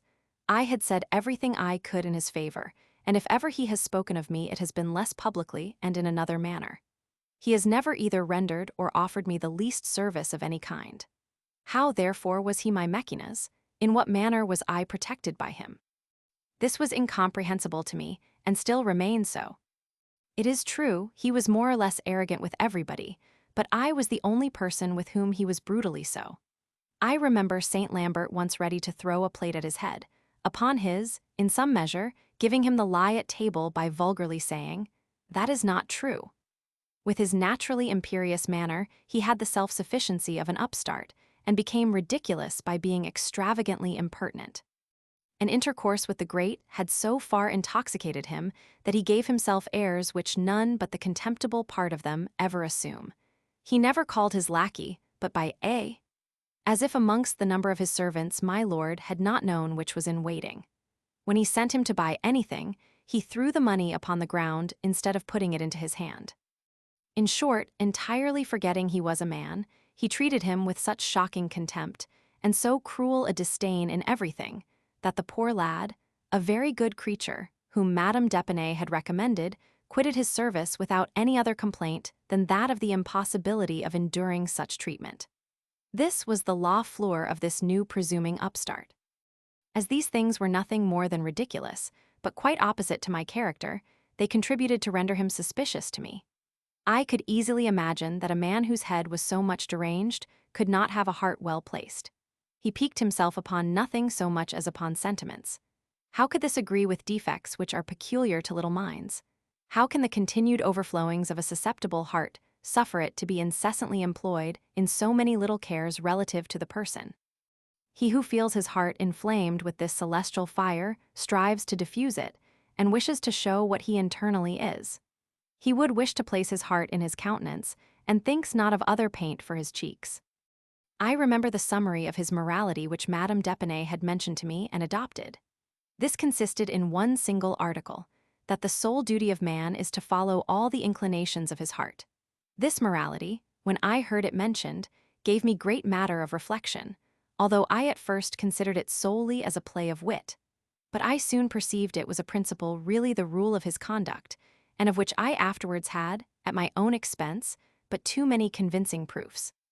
It is the interior doctrine Diderot has so frequently intimated to me, but which I never heard him explain. I remember having several years before been frequently told that Grimm was false, that he had nothing more than the appearance of sentiment, and particularly that he did not love me. I recollected several little anecdotes which I had heard of him by M. de Franqueuil and Madame de Chenonceau, neither of whom esteemed him, and to whom he must have been known, as Madame de Chenonceau was daughter to Madame de Rochechouart, the intimate friend of the late Comte de Frise, and that M. de Franqueuil, at that time very intimate with the Viscount de Polignac, had lived a good deal at the Palais Royal precisely when Grimm began to introduce himself there. All Paris heard of his despair after the death of the Comte de Frise. It was necessary to support the reputation he had acquired after the rigors of Mademoiselle fell, and of which I, more than any other person, should have seen the imposture, had I been less blind. He was obliged to be dragged to the Hôtel de Castries, where he worthily played his part, abandoned to the most mortal affliction. There he every morning went into the garden to weep at his ease, holding before his eyes his handkerchief moistened with tears, as long as he was in sight of the hotel, but at the turning of a certain alley, people, of whom he little thought, saw him instantly put his handkerchief in his pocket and take out of it a book. This observation, which was repeatedly made, soon became public in Paris and was almost as soon forgotten. I myself had forgotten it. A circumstance in which I was concerned brought it to my recollection. I was at the point of death in my bed, in the Rue de Grenelle. Grimm was in the country. He came one morning, quite out of breath, to see me, saying he had arrived in town that very instant, and a moment afterwards I learned he had arrived the evening before and had been seen at the theater.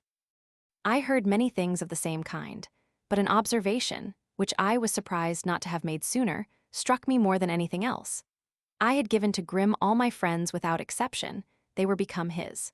I was so inseparable from him that I should have had some difficulty in continuing to visit at a house where he was not received. Madame de Crequy was the only person who refused to admit him into her company, and whom for that reason I have seldom since seen. Grimm on his part made himself other friends, as well by his own means, as by those of the Comte de Fries. Of all these not one of them ever became my friend. He never said a word to induce me even to become acquainted with them, and not one of those I sometimes met at his apartments ever showed me the least goodwill. The Comte de Fries, in whose house he lived, and with whom it consequently would have been agreeable to me to form some connection, not accepted, nor the Comte de Scamergue, his relation, with whom Grimm was still more intimate.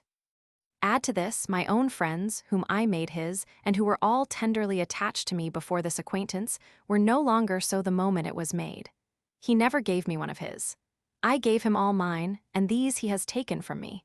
If these be the effects of friendship, what are those of enmity? Diderot himself told me several times at the beginning that Grimm, in whom I had so much confidence, was not my friend. He changed his language the moment he was no longer so himself. The manner in which I had disposed of my children wanted not the concurrence of any person, yet I informed some of my friends of it solely to make it known to them, and that I might not in their eyes appear better than I was. These friends were 3 in number: Diderot, Grimm, and Madame d'Epinay. Duclos, the most worthy of my confidence, was the only real friend whom I did not inform of it. He nevertheless knew what I had done. By whom? This I know not. It is not very probable the perfidy came from Madame d'Epinay, who knew that by following her example, had I been capable of doing it, I had in my power the means of a cruel revenge.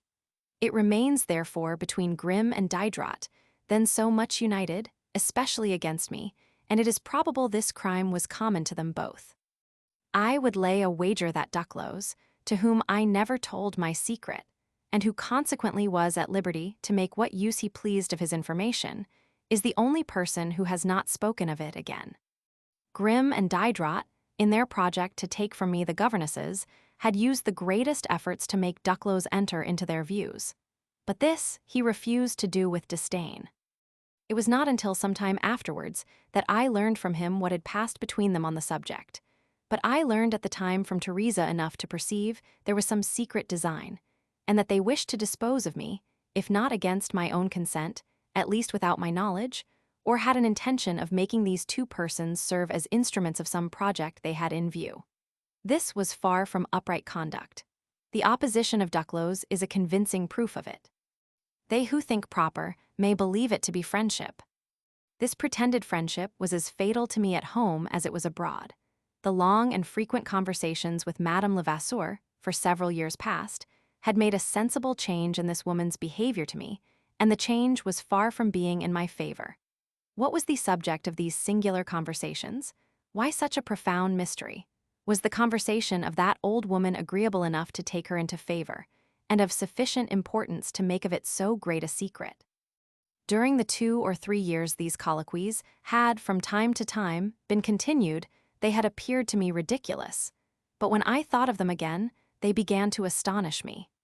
This astonishment would have been carried to inquietude had I then known what the old creature was preparing for me. Notwithstanding the pretended zeal for my welfare of which Grimm made such a public boast, difficult to reconcile with the airs he gave himself when we were together, I heard nothing of him from any quarter the least to my advantage, and his feigned commiseration tended less to do me service than to render me contemptible. He deprived me as much as he possibly could of the resource I found in the employment I had chosen, by decrying me as a bad copyist. I confess he spoke the truth, but in this case it was not for him to do it. He proved himself in earnest by employing another copyist, and prevailing upon everybody he could, by whom I was engaged, to do the same. His intention might have been supposed to be that of reducing me to a dependence upon him and his credit for a subsistence, and to cut off the latter until I was brought to that degree of distress. All things considered, my reason imposed silence upon my former prejudice, which still pleaded in his favor. I judged his character to be at least suspicious, and with respect to his friendship, I positively decided it to be false. I then resolved to see him no more, and informed Madame d'Épinay of the resolution I had taken, supporting it with several unanswerable facts, but which I have now forgotten. She strongly combated my resolution, without knowing how to reply to the reasons on which it was founded. She had not concerted with him, but the next day, instead of explaining herself verbally, she, with great address, gave me a letter they had drawn up together, and by which, without entering into a detail of facts, she justified him by his concentrated character, attributed to me as a crime my having suspected him of perfidy towards his friend, and exhorted me to come to an accommodation with him. This letter staggered me. In a conversation we afterwards had together, and in which I found her better prepared than she had been the first time, I suffered myself to be quite prevailed upon, and was inclined to believe I might have judged erroneously. In this case, I thought I really had done a friend a very serious injury, which it was my duty to repair.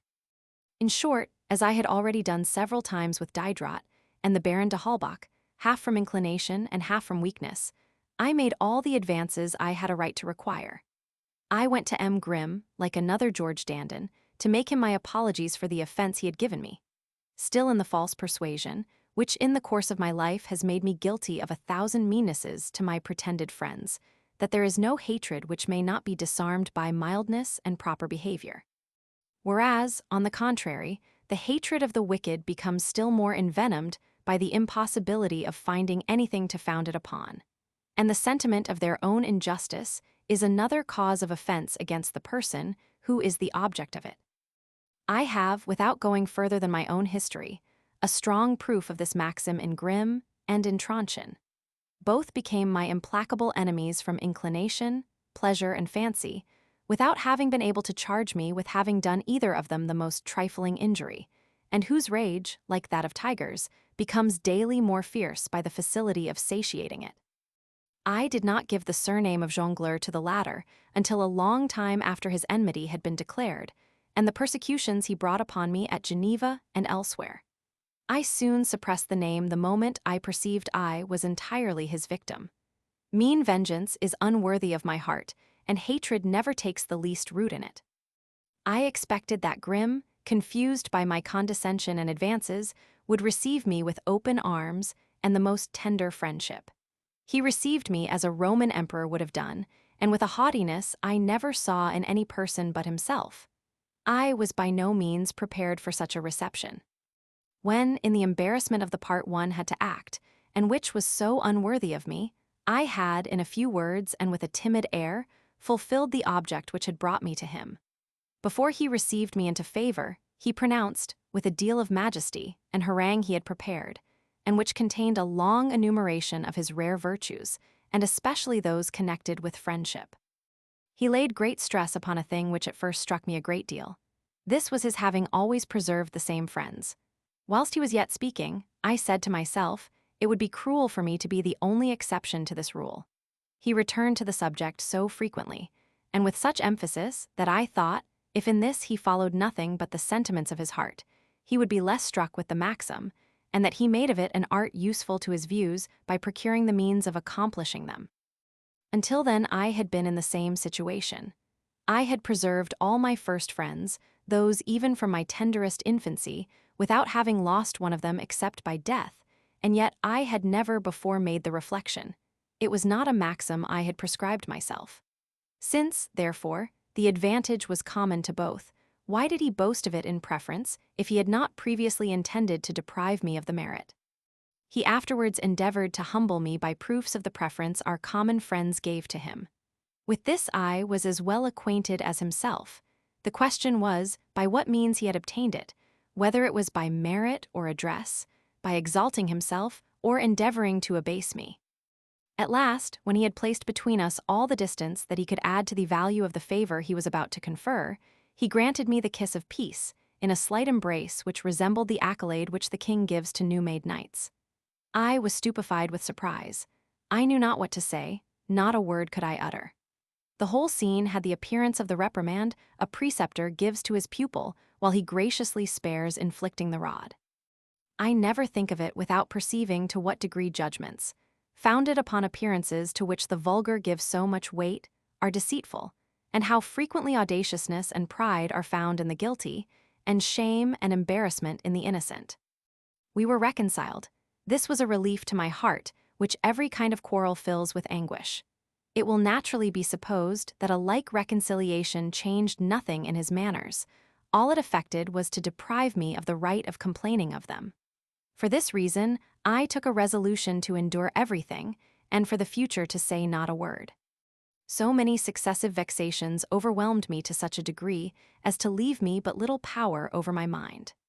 Receiving no answer from Saint Lambert, neglected by Madame de Houdetot, and no longer daring to open my heart to any person, I began to be afraid that by making friendship my idol, I should sacrifice my whole life to chimeras. After putting all those with whom I had been acquainted to the test, there remained but two who had preserved my esteem, and in whom my heart could confide: Duclos, of whom since my retreat to the hermitage I had lost sight, and Saint Lambert. I thought the only means of repairing the wrongs I had done the latter was to open myself to him without reserve, and I resolved to confess to him everything by which his mistress should not be exposed. I have no doubt but this was another snare of my passions to keep me nearer to her person, but I should certainly have had no reserve with her lover, entirely submitting to his direction and carrying sincerity as far as it was possible to do it. I was upon the point of writing to him a second letter, to which I was certain he would have returned an answer, when I learned the melancholy cause of his silence relative to the first. He had been unable to support until the end the fatigues of the campaign.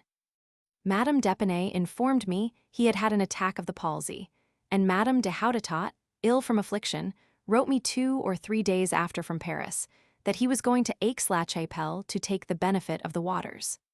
I will not say this melancholy circumstance afflicted me as it did her, but I am of opinion my grief of heart was as painful as her tears. The pain of knowing him to be in such a state, increased by the fear lest inquietude should have contributed to occasion it, affected me more than anything that had yet happened, and I felt most cruelly a want of fortitude, which in my estimation was necessary to enable me to support so many misfortunes. Happily this generous friend did not long leave me so overwhelmed with affliction. He did not forget me, notwithstanding his attack, and I soon learned from himself that I had ill-judged his sentiments and been too much alarmed for his situation.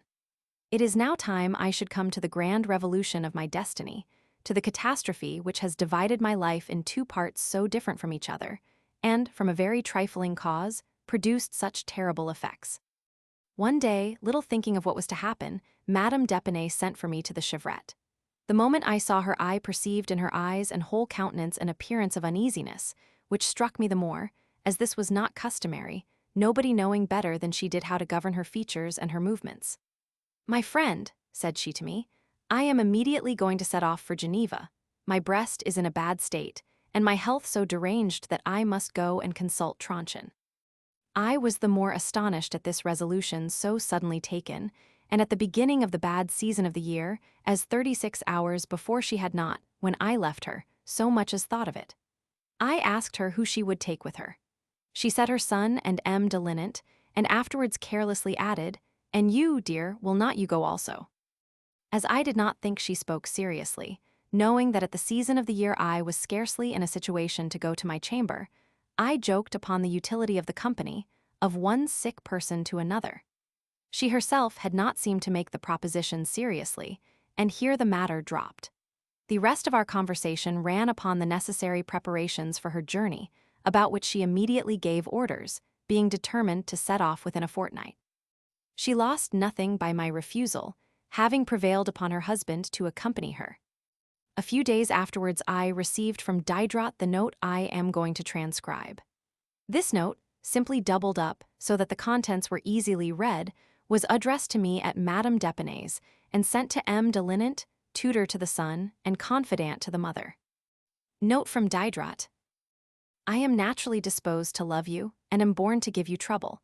I am informed Madame d'Epinay is going to Geneva and do not hear you are to accompany her. My friend, you are satisfied with Madame d'Epinay, you must go with her. If dissatisfied, you ought still less to hesitate. Do you find the weight of the obligations you are under to her uneasy to you? This is an opportunity of discharging a part of them and relieving your mind. Do you ever expect another opportunity like the present one of giving her proofs of your gratitude? She is going to a country where she will be quite a stranger. She is ill and will stand in need of amusement and dissipation. The winter season too. Consider, my friend, your ill state of health may be a much greater objection than I think it is. But are you now more indisposed than you were a month ago, or than you will be at the beginning of spring? Will you 3 months hence be in a situation to perform the journey more at your ease than at present? For my part, one cannot but observe to you that were I unable to bear the shaking of the carriage, I would take my staff and follow her. Have you no fears lest your conduct should be misinterpreted? You will be suspected of ingratitude or of a secret motive. I well know that let you do as you will have in your favor the testimony of your conscience, but will this alone be sufficient, and is it permitted to neglect to a certain degree that which is necessary to acquire the approbation of others? What I now write, my good friend, is to acquit myself of what I think I owe to us both. Should my letter displease you, throw it into the fire and let it be forgotten. I salute, love, and embrace you. Although trembling and almost blind with rage whilst I read this epistle, I remarked the address with which Diderot affected a milder and more polite language than he had done in his former ones, wherein he never went further than my dear, without ever deigning to add the name of friend. I easily discovered the second-hand means by which the letter was conveyed to me.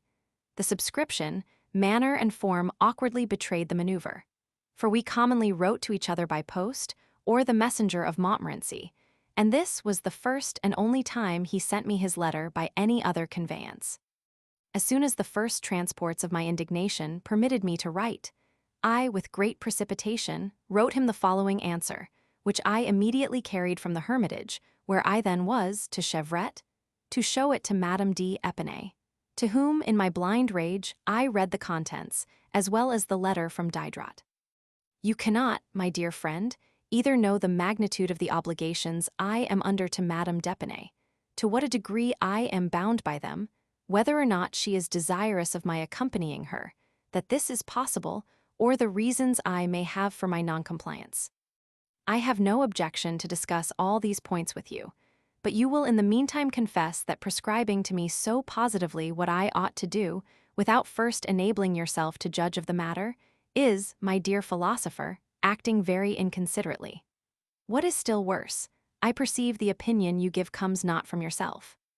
Besides my being but little disposed to suffer myself to be led by the nose under your name by any third or fourth person, I observe in this secondary advice certain underhand dealing, which ill agrees with your candor, and from which you will on your account, as well as mine, do well in future to abstain. You are afraid my conduct should be misinterpreted, but I defy a heart like yours to think ill of mine. Others would perhaps speak better of me if I resembled them more. God preserve me from gaining their approbation. Let the vile and wicked watch over my conduct and misinterpret my actions. Rousseau is not a man to be afraid of them, nor is Diderot to be prevailed upon to hearken to what they say. If I am displeased with your letter, you wish me to throw it into the fire and pay no attention to the contents. Do you imagine that anything coming from you can be forgotten in such a manner? You hold, my dear friend, my tears as cheap in the pain you give me, as you do my life and health, in the cares you exhort me to take. Could you but break yourself of this, your friendship would be more pleasing to me, and I should be less to be pitied. On entering the chamber of Madame d'Epinay, I found Grimm with her, with which I was highly delighted. I read to them, in a loud and clear voice, the 2 letters, with an intrepidity of which I should not have thought myself capable, and concluded with a few observations not in the least derogatory to it. At this unexpected audacity in a man generally timid, they were struck dumb with surprise. I perceived that arrogant man look down upon the ground, not daring to meet my eyes, which sparkled with indignation. But in the bottom of his heart, he from that instant resolved upon my destruction, and, with Madame d'Épinay, I am certain concerted measures to that effect before they separated. It was much about this time that I at length received, by Madame de Houdetot, the answer from St. Lambert, dated from Wolfenbüttel, a few days after the accident had happened to him, to my letter which had been long delayed upon the road. This answer gave me the consolation of which I then stood so much in need. It was full of assurance of esteem and friendship, and these gave me strength and courage to deserve them. From that moment I did my duty, but had St. Lambert been less reasonable, generous, and honest, I was inevitably lost. The season became bad, and people began to quit the country. Madame de Houdetot informed me of the day on which she intended to come and bid adieu to the valley, and gave me a rendezvous at Aubonne. This happened to be the same day on which Madame d'Épinay left the chevrette to go to Paris for the purpose of completing preparations for her journey. Fortunately, she set off in the morning, and I had still time to go and dine with her sister-in-law. I had the letter from St. Lambert in my pocket, and read it over several times as I walked along. This letter served me as a shield against my weakness. I made and kept to the resolution of seeing nothing in Madame de Houdetot but my friend and the mistress of St. Lambert. And I passed with her a tete-a-tete of 4 hours in a most delicious calm, infinitely preferable, even with respect to enjoyment, to the paroxysms of a burning fever, which always, until that moment, I had had when in her presence. As she too well knew my heart not to be changed, she was sensible of the efforts I made to conquer myself, and esteemed me the more for them, and I had the pleasure of perceiving that her friendship for me was not extinguished. She announced to me the approaching return of St. Lambert, who, although well enough recovered from his attack, was unable to bear the fatigues of war, and was quitting the service to come and live in peace with her. We formed the charming project of an intimate connection between us three, and had reason to hope it would be lasting, since it was founded on every sentiment by which honest and susceptible hearts could be united, and we had moreover amongst us all the knowledge and talents necessary to be sufficient to ourselves without the aid of any foreign supplement. Alas! In abandoning myself to the hope of so agreeable a life, I little suspected that which awaited me. We afterwards spoke of my situation with Madame d'Épinay. I showed her the letter from Diderot, with my answer to it. I related to her everything that had passed upon the subject, and declared to her my resolution of quitting the hermitage. This she vehemently opposed, and by reasons all powerful over my heart. She expressed to me how much she could have wished I had been of the party to Geneva, foreseeing she should inevitably be considered as having caused the refusal, which the letter of Diderot seemed previously to announce. However, as she was acquainted with my reasons, she did not insist upon this point, but conjured me to avoid coming to an open rupture, let it cost me what mortification it would, and to palliate my refusal by reasons sufficiently plausible to put away all unjust suspicions of her having been the cause of it. I told her the task she imposed on me was not easy, but that, resolved to expiate my faults at the expense of my reputation, I would give the preference to hers in everything that honor permitted me to suffer. It will soon be seen whether or not I fulfilled this engagement. My passion was so far from having lost any part of its force that I never in my life loved my Sophia so ardently and tenderly as on that day. But such was the impression made upon me by the letter of St. Lambert, the sentiment of my duty and the horror in which I held perfidy, that during the whole time of the interview my senses left me in peace, and I was not so much as tempted to kiss her hand.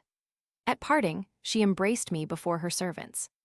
This embrace, so different from those I had sometimes stolen from her under the foliage, proved I was become master of myself, and I am certain that had my mind, undisturbed, had time to acquire more firmness, 3 months would have cured me radically. Here ends my personal connections with Madame de Houdetot, connections of which each has been able to judge by appearance according to the disposition of his own heart, but in which the passion inspired me by that amiable woman, the most lively passion, perhaps, man ever felt, will be honorable in our own eyes by the rare and painful sacrifice we both made to duty, honor, love, and friendship. We each had too high an opinion of the other easily to suffer ourselves to do anything derogatory to our dignity. We must have been unworthy of all esteem had we not set a proper value upon one like this, and the energy of my sentiments which have rendered us culpable was that which prevented us from becoming so. Thus, after a long friendship for one of these women and the strongest affection for the other, I bade them both adieu the same day, to one never to see her more, to the other to see her again twice, upon occasions of which I shall hereafter speak. After their departure, I found myself much embarrassed to fulfill so many pressing and contradictory duties, the consequences of my imprudence. Had I been in my natural situation, after the proposition and refusal of the journey to Geneva, I had only to remain quiet, and everything was as it should be.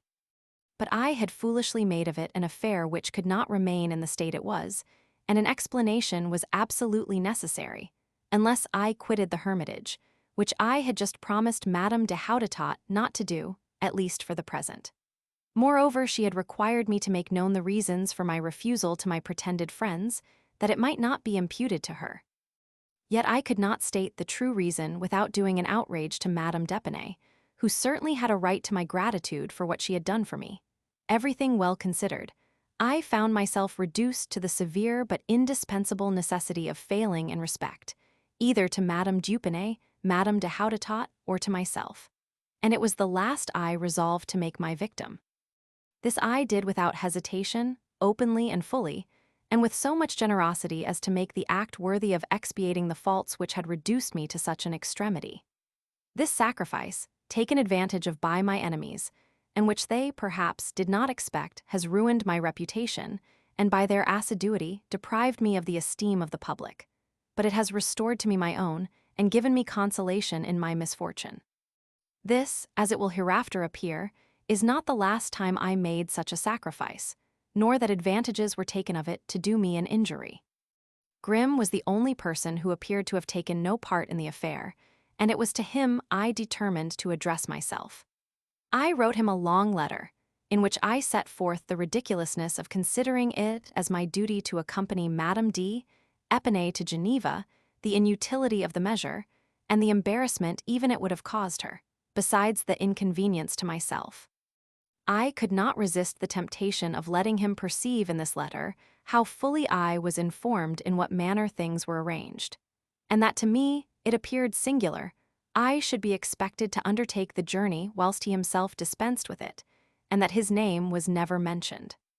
This letter, wherein, on account of my not being able clearly to state my reasons, I was often obliged to wander from the text, would have rendered me culpable in the eyes of the public. But it was a model of reservedness and discretion for the people who, like Grimm, were fully acquainted with the things I forbore to mention, and which justified my conduct. I did not even hesitate to raise another prejudice against myself in attributing the advice of Diderot to my other friends. This I did to insinuate that Madame de Houdetot had been in the same opinion as she really was, and in not mentioning that, upon the reasons I gave her, she thought differently, I could not better remove the suspicion of her having connived at my proceedings than appearing dissatisfied with her behavior. This letter was concluded by an act of confidence which would have had an effect upon any other man. For, in desiring Grimm to weigh my reasons and afterwards to give me his opinion, I informed him that, let this be what it would, I should act accordingly, and such was my intention had he even thought I ought to set off. For M. d'Épinay having appointed himself the conductor of his wife, my going with them would then have had a different appearance. Whereas it was I who, in the first place, was asked to take upon me that employment, and he was out of the question until after my refusal. The answer from Grimm was slow in coming. It was singular enough, on which account I will here transcribe it. The departure of Madame d'Épinay is postponed, her son is ill, and it is necessary to wait until his health is re-established. I will consider the contents of your letter. Remain quiet at your hermitage. I will send you my opinion as soon as this shall be necessary. As she will certainly not set off for some days, there is no immediate occasion for it. In the meantime you may, if you think proper, make her your offers, although this to me seems a matter of indifference. For, knowing your situation as well as you do yourself, I doubt not of her returning to your offer such an answer as she ought to do.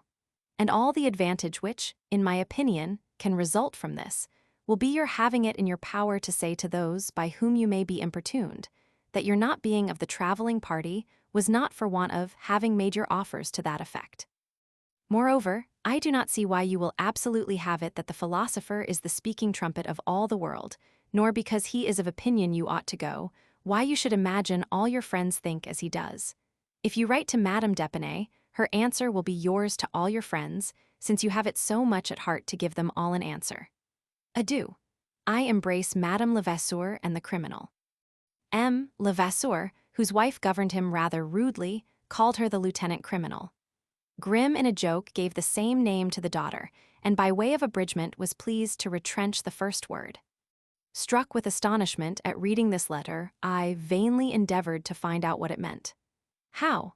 Instead of answering me with simplicity, he took time to consider of what I had written, as if the time he had already taken was not sufficient. He intimates even the state of suspense in which he wishes to keep me, as if a profound problem was to be resolved, or that it was of importance to his views to deprive me of every means of comprehending his intentions, until the moment he should think proper to make them known. What therefore did he mean by these precautions, delays, and mysteries? Was this manner of acting consistent with honor and uprightness? I vainly sought for some favorable interpretation of his conduct. It was impossible to find one. Whatever his design might be, were this inimical to me, his situation facilitated the execution of it without its being possible for me in mine to oppose the least obstacle.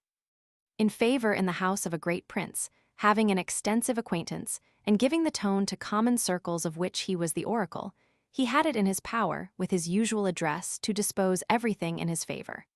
And I, alone in my hermitage, far removed from all society, without the benefit of advice, and having no communication with the world, had nothing to do but to remain in peace.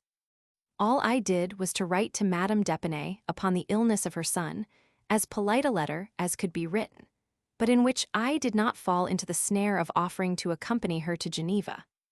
After waiting for a long time in the most cruel uncertainty, into which that barbarous man had plunged me, I learned, at the expiration of 8 or 10 days, that Madame d'Epinay was set off, and received from him a second letter. It contained not more than 7 or 8 lines, which I did not entirely read. It was a rupture, but in such terms as the most infernal hatred only can dictate, and these became unmeaning by the excessive degree of acrimony with which he wished to charge them. He forbade me his presence as he would have forbidden me his states. All that was wanting to his letter to make it laughable was to be read over with coolness. Without taking a copy of it, or reading the whole of the contents, I returned it him immediately, accompanied by the following note. I refuse to admit the force of the just reasons I had of suspicion. I now, when it is too late, am become sufficiently acquainted with your character. This then is the letter upon which you took time to meditate. I return it to you, it is not for me. You may show mine to the whole world and hate me openly. This on your part will be a falsehood the less. My telling he might show my preceding letter, related to an article in his by which his profound address throughout the whole affair will be judged of. I have observed that my letter might inculpate me in the eyes of persons unacquainted with the particulars of what had passed. This he was delighted to discover, but how was he to take advantage of it without exposing himself? By showing the letter, he ran the risk of being reproached with abusing the confidence of his friend. To relieve himself from this embarrassment, he resolved to break with me in the most violent manner possible, and to set forth in his letter the favor he did me in not showing mine. He was certain that in my indignation and anger I should refuse his feigned discretion, and permit him to show my letter to everybody. This was what he wished for, and everything turned out as he expected it would. He sent my letter all over Paris, with his own commentaries upon it, which, however, were not so successful as he had expected them to be. It was not judged that the permission he had extorted to make my letter public exempted him from the blame of having so lightly taken me at my word to do me an injury. People continually asked what personal complaints he had against me to authorize so violent a hatred. Finally, it was thought that if even my behavior had been such as to authorize him to break with me, friendship, although extinguished, had rights which he ought to have respected. But unfortunately, the inhabitants of Paris are frivolous. Remarks of the moment are soon forgotten. The absent and unfortunate are neglected. The man who prospers secures favor by his presence. the intriguing and malicious support each other, renew their vile efforts, and the effects of these, incessantly succeeding each other, efface everything by which they were preceded. Thus, after having so long deceived me, this man threw aside his mask, convinced that in the state to which he had brought things, he no longer stood in need of it. Relieved from the fear of being unjust towards the wretch, I left him to his reflections and thought no more of him. A week afterwards I received an answer from Madame d'Épinay, dated from Geneva. I understood from the manner of her letter, in which for the first time in her life, she put on airs of state with me, that both depending but little upon the success of their measures, and considering me a man inevitably lost, their intentions were to give themselves the pleasure of completing my destruction. In fact, my situation was deplorable. I perceived all my friends withdrew themselves from me without knowing how or for why. Diderot, who boasted of the continuation of his attachment, and who, for 3 months past, had promised me a visit, did not come. The winter began to make its appearance, and brought with it my habitual disorders. My constitution, although vigorous, had been unequal to the combat of so many opposite passions. I was so exhausted that I had neither strength nor courage sufficient to resist the most trifling indisposition. Had my engagements, and the continued remonstrances of Diderot and Madame de Houdetot, then permitted me to quit the hermitage, I knew not where to go, nor in what manner to drag myself along. I remained stupid and immovable. The idea alone of a step to take, a letter to write, or a word to say, made me tremble. I could not, however, do otherwise than reply to the letter of Madame d'Épinay, without acknowledging myself to be worthy of the treatment with which she and her friend overwhelmed me. I determined upon notifying to her my sentiments and resolutions, not doubting a moment that from humanity, generosity, propriety, and the good manner of thinking, I imagined I had observed in her, notwithstanding her bad one, she would immediately subscribe to them. My letter was as follows. Hermitage, 23D Nov, 1757. Were it possible to die of grief, I should not now be alive. But I have at length determined to triumph over everything.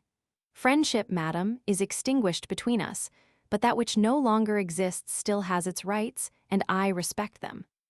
I have not forgotten your goodness to me, and you may, on my part, expect as much gratitude as it is possible to have towards a person I no longer can love. All further explanation would be useless. I have in my favor my own conscience, and I return you your letter. I wish to quit the hermitage, and I ought to have done it. My friends pretend I must stay there until spring, and since my friends desire it, I will remain there until that season if you will consent to my stay. After writing and dispatching this letter, all I thought of was remaining quiet at the hermitage and taking care of my health, of endeavoring to recover my strength, and taking measures to remove in the spring without noise, or making the rupture public. But these were not the intentions either of Grimm or Madame d'Épinay, as it will presently appear. A few days afterwards, I had the pleasure of receiving from Diderot the visit he had so frequently promised, and in which he had as constantly failed.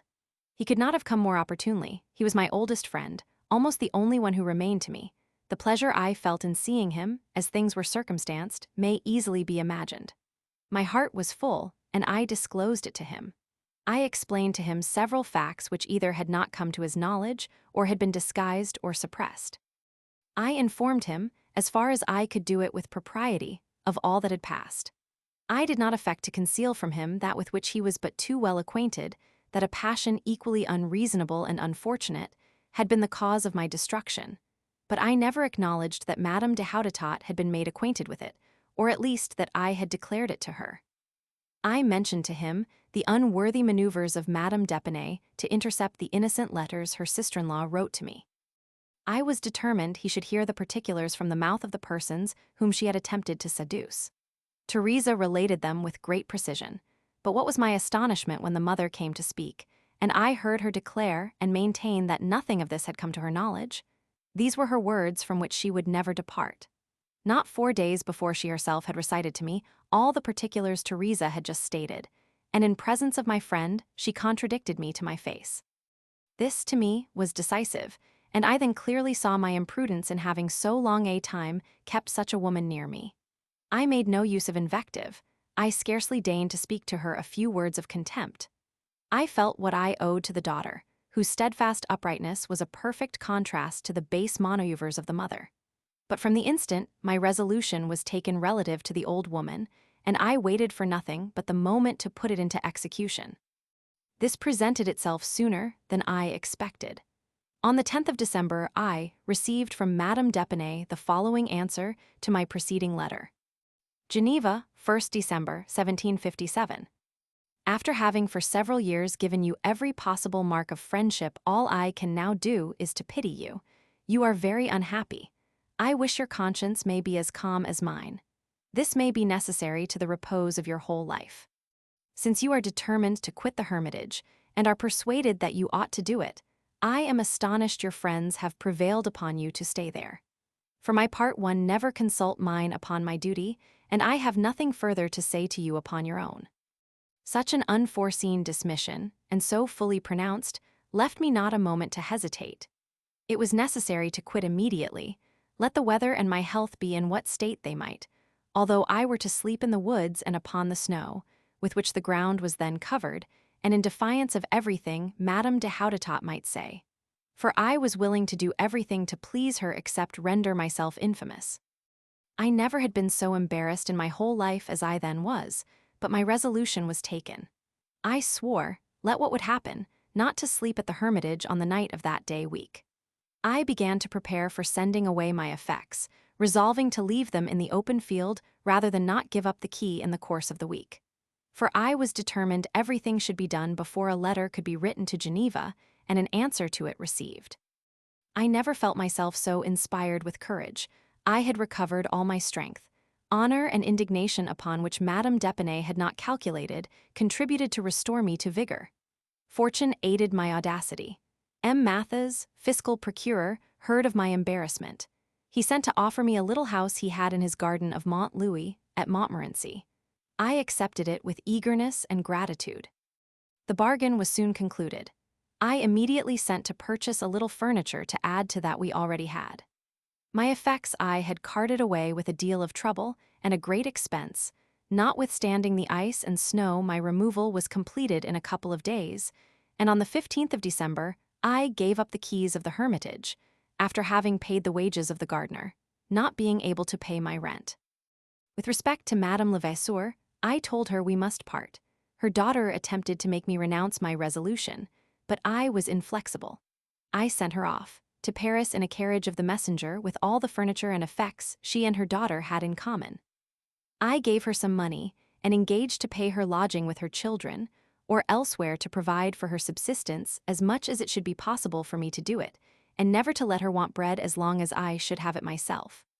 Finally, the day after my arrival at Mont Louis, I wrote to Madame d'Épinay the following letter. Montmorency, 17th December 1757. Nothing, madam, is so natural and necessary as to leave your house the moment you no longer approve of my remaining there. Upon you refusing your consent to my passing the rest of the winter at the hermitage, I quitted it on the 15th of December.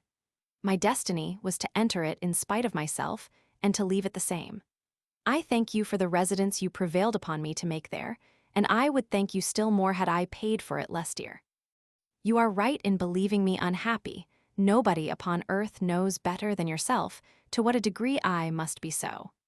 If being deceived in the choice of our friends be a misfortune, it is another not less cruel to recover from so pleasing an error. Such is the faithful narrative of my residence at the hermitage, and of the reasons which obliged me to leave it. I could not break off the recital.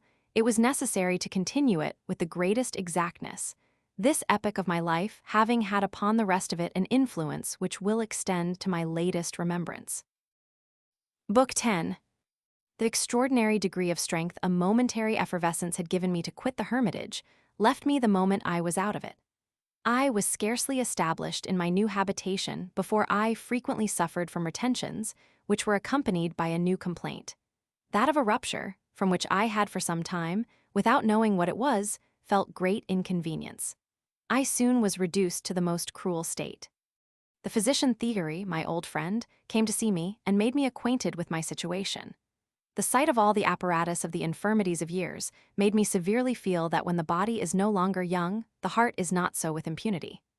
The fine season did not restore me, and I passed the whole year, 1758, in a state of languor, which made me think I was almost at the end of my career. I saw, with impatience, the closing scene approach. Recovered from the chimeras of friendship, and detached from everything which had rendered life desirable to me, I saw nothing more in it that could make it agreeable. All I perceived was wretchedness and misery, which prevented me from enjoying myself. I sighed after the moment when I was to be free and escape from my enemies, but I must follow the order of events. My retreat to Montmorency seemed to disconcert Madame d'Épinay. Probably she did not expect it. My melancholy situation, the severity of the season, the general dereliction of me by my friends, all made her and Grimm believe that by driving me to the last extremity, they should oblige me to implore mercy, and thus, by vile meanness, render myself contemptible, to be suffered to remain in an asylum which honor commanded me to leave. I left it so suddenly that they had not time to prevent the step from being taken, and they were reduced to the alternative of double or quit, to endeavor to ruin me entirely, or to prevail upon me to return. Grimm chose the former, but I am of opinion Madame d'Épinay would have preferred the latter, and this from her answer to my last letter, in which she seemed to have laid aside the airs she had given herself in the preceding ones, and to give an opening to an accommodation. The long delay of this answer, for which she made me wait a whole month, sufficiently indicates the difficulty she found in giving it a proper turn, and the deliberations by which it was preceded. She could not make any further advances without exposing herself. But after her former letters, and my sudden retreat from her house, it is impossible not to be struck with the care she takes in this letter not to suffer an offensive expression to escape her. I will copy it at length, to enable my reader to judge of what she wrote. Geneva, January 17, 1758. Sir, I did not receive your letter of the 17th of December until yesterday. It was sent me in a box filled with different things, and which has been all this time upon the road. I shall answer only the postscript. You may recollect, sir, that we agreed the wages of the gardener of the hermitage should pass through your hands, the better to make him feel that he depended upon you, and to avoid the ridiculous and indecent scenes which happened in the time of his predecessor. As a proof of this, the first quarter of his wages were given to you, and a few days before my departure we agreed I should reimburse you what you had advanced. I know that of this you, at first, made some difficulty, but I had desired you to make these advances. It was natural I should acquit myself towards you, and this we concluded upon. Cahowit informs me that you refuse to receive the money. There is certainly some mistake in the matter. I have given orders that it may again be offered to you, and I see no reason for your wishing to pay my gardener, notwithstanding our conventions, and beyond the term even of your inhabiting the hermitage. I therefore expect, sir, that recollecting everything I have the honor to state, you will not refuse to be reimbursed for the sums you have been pleased to advance for me. After what had passed, not having the least confidence in Madame d'Épinay, I was unwilling to renew my connection with her. I returned no answer to this letter, and there our correspondence ended. Perceiving I had taken my resolution, she took hers, and, entering into all the views of Grimm and the coterie Halbachik, she united her efforts with theirs to accomplish my destruction. Whilst they manoeuvred at Paris, she did the same at Geneva. Grimm, who afterwards went to her there, completed what she had begun. Tronchin, whom they had no difficulty in gaining over, seconded them powerfully, and became the most violent of my persecutors, without having against me, any more than Grimm had, the least subject of complaint. They all three spread in silence that of which the effects were seen there 4 years afterwards. They had more trouble at Paris, where I was better known to the citizens, whose hearts, less disposed to hatred, less easily received its impressions. The better to direct their blow, they began by giving out that it was I who had left them. Thence, still feigning to be my friends, they dexterously spread their malignant accusations by complaining of the injustice of their friend. Their auditors, thus thrown off their guard, listened more attentively to what was said of me, and were inclined to blame my conduct. The secret accusations of perfidy and ingratitude were made with greater precaution, and by that means with greater effect. I knew they imputed to me the most atrocious crimes without being able to learn in what these consisted. All I could infer from public rumor was that this was founded upon the 4 following capital offenses: my retiring to the country, my passion for Madame de Houdetot, my refusing to accompany Madame d'Épinay to Geneva, and my leaving the hermitage. If to these they added other griefs, they took their measures so well that it has hitherto been impossible for me to learn the subject of them. It is therefore at this period that I think I may fix the establishment of a system, since adopted by those by whom my fate has been determined, and which has made such a progress as will seem miraculous to persons who know not with what facility everything which favors the malignity of man is established. I will endeavor to explain in a few words what to me appeared visible in this profound and obscure system. With a name already distinguished and known throughout all Europe, I had still preserved my primitive simplicity. My mortal aversion to all party faction and cabal had kept me free and independent, without any other chain than the attachments of my heart. Alone, a stranger, without family or fortune, and unconnected with everything except my principles and duties, I intrepidly followed the paths of uprightness, never flattering or favoring any person at the expense of truth and justice. Besides, having lived for 2 years past in solitude, without observing the course of events, I was unconnected with the affairs of the world, and not informed of what passed, nor desirous of being acquainted with it. I lived 4 leagues from Paris, as much separated from that capital by my negligence as I should have been in the island of Tinian by the sea. Grimm, Diderot, and d'Holbach were, on the contrary, in the center of the vortex, lived in the great world, and divided amongst them almost all the spheres of it. The great wits, men of letters, men of long robe, and women, all listened to them when they chose to act in concert. The advantage 3 men in this situation united must have over a fourth in mine, cannot but already appear. It is true Diderot and d'Holbach were incapable, at least I think so, of forming black conspiracies. One of them was not base enough, nor the other sufficiently able. But it was for this reason that the party was more united. Grimm alone formed his plan in his own mind, and discovered more of it than was necessary to induce his associates to concur in the execution. The ascendancy he had gained over them made this quite easy, and the effect of the whole answered to the superiority of his talents. It was with these, which were of a superior kind, that, perceiving the advantage he might acquire from our respective situations, he conceived the project of overturning my reputation, and, without exposing himself, of giving me one of a nature quite opposite, by raising up about me an edifice of obscurity which it was impossible for me to penetrate, and by that means throw a light upon his manoeuvres and unmask him. This enterprise was difficult, because it was necessary to palliate the iniquity in the eyes of those of whose assistance he stood in need. He had honest men to deceive, to alienate from me the good opinion of everybody, and to deprive me of all my friends. What say I? He had to cut off all communication with me, that not a single word of truth might reach my ears. Had a single man of generosity come and said to me, "You assume the appearance of virtue, yet this is the manner in which you are treated, and these the circumstances by which you are judged. What have you to say?" Truth would have triumphed and Grimm have been undone. Of this he was fully convinced, but he had examined his own heart and estimated men according to their merit. I am sorry, for the honor of humanity, that he judged with so much truth. In these dark and crooked paths his steps to be the more sure were necessarily slow.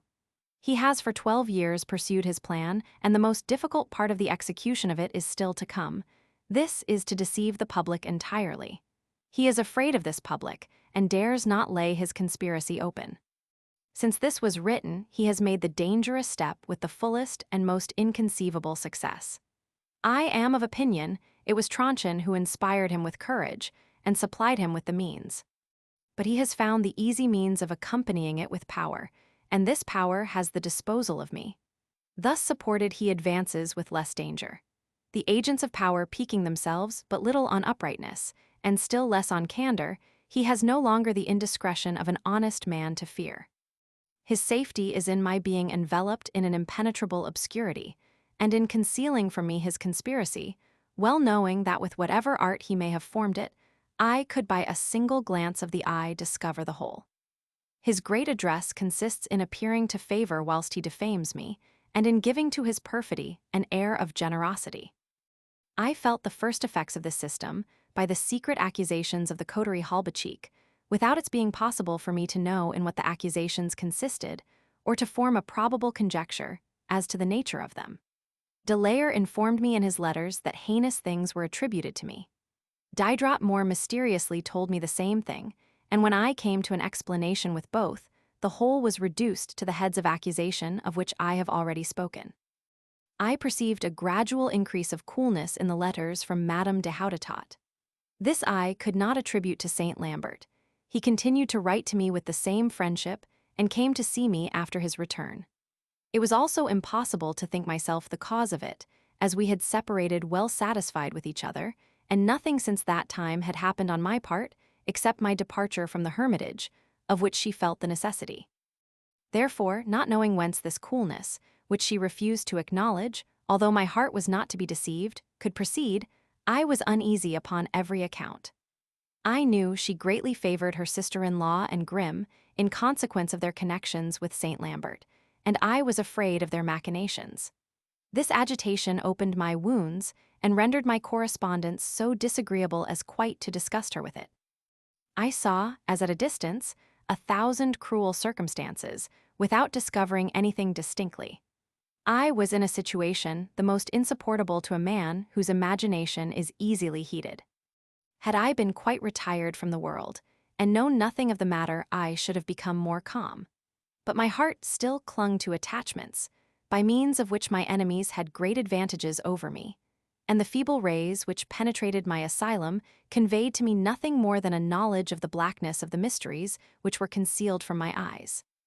I should have sunk, I have not a doubt of it, under these torments, too cruel and insupportable to my open disposition, which, by the impossibility of concealing my sentiments, makes me fear everything from those concealed from me, if fortunately objects sufficiently interesting to my heart to divert it from others with which, in spite of myself, my imagination was filled, had not presented themselves.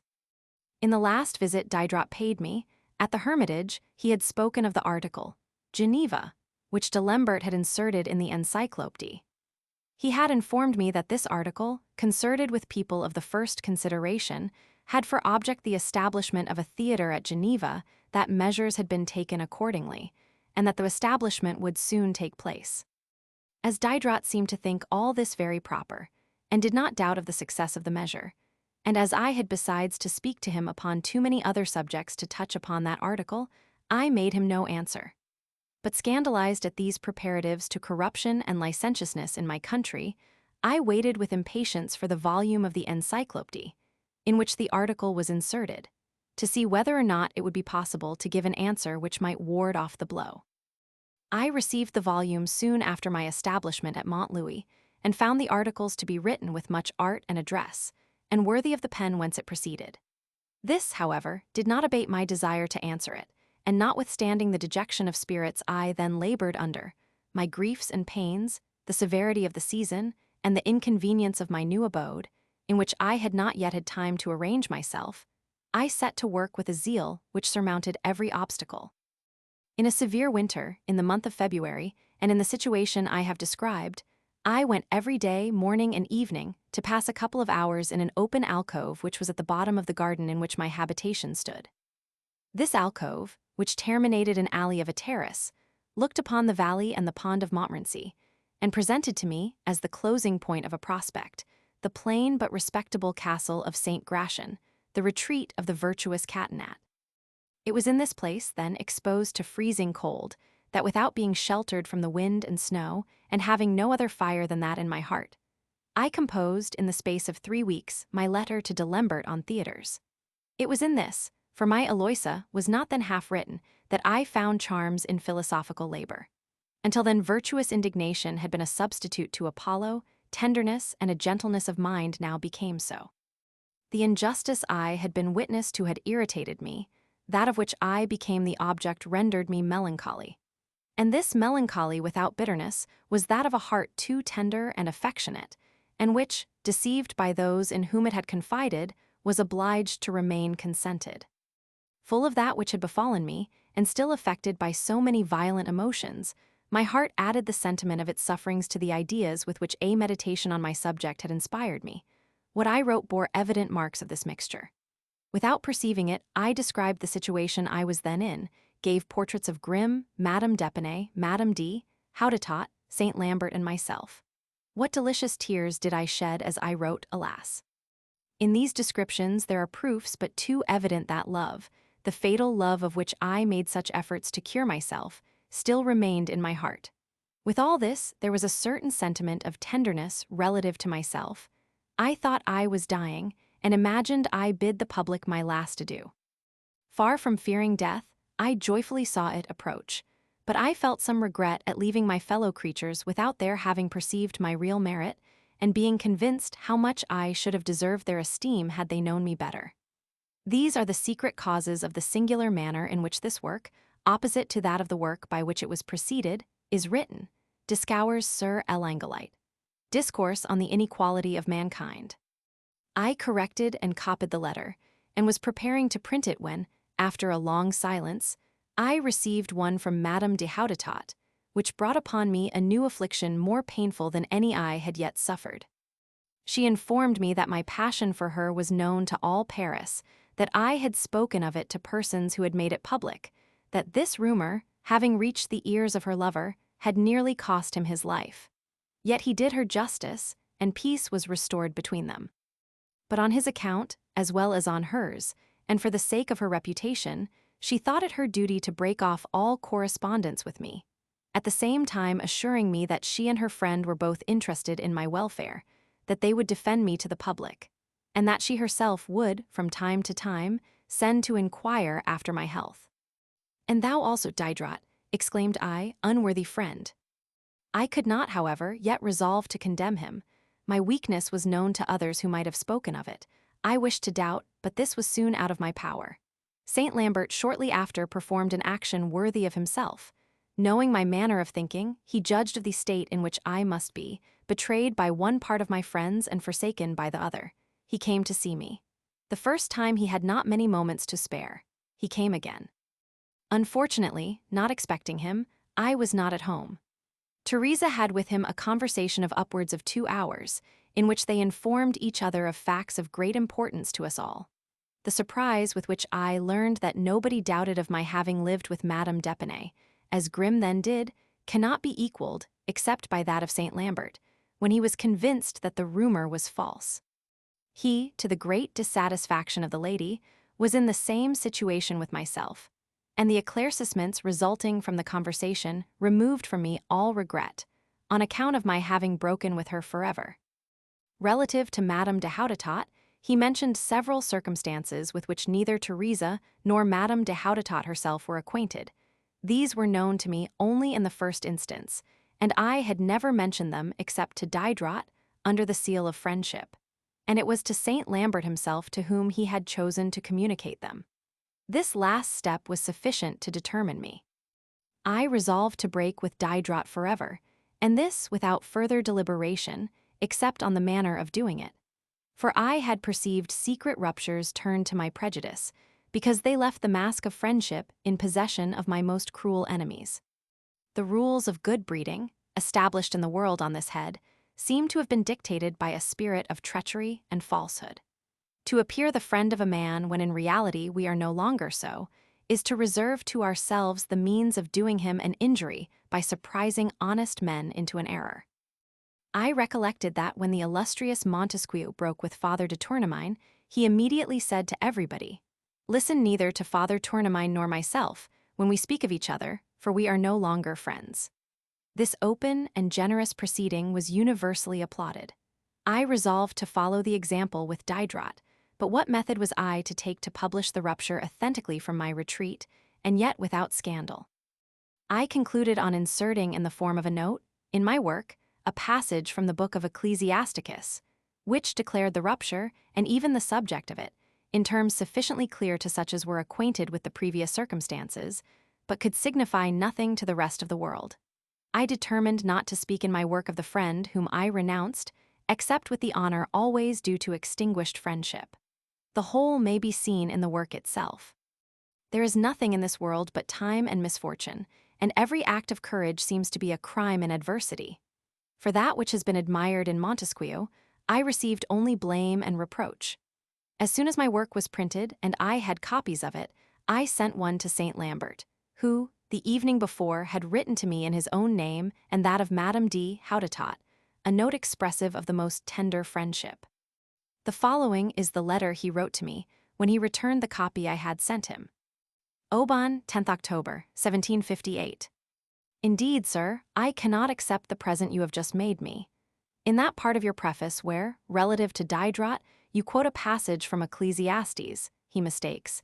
It is from Ecclesiasticus, the book dropped from my hand.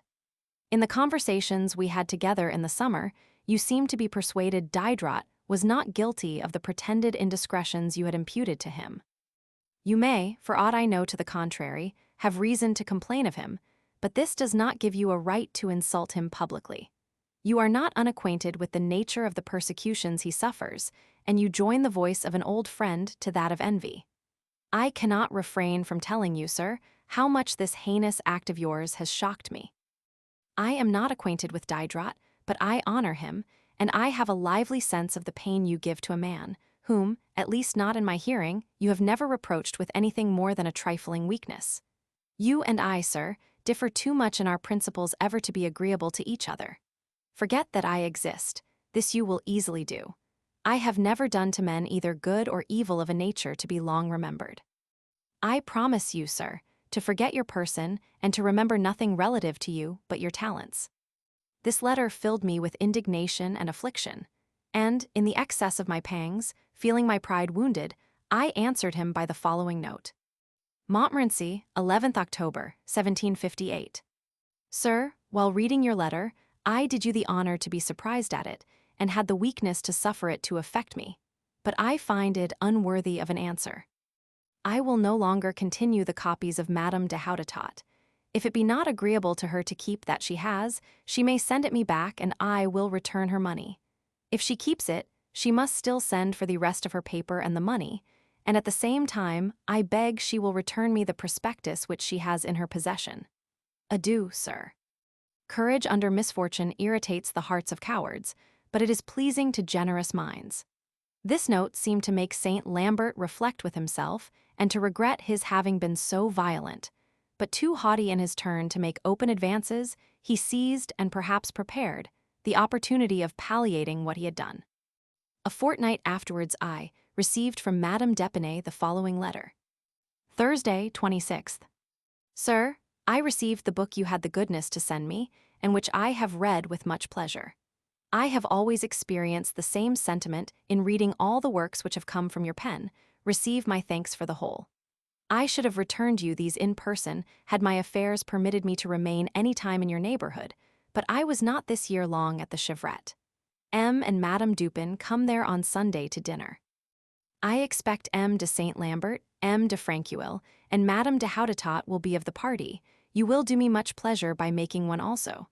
All the persons who are to dine with me desire, and will, as well as myself, be delighted to pass with you a part of the day. I have the honor to be with the most perfect consideration, etc. This letter made my heart beat violently. After having for a year past been the subject of conversation of all Paris, the idea of presenting myself as a spectacle before Madame de Houdetot made me tremble, and I had much difficulty to find sufficient courage to support that ceremony. Yet as she and Saint Lambert were desirous of it, and Madame d'Épinay spoke in the name of her guests without naming one whom I should not be glad to see, I did not think I should expose myself excepting a dinner to which I was in some degree invited by all the persons who with myself were to partake of it. I therefore promised to go. On Sunday the weather was bad, and Madame d'Épinay sent me her carriage. My arrival caused a sensation. I never met a better reception. An observer would have thought the whole company felt how much I stood in need of encouragement. None but French hearts are susceptible of this kind of delicacy. However, I found more people than I expected to see, amongst others the Comte de Houdetot, whom I did not know, and his sister Madame de Blainville, without whose company I should have been as well pleased. She had the year before came several times to Aubonne, and her sister-in-law had left her in our solitary walks to wait until she thought proper to suffer her to join us. She had harbored a resentment against me, which during this dinner she gratified at her ease. The presence of the Comte de Houdetot and Saint Lambert did not give me the laugh on my side, and it may be judged that a man embarrassed in the most common conversations was not very brilliant in that which then took place. I never suffered so much, appeared so awkward, or received more unexpected mortifications. As soon as we had risen from table, I withdrew from that wicked woman. I had the pleasure of seeing Saint Lambert and Madame de Houdetot approach me, and we conversed together a part of the afternoon, upon things very indifferent, it is true, but with the same familiarity as before my involuntary error. This friendly attention was not lost upon my heart, and could Saint Lambert have read what passed there, he certainly would have been satisfied with it. I can safely assert that although on my arrival the presence of Madame de Houdetot gave me the most violent palpitations, on returning from the house I scarcely thought of her. My mind was entirely taken up with Saint Lambert. Notwithstanding the malignant sarcasms of Madame de Blainville, the dinner was of great service to me, and I congratulated myself upon not having refused the invitation. I not only discovered that the intrigues of Grimm and the Holbachians had not deprived me of my old acquaintance, but, what flattered me still more, that Madame de Houdetot and Saint Lambert were less changed than I had imagined, and I at length understood that his keeping her at a distance from me proceeded more from jealousy than from disesteem. Such in the simplicity of my heart was my opinion when I wrote these confessions. This was a consolation to me, and calmed my mind. Certain of not being an object of contempt in the eyes of persons whom I esteemed, I worked upon my own heart with greater courage and success. If I did not quite extinguish in it a guilty and an unhappy passion, I at least so well regulated the remains of it that they have never since that moment led me into the most trifling error. The copies of Madame de Houdetot, which she prevailed upon me to take again, and my works, which I continued to send her as soon as they appeared, produced me from her a few notes and messages, indifferent but obliging. She did still more, as will hereafter appear, and the reciprocal conduct of her lover and myself, after our intercourse had ceased, may serve as an example of the manner in which persons of honor separate when it is no longer agreeable to them to associate with each other. Another advantage this dinner procured me was its being spoken of in Paris, where it served as a refutation of the rumor spread by my enemies, that I had quarreled with every person who partook of it, and especially with M. d'Épinay. When I left the hermitage I had written him a very polite letter of thanks, to which he answered not less politely, and mutual civilities had continued, as well between us as between me and M. de la Lalive, his brother-in-law, who even came to see me at Montmorency, and sent me some of his engravings. Excepting the two sisters-in-law of Madame de Houdetot, I have never been on bad terms with any person of the family. My letter to de Lambert had great success. All my works had been very well received, but this was more favorable to me. It taught the public to guard against the insinuations of the coterie Halbachik. When I went to the hermitage, this coterie predicted with its usual sufficiency that I should not remain there 3 months. When I had stayed there 20 months and was obliged to leave it, I still fixed my residence in the country. The coterie insisted this was from a motive of pure obstinacy, and that I was weary even to death of my retirement, but that, eaten up with pride, I chose rather to become a victim of my stubbornness than to recover from it and return to Paris. The letter to de Lambert breathed a gentleness of mind which every one perceived not to be affected. Had I been dissatisfied with my retreat, my style and manner would have borne evident marks of my ill humor. This reigned in all the works I had written in Paris, but in the first I wrote in the country not the least appearance of it was to be found. To persons who knew how to distinguish, this remark was decisive. They perceived I was returned to my element. Yet the same work, notwithstanding all the mildness it breathed, made me by a mistake of my own and my usual ill luck another enemy amongst men of letters. I had become acquainted with Marmontel at the house of M. de la Popelinière, and his acquaintance had been continued at that of the Baron. Marmontel at that time wrote the Mercure de France. As I had too much pride to send my works to the authors of periodical publications, and wishing to send him this without his imagining it was in consequence of that title, or being desirous he should speak of it in the Mercure, I wrote upon the book that it was not for the author of the Mercure, but for M. Marmontel. I thought I paid him a fine compliment. He mistook it for a cruel offense, and became my irreconcilable enemy. He wrote against the letter with politeness, it is true, but with a bitterness easily perceptible, and since that time has never lost an opportunity of injuring me in society, and of indirectly ill-treating me in his works.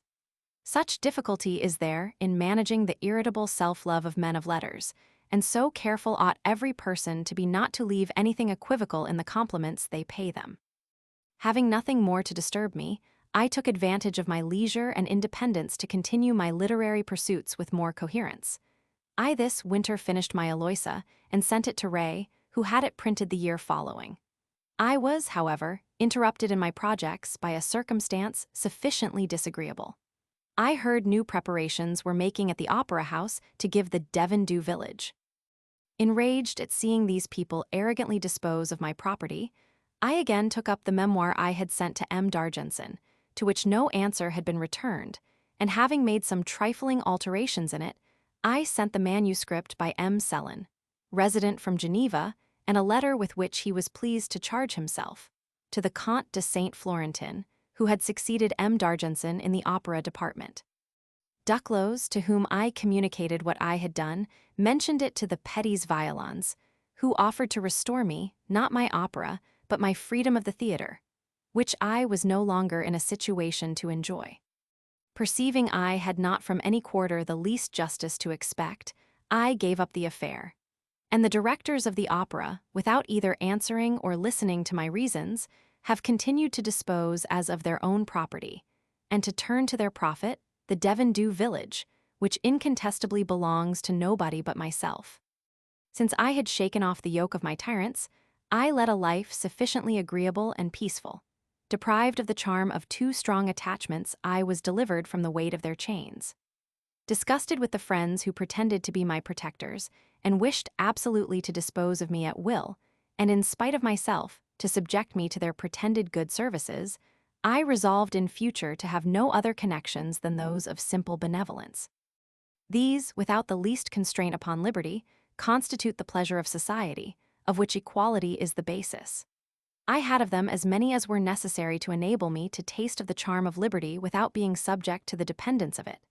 And as soon as I had made an experiment of this manner of life, I felt it was the most proper to my age to end my days in peace, far removed from the agitations, quarrels and cavillings in which I had just been half submerged. During my residence at the Hermitage, and after my settlement at Montmorency, I had made in the neighborhood some agreeable acquaintance, and which did not subject me to any inconvenience. The principal of these was young Loiseau de Maullion, who, then beginning to plead at the bar, did not yet know what rank he would one day hold there. I, for my part, was not in the least doubt about the matter. I soon pointed out to him the illustrious career in the midst of which he is now seen, and predicted that, if he laid down to himself rigid rules for the choice of causes, and never became the defender of anything but virtue and justice, his genius, elevated by this sublime sentiment, would be equal to that of the greatest orators. He followed my advice, and now feels the good effects of it. His defense of M. de Portes is worthy of Demosthenes. He came every year within a quarter of a league of the Hermitage to pass the vacation at St. Brice, in the fief of Maullion, belonging to his mother, and where the great Bossuet had formerly lodged. This is a fief, of which a like succession of proprietors would render nobility difficult to support. I had also for a neighbor in the same village of St. Brice, the bookseller Guérin, a man of wit, learning, of an amiable disposition, and one of the first in his profession. He brought me acquainted with Jean Nolmy, bookseller of Amsterdam, his friend and correspondent, who afterwards printed Emilius. I had another acquaintance still nearer than St. Brice. This was M.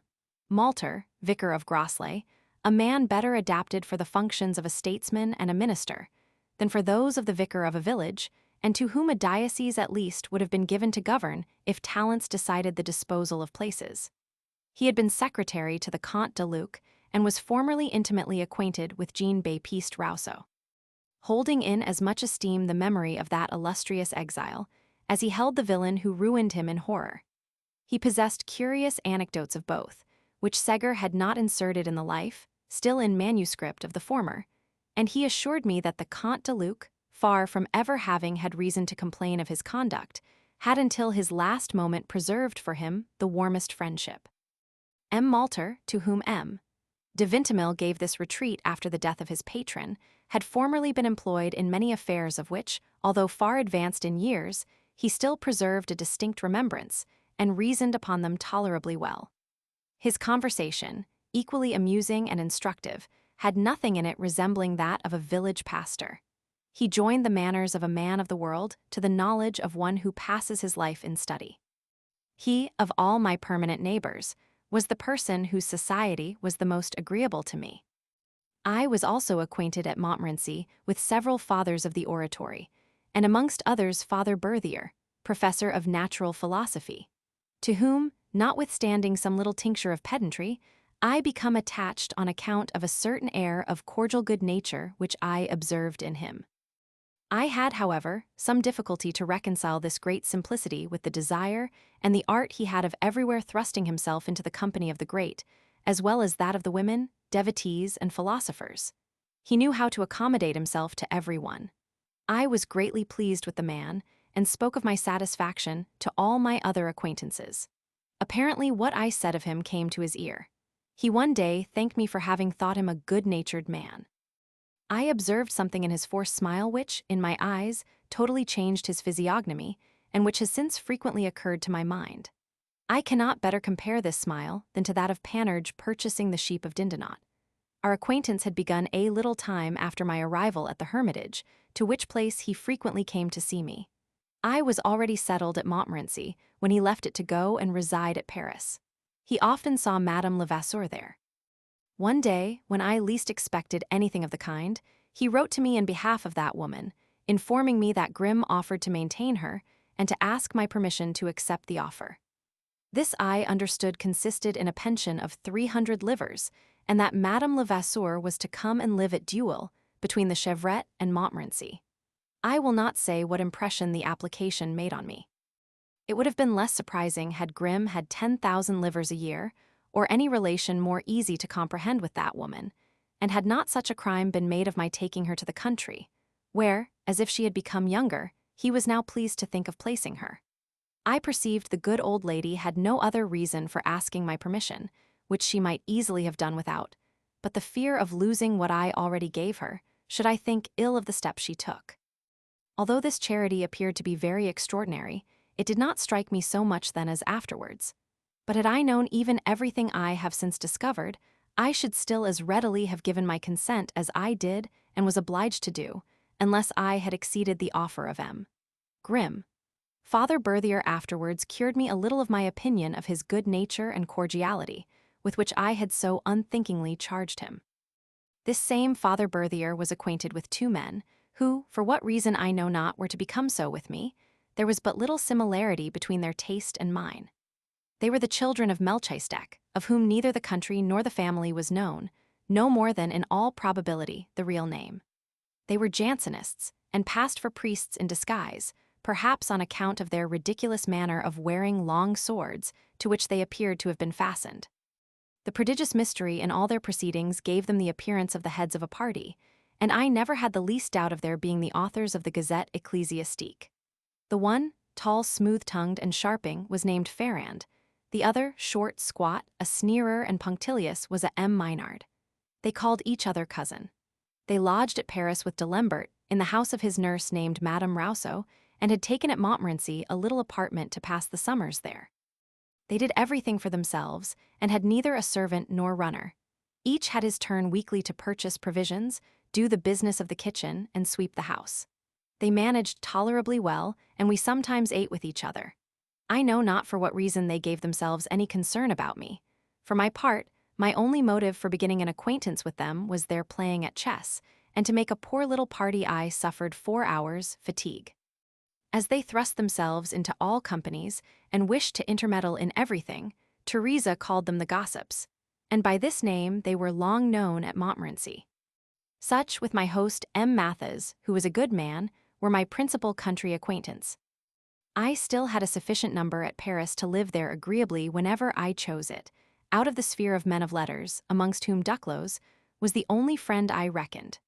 For de Layer was still too young, and although, after having been a witness to the maneuvers of the philosophical tribe against me, he had withdrawn from it, at least I thought so, I could not yet forget the facility with which he made himself the mouthpiece of all the people of that description. In the first place, I had my old and respectable friend Rogan. This was a good old-fashioned friend for whom I was not indebted to my writings but to myself, and whom for that reason I have always preserved. I had the good Ligneps, my countryman, and his daughter, then alive, Madame Lambert. I had a young Genovese, named Coindit, a good creature, careful, officious, zealous, who came to see me soon after I had gone to reside at the Hermitage, and without any other introducer than himself, had made his way into my good graces. He had a taste for drawing, and was acquainted with artists. He was of service to me relative to the engravings of the new Aloysia. He undertook the direction of the drawings and the plates, and acquitted himself well of the commission. I had free access to the house of M. Dupin, which, less brilliant than in the young days of Madame Dupin, was still, by the merit of the heads of the family, and the choice of company which assembled there, one of the best houses in Paris. As I had not preferred anybody to them, and had separated myself from their society to live free and independent, they had always received me in a friendly manner, and I was always certain of being well received by Madame Dupin. I might even have counted her amongst my country neighbors after her establishment at Clichy, to which place I sometimes went to pass a day or two, and where I should have been more frequently had Madame Dupin and Madame de Chenonceau been upon better terms. But the difficulty of dividing my time in the same house between two women whose manner of thinking was unfavorable to each other made this disagreeable. However, I had the pleasure of seeing her more at my ease at Duel, where, at a trifling distance from me, she had taken a small house, and even at my own habitation, where she often came to see me. I had likewise for a friend Madame de Crequy, who, having become devout, no longer received de Lambert Marmontel, nor a single man of letters, except, I believe, the Abbé Troublet, half a hypocrite, of whom she was weary. I, whose acquaintance she had sought, lost neither her good wishes nor intercourse. She sent me young fat pullets from Mons, and her intention was to come and see me the year following had not a journey, upon which Madame de Luxembourg determined, prevented her. I here owe her a place apart. She will always hold a distinguished one in my remembrance. In this list I should also place a man whom, except Rogan, I ought to have mentioned as the first upon it. My old friend and brother politician, de Cario, formerly titulary secretary to the embassy from Spain to Venice, afterwards in Sweden, where he was chargé d'affaires, and at length really secretary to the embassy from Spain at Paris. He came and surprised me at Montmorency when I least expected him. He was decorated with the insignia of a Spanish order, the name of which I have forgotten, with a fine cross in jewelry.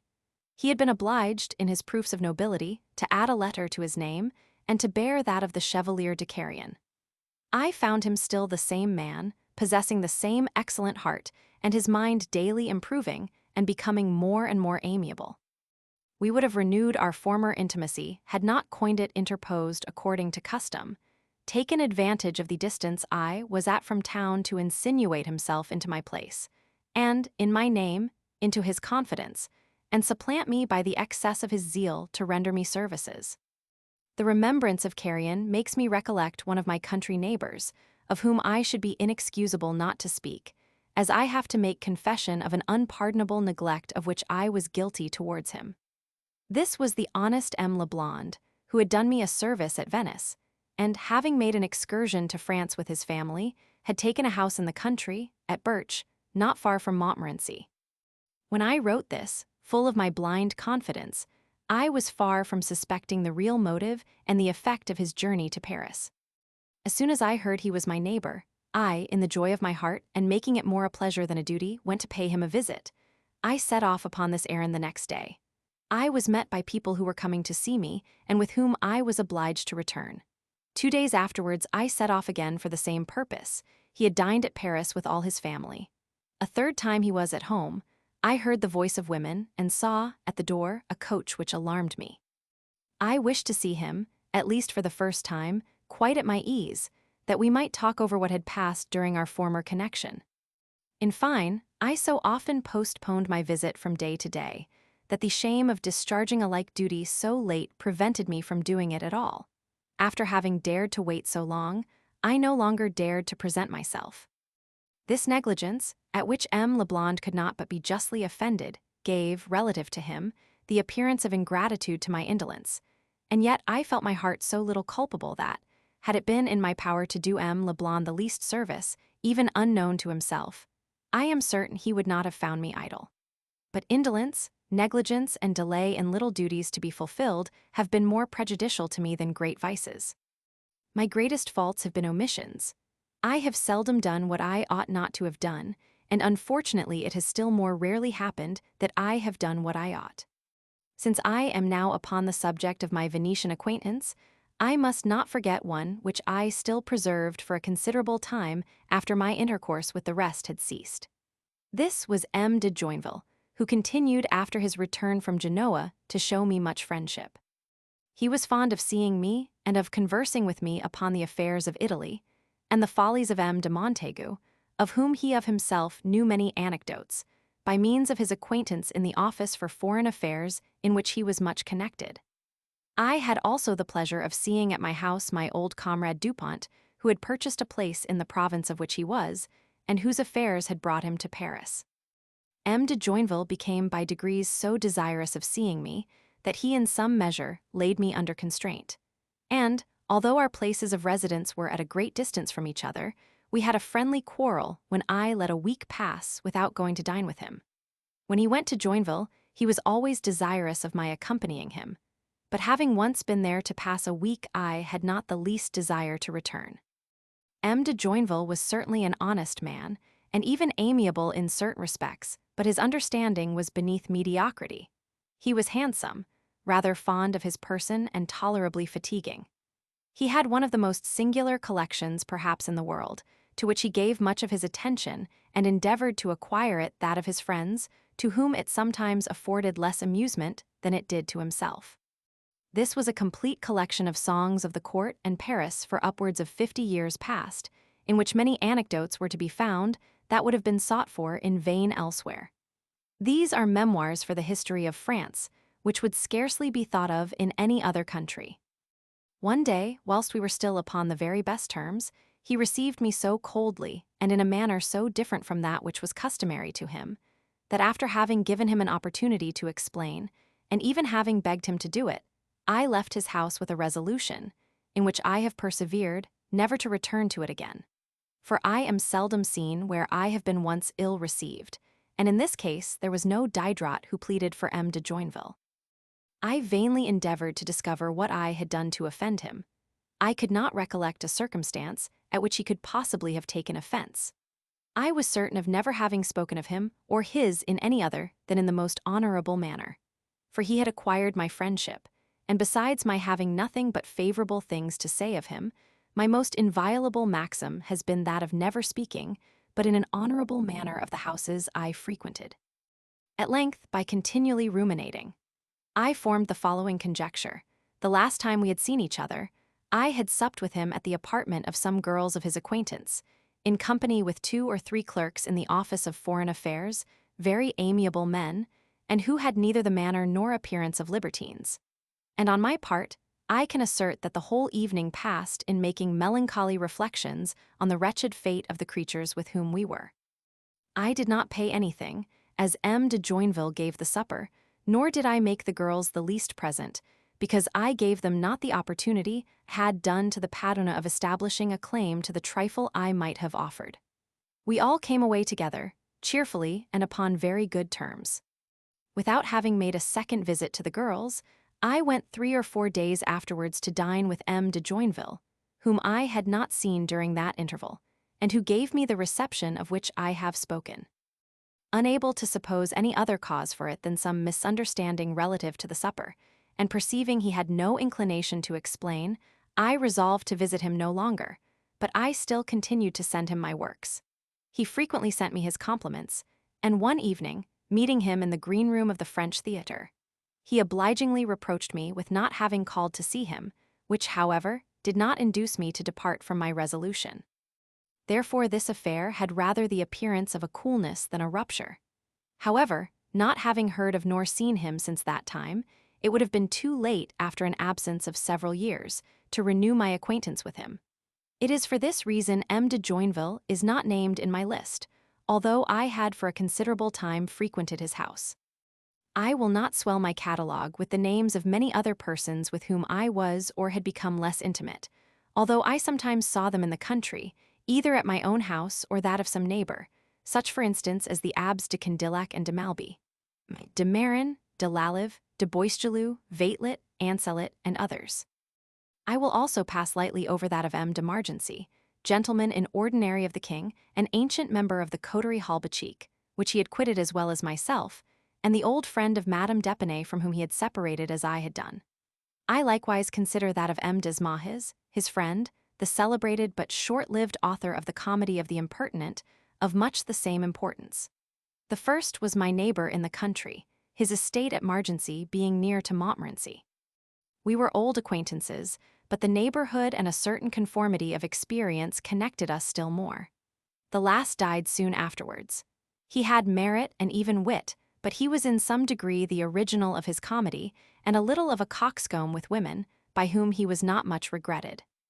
I cannot, however, omit taking notice of a new correspondence I entered into at this period, which has had too much influence over the rest of my life not to make it necessary for me to mark its origin.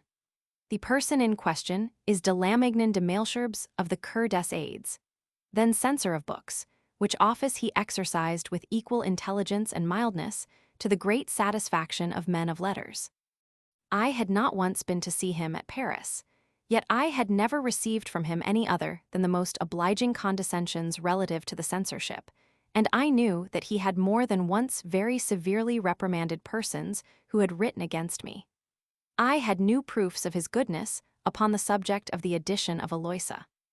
The proofs of so great a work being very expensive from Amsterdam by post, he, to whom all letters were free, permitted these to be addressed to him, and sent them to me under the countersign of the Chancellor his father.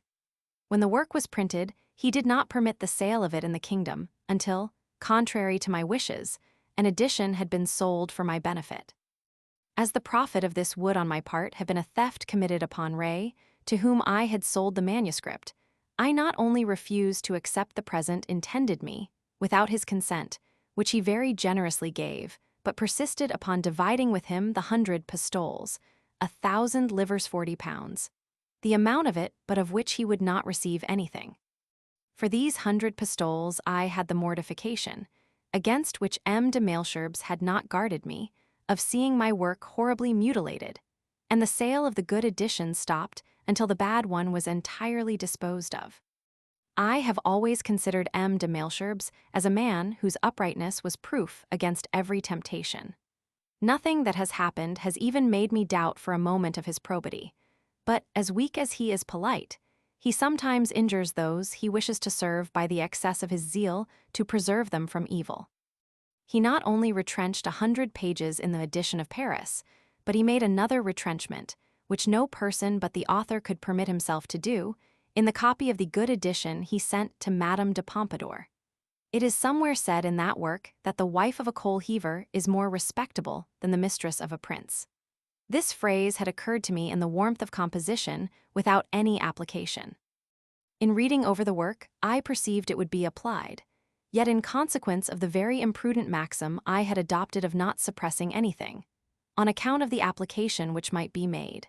When my conscience bore witness to me that I had not made them at the time I wrote, I determined not to expunge the phrase, and contented myself with substituting the word prince to king, which I had first written. This softening did not seem sufficient to M. de Malesherbes. He retrenched the whole expression in a new sheet which he had printed on purpose and stuck in between the other with as much exactness as possible in the copy of Madame de Pompadour. She was not ignorant of this maneuver. Some good-natured people took the trouble to inform her of it. For my part, it was not until a long time afterwards, and when I began to feel the consequences of it, that the matter came to my knowledge. Is not this the origin of the concealed but implacable hatred of another lady who was in a like situation, without my knowing it, or even being acquainted with her person when I wrote the passage? When the book was published, the acquaintance was made, and I was very uneasy. I mentioned this to the Chevalier de Lorenzi, who laughed at me, and said the lady was so little offended that she had not even taken notice of the matter. I believed him, perhaps rather too lightly, and made myself easy when there was much reason for my being otherwise. At the beginning of the winter, I received an additional mark of the goodness of M. de Malesherbes of which I was very sensible, although I did not think proper to take advantage of it. A place was vacant in the Journal des Savants.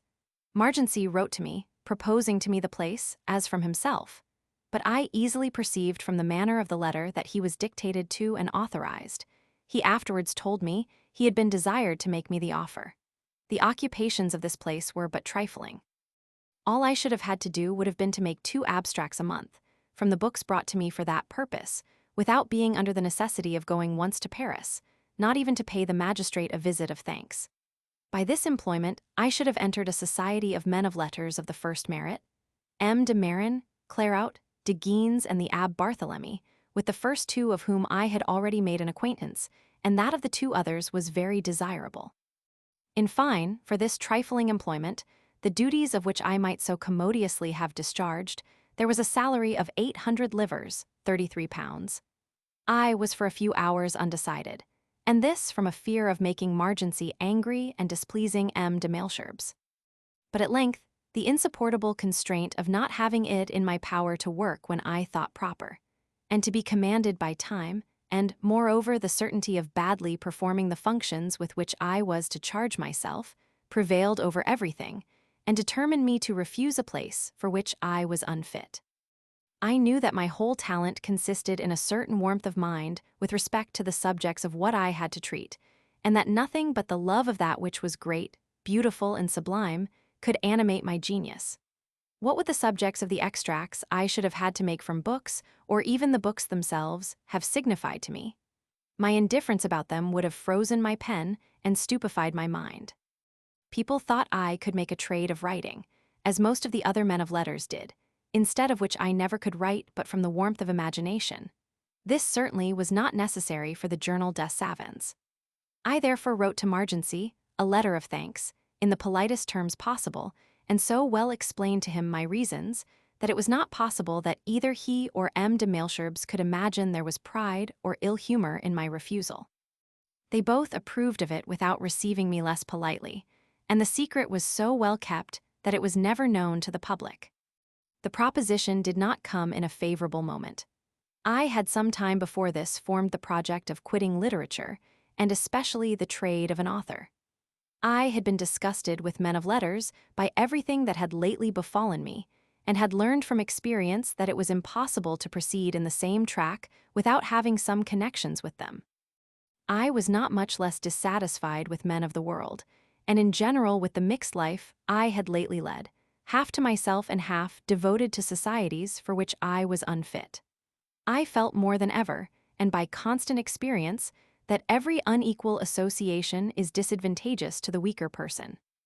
Living with opulent people, and in a situation different from that I had chosen, without keeping a house as they did, I was obliged to imitate them in many things, and little expenses, which were nothing to their fortunes, were for me not less ruinous than indispensable. Another man in the country house of a friend is served by his own servant, as well at table as in his chamber. He sends him to seek for everything he wants. Having nothing directly to do with the servants of the house, not even seeing them, he gives them what he pleases and when he thinks proper. But I, alone, and without a servant, was at the mercy of the servants of the house, of whom it was necessary to gain the good graces, that I might not have much to suffer. And being treated as the equal of their master, I was obliged to treat them accordingly, and better than another would have done, because, in fact, I stood in greater need of their services. This, where there are but few domestics, may be complied with, but in the houses I frequented there were a great number, and the knaves so well understood their interests that they knew how to make me want the services of them all successively. The women of Paris, who have so much wit, have no just idea of this inconvenience, and in their zeal to economize my purse they ruined me. If I supped in town, at any considerable distance from my lodgings, instead of permitting me to send for a hackney coach, the mistress of the house ordered her horses to be put to and sent me home in her carriage. She was very glad to save me the 24 sous, shilling, for the fiacre, but never thought of the half-crown I gave to her coachman and footman. If a lady wrote to me from Paris to the Hermitage or to Montmorency, she regretted the 4 sous, 2 pence, the postage of the letter would have cost me, and sent it by one of her servants, who came sweating on foot, and to whom I gave a dinner and half a crown, which he certainly had well earned. If she proposed to me to pass with her a week or a fortnight at her country house, she still said to herself, "It will be a saving to the poor man. During that time, his eating will cost him nothing." She never recollected that I was the whole time idle, that the expenses of my family, my rent, linen, and clothes were still going on, that I paid my barber double that it cost me more being in her house than in my own. And although I confined my little largesses to the house in which I customarily lived, that these were still ruinous to me. I am certain I have paid upwards of 25 crowns in the house of Madame de Houdetot, at Raubon, where I never slept more than 4 or 5 times, and upwards of 1,000 livres, £40, as well at Epinay as at the Chevrette, during the 5 or 6 years I was most assiduous there. These expenses are inevitable to a man like me, who knows not how to provide anything for himself, and cannot support the sight of a lackey who grumbles and serves him with a sour look. With Madame Dupin, even where I was one of the family, and in whose house I rendered many services to the servants, I never received theirs but for my money. In course of time, it was necessary to renounce these little liberalities, which my situation no longer permitted me to bestow, and I felt still more severely the inconvenience of associating with people in a situation different from my own. Had this manner of life been to my taste, I should have been consoled for a heavy expense, which I dedicated to my pleasures. But to ruin myself at the same time that I fatigued my mind was insupportable, and I had so felt the weight of this, that, profiting by the interval of liberty I then had, I was determined to perpetuate it, and entirely to renounce great companies, the composition of books, and all literary concerns, and for the remainder of my days to confine myself to the narrow and peaceful sphere in which I felt I was born to move. The produce of this letter to de Lambert and of the new Elogia had a little improved the state of my finances, which had been considerably exhausted at the Hermitage. Emilius, to which, after I had finished Aloysia, I had given great application, was in forwardness, and the produce of this could not be less than the sum of which I was already in possession. I intended to place this money in such a manner as to produce me a little annual income, which, with my copying, might be sufficient to my wants without writing any more. I had 2 other works upon the stocks. The first of these was my Institutions Politiques. I examined the state of this work and found it required several years' labor. I had not courage enough to continue it, and to wait until it was finished before I carried my intentions into execution. Therefore, laying the book aside, I determined to take from it all I could and to burn the rest. And continuing this with zeal without interrupting Emilius, I finished the Contrat Social. The Dictionary of Music now remained. This was mechanical and might be taken up at any time. The object of it was entirely pecuniary. I reserved to myself the liberty of laying it aside or of finishing it at my ease, according as my other resources collected should render this necessary or superfluous. With respect to the morale sensitive, of which I had made nothing more than a sketch, I entirely gave it up. As my last project, if I found I could not entirely do without copying, was that of removing from Paris, where the affluence of my visitors rendered my housekeeping expensive, and deprived me of the time I should have turned to advantage to provide for it. To prevent in my retirement the state of lassitude into which an author is said to fall when he has laid down his pen, I reserved to myself an occupation which might fill up the void in my solitude without tempting me to print anything more. I know not for what reason they had long tormented me to write the memoirs of my life. Although these were not until that time interesting as to the facts, I felt they might become so by the candor with which I was capable of giving them, and I determined to make of these the only work of the kind, by an unexampled veracity, that, for once at least, the world might see a man such as he internally was. I had always laughed at the false ingenuousness of Montaigne, who, feigning to confess his faults, takes great care not to give himself any, except such as are amiable. Whilst I, who have ever thought and still think myself, considering everything the best of men, felt there is no human being, however pure he may be, who does not internally conceal some odious vice.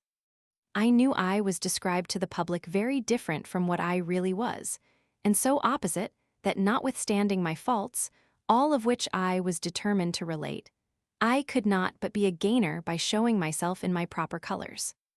This, besides, not being to be done without setting forth others also in theirs, and the work for the same reason not being of a nature to appear during my lifetime, and that of several other persons, I was the more encouraged to make my confession, at which I should never have to blush before any person. I therefore resolved to dedicate my leisure to the execution of this undertaking, and immediately began to collect such letters and papers as might guide or assist my memory, greatly regretting the loss of all I had burned, mislaid, and destroyed.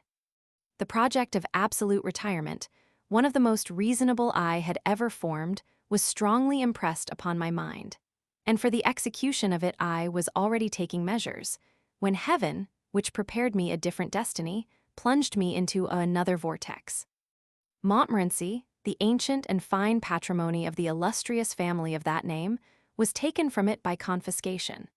It passed by the sister of Duke Henry to the House of Condé, which has changed the name of Montmorency to that of Enguien, and the duchy has no other castle than an old tower, where the archives are kept, and to which the vassals come to do homage. But at Montmorency, or Enguien, there is a private house, built by Crosset, called Le Pauvre, which, having the magnificence of the most superb chateaux, deserves and bears the name of a castle. The majestic appearance of this noble edifice, the view from it, not equaled perhaps in any country. The spacious saloon, painted by the hand of a master. The garden, planted by the celebrated Lenader, all combine to form a whole strikingly majestic, in which there is still a simplicity that enforces admiration. The Marechal Duc de Luxembourg, who then inhabited this house, came every year into the neighborhood where formerly his ancestors were the masters, to pass, at least, 5 or 6 weeks as a private inhabitant, but with a splendor which did not degenerate from the ancient luster of his family. On the first journey he made to it after my residing at Montmorency, he and his lady sent to me a valet de chambre, with their compliments, inviting me to sup with them as often as it should be agreeable to me, and at each time of their coming they never failed to reiterate the same compliments and invitation. This called to my recollection Madame Buzenval sending me to dine in the servants' hall. Times were changed, but I was still the same man. I did not choose to be sent to dine in the servants' hall, and was but little desirous of appearing at the table of the great.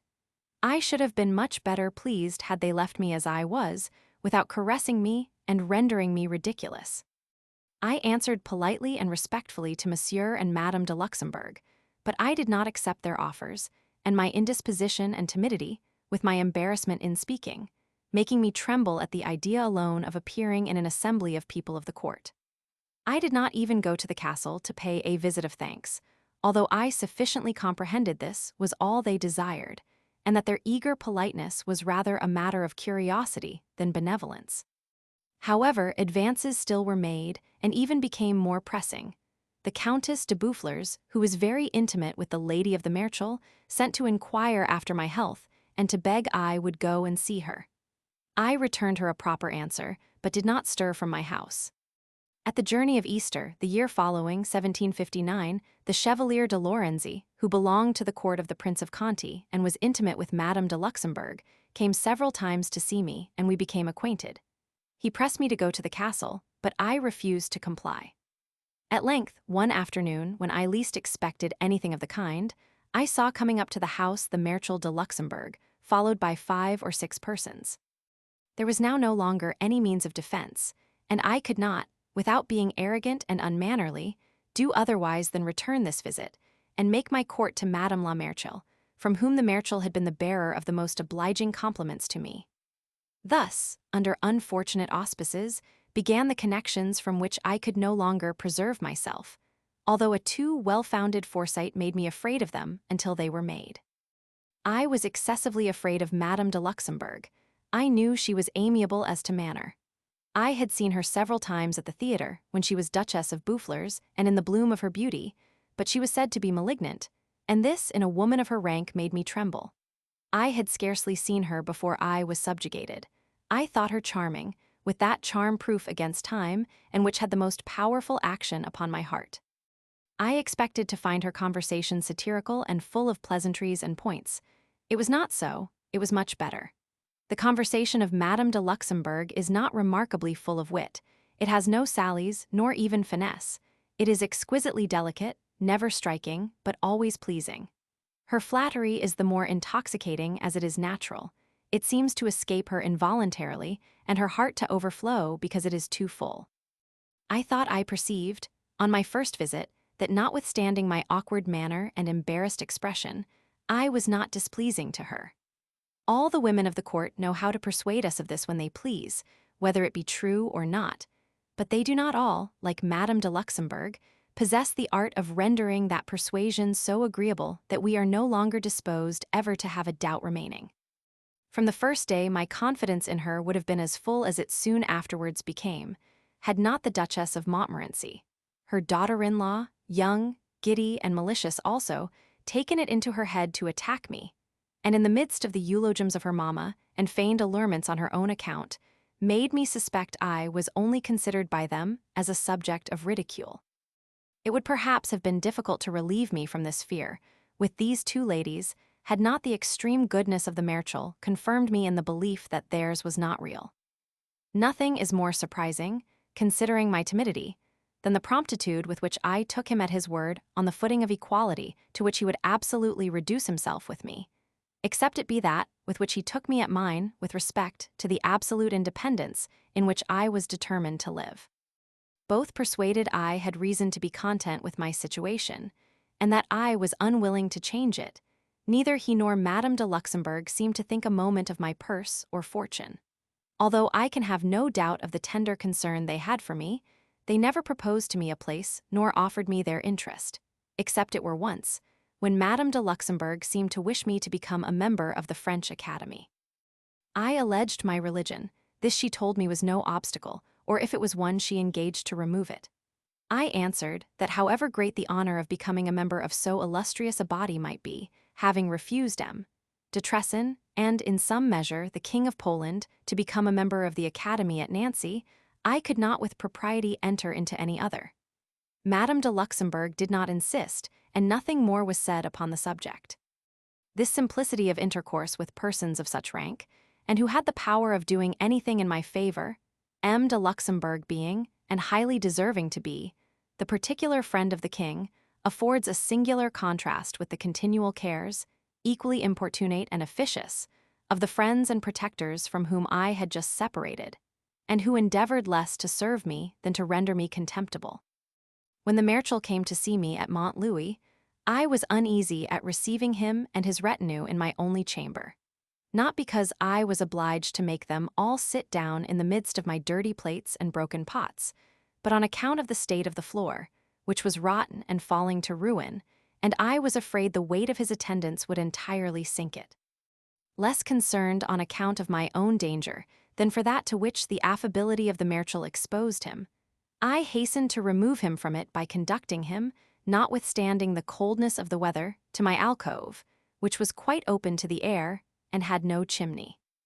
When he was there, I told him my reason for having brought him to it. He told it to his lady, and they both pressed me to accept, until the floor was repaired, a lodging of the castle, or, if I preferred it, in a separate edifice called the Little Castle, which was in the middle of the park. This delightful abode deserves to be spoken of.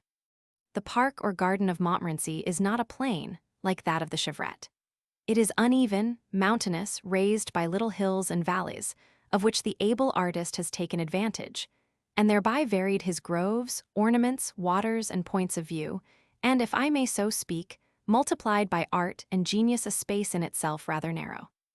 This park is terminated at the top by a terrace and the castle. At bottom it forms a narrow passage which opens and becomes wider towards the valley, the angle of which is filled up with a large piece of water. Between the orangery, which is in this widening, and the piece of water, the banks of which are agreeably decorated, stands the little castle of which I have spoken. This edifice and the ground about it formerly belonged to the celebrated Lebrun, who amused himself in building and decorating it in the exquisite taste of architectural ornaments which that great painter had formed to himself. The castle has since been rebuilt, but still, according to the plan and design of its first master. It is little and simple, but elegant.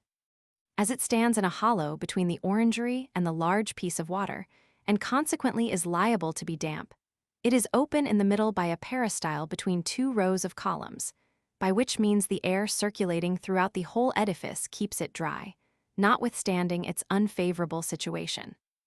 When the building is seen from the opposite elevation, which is a point of view, it appears absolutely surrounded with water, and we imagine we have before our eyes an enchanted island, or the most beautiful of the three Borromeans, called Isola Bella, in the Greater Lake.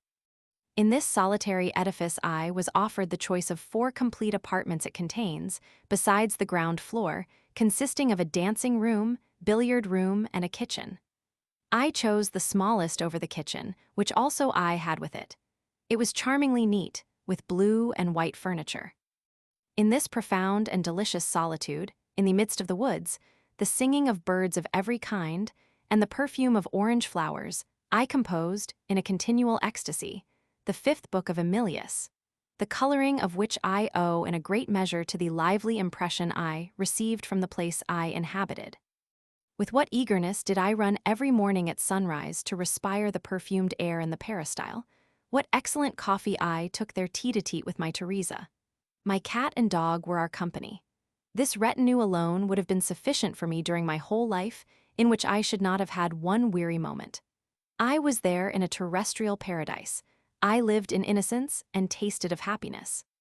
At the journey of July, M. and Madame de Luxembourg showed me so much attention, and were so extremely kind, that, lodged in their house and overwhelmed with their goodness, I could not do less than make them a proper return in assiduous respect near their persons. I scarcely quitted them. I went in the morning to pay my court to Madame la Marechale. After dinner I walked with the Marechal, but did not sup at the castle on account of the numerous guests, and because they supped too late for me. Thus far everything was as it should be, and no harm would have been done could I have remained at this point. But I have never known how to preserve a medium in my attachments and simply fulfill the duties of society. I have ever been everything or nothing. I was soon everything, and receiving the most polite attention from persons of the highest rank, I passed the proper bounds, and conceived for them a friendship not permitted except among equals. Of these I had all the familiarity in my manners, whilst they still preserved in theirs the same politeness to which they had accustomed me. Yet I was never quite at my ease with Madame de Luxembourg. Although I was not quite relieved from my fears relative to her character, I apprehended less danger from it than from her wit. It was by this especially that she impressed me with awe. I knew she was difficult as to conversation, and she had a right to be so. I knew women, especially those of her rank, would absolutely be amused, that it was better to offend than to weary them, and I judged by her commentaries upon what the people who went away had said what she must think of my blunders. I thought of an expedient to spare me with her the embarrassment of speaking. This was reading. She had heard of my Eloisa, and knew it was in the press. She expressed a desire to see the work. I offered to read it to her, and she accepted my offer. I went to her every morning at 10 o'clock. M. de Luxembourg was present, and the door was shut. I read by the side of her bed, and so well proportioned my readings that there would have been sufficient for the whole time she had to stay, had they even not been interrupted. The loss of a great battle, which much afflicted the king, obliged M. de Luxembourg precipitately to return to court. The success of this expedient surpassed my expectation. Madame de Luxembourg took a great liking to Julia and the author. She spoke of nothing but me, thought of nothing else, said civil things to me from morning till night, and embraced me 10 times a day. She insisted on me always having my place by her side at table, and when any great lords wished it, she told them it was mine, and made them sit down somewhere else. The impression these charming manners made upon me, who was subjugated by the least mark of affection, may easily be judged of. I became really attached to her in proportion to the attachment she showed me. All my fear in perceiving this infatuation, and feeling the want of agreeableness in myself to support it, was that it would be changed into disgust, and unfortunately this fear was but too well founded. There must have been a natural opposition between her turn of mind and mine, since, independently of the numerous stupid things which at every instant escaped me in conversation, and even in my letters, and when I was upon the best terms with her, there were certain other things with which she was displeased without my being able to imagine the reason. I will quote one instance from among 20. She knew I was writing for Madame de Houdetot a copy of the new Eloisa. She was desirous to have one on the same footing. This I promised her, and thereby making her one of my customers, I wrote her a polite letter upon the subject, at least such was my intention. Her answer, which was as follows, stupefied me with surprise. Versailles, Tuesday. I am ravished, I am satisfied. Your letter has given me infinite pleasure, and I take the earliest moment to acquaint you with and thank you for it. These are the exact words of your letter. Although you are certainly a very good customer, I have some pain in receiving your money. According to regular order, I ought to pay for the pleasure I should have in working for you. I will say nothing more on the subject. I have to complain of your not speaking of your state of health. Nothing interests me more. I love you with all my heart, and be assured that I write this to you in a very melancholy mood, for I should have much pleasure in telling it to you myself. M. de Luxembourg loves and embraces you with all his heart. On receiving the letter, I hastened to answer it, reserving to myself more fully to examine the matter, protesting against all disobliging interpretation, and after having given several days to this examination, with an inquietude which may easily be conceived, and still without being able to discover in what I could have erred, what follows was my final answer on the subject. Montmorency, 8th December, 1759. Since my last letter I have examined 100 times the passage in question. I have considered it in its proper and natural meaning, as well as in every other which may be given to it, and I confess to you, madam, that I know not whether it be I who owe to you excuses, or you from whom they are due to me. It is now 10 years since these letters were written. I have since that time frequently thought of the subject of them, and such is still my stupidity that I have hitherto been unable to discover what in the passages, quoted from my letter, she could find offensive or even displeasing. I must here mention, relative to the manuscript copy of Aloysia Madame de Luxembourg wished to have, in what manner I thought to give it some marked advantage which should distinguish it from all others. I had written separately the adventures of Lord Edward, and had long been undetermined whether I should insert them wholly, or in extracts, in the work in which they seemed to be wanting. I at length determined to retrench them entirely, because, not being in the manner of the rest, they would have spoiled the interesting simplicity, which was its principal merit. I had still a stronger reason when I came to know Madame de Luxembourg. There was in these adventures a Roman marchioness, of a bad character, some parts of which, without being applicable, might have been applied to her by those to whom she was not particularly known. I was therefore highly pleased with the determination to which I had come, and resolved to abide by it. But in the ardent desire to enrich her copy with something which was not in the other, what should I fall upon but these unfortunate adventures, and I concluded on making an extract from them to add to the work. A project dictated by madness, of which the extravagance is inexplicable, except by the blind fatality which led me on to destruction.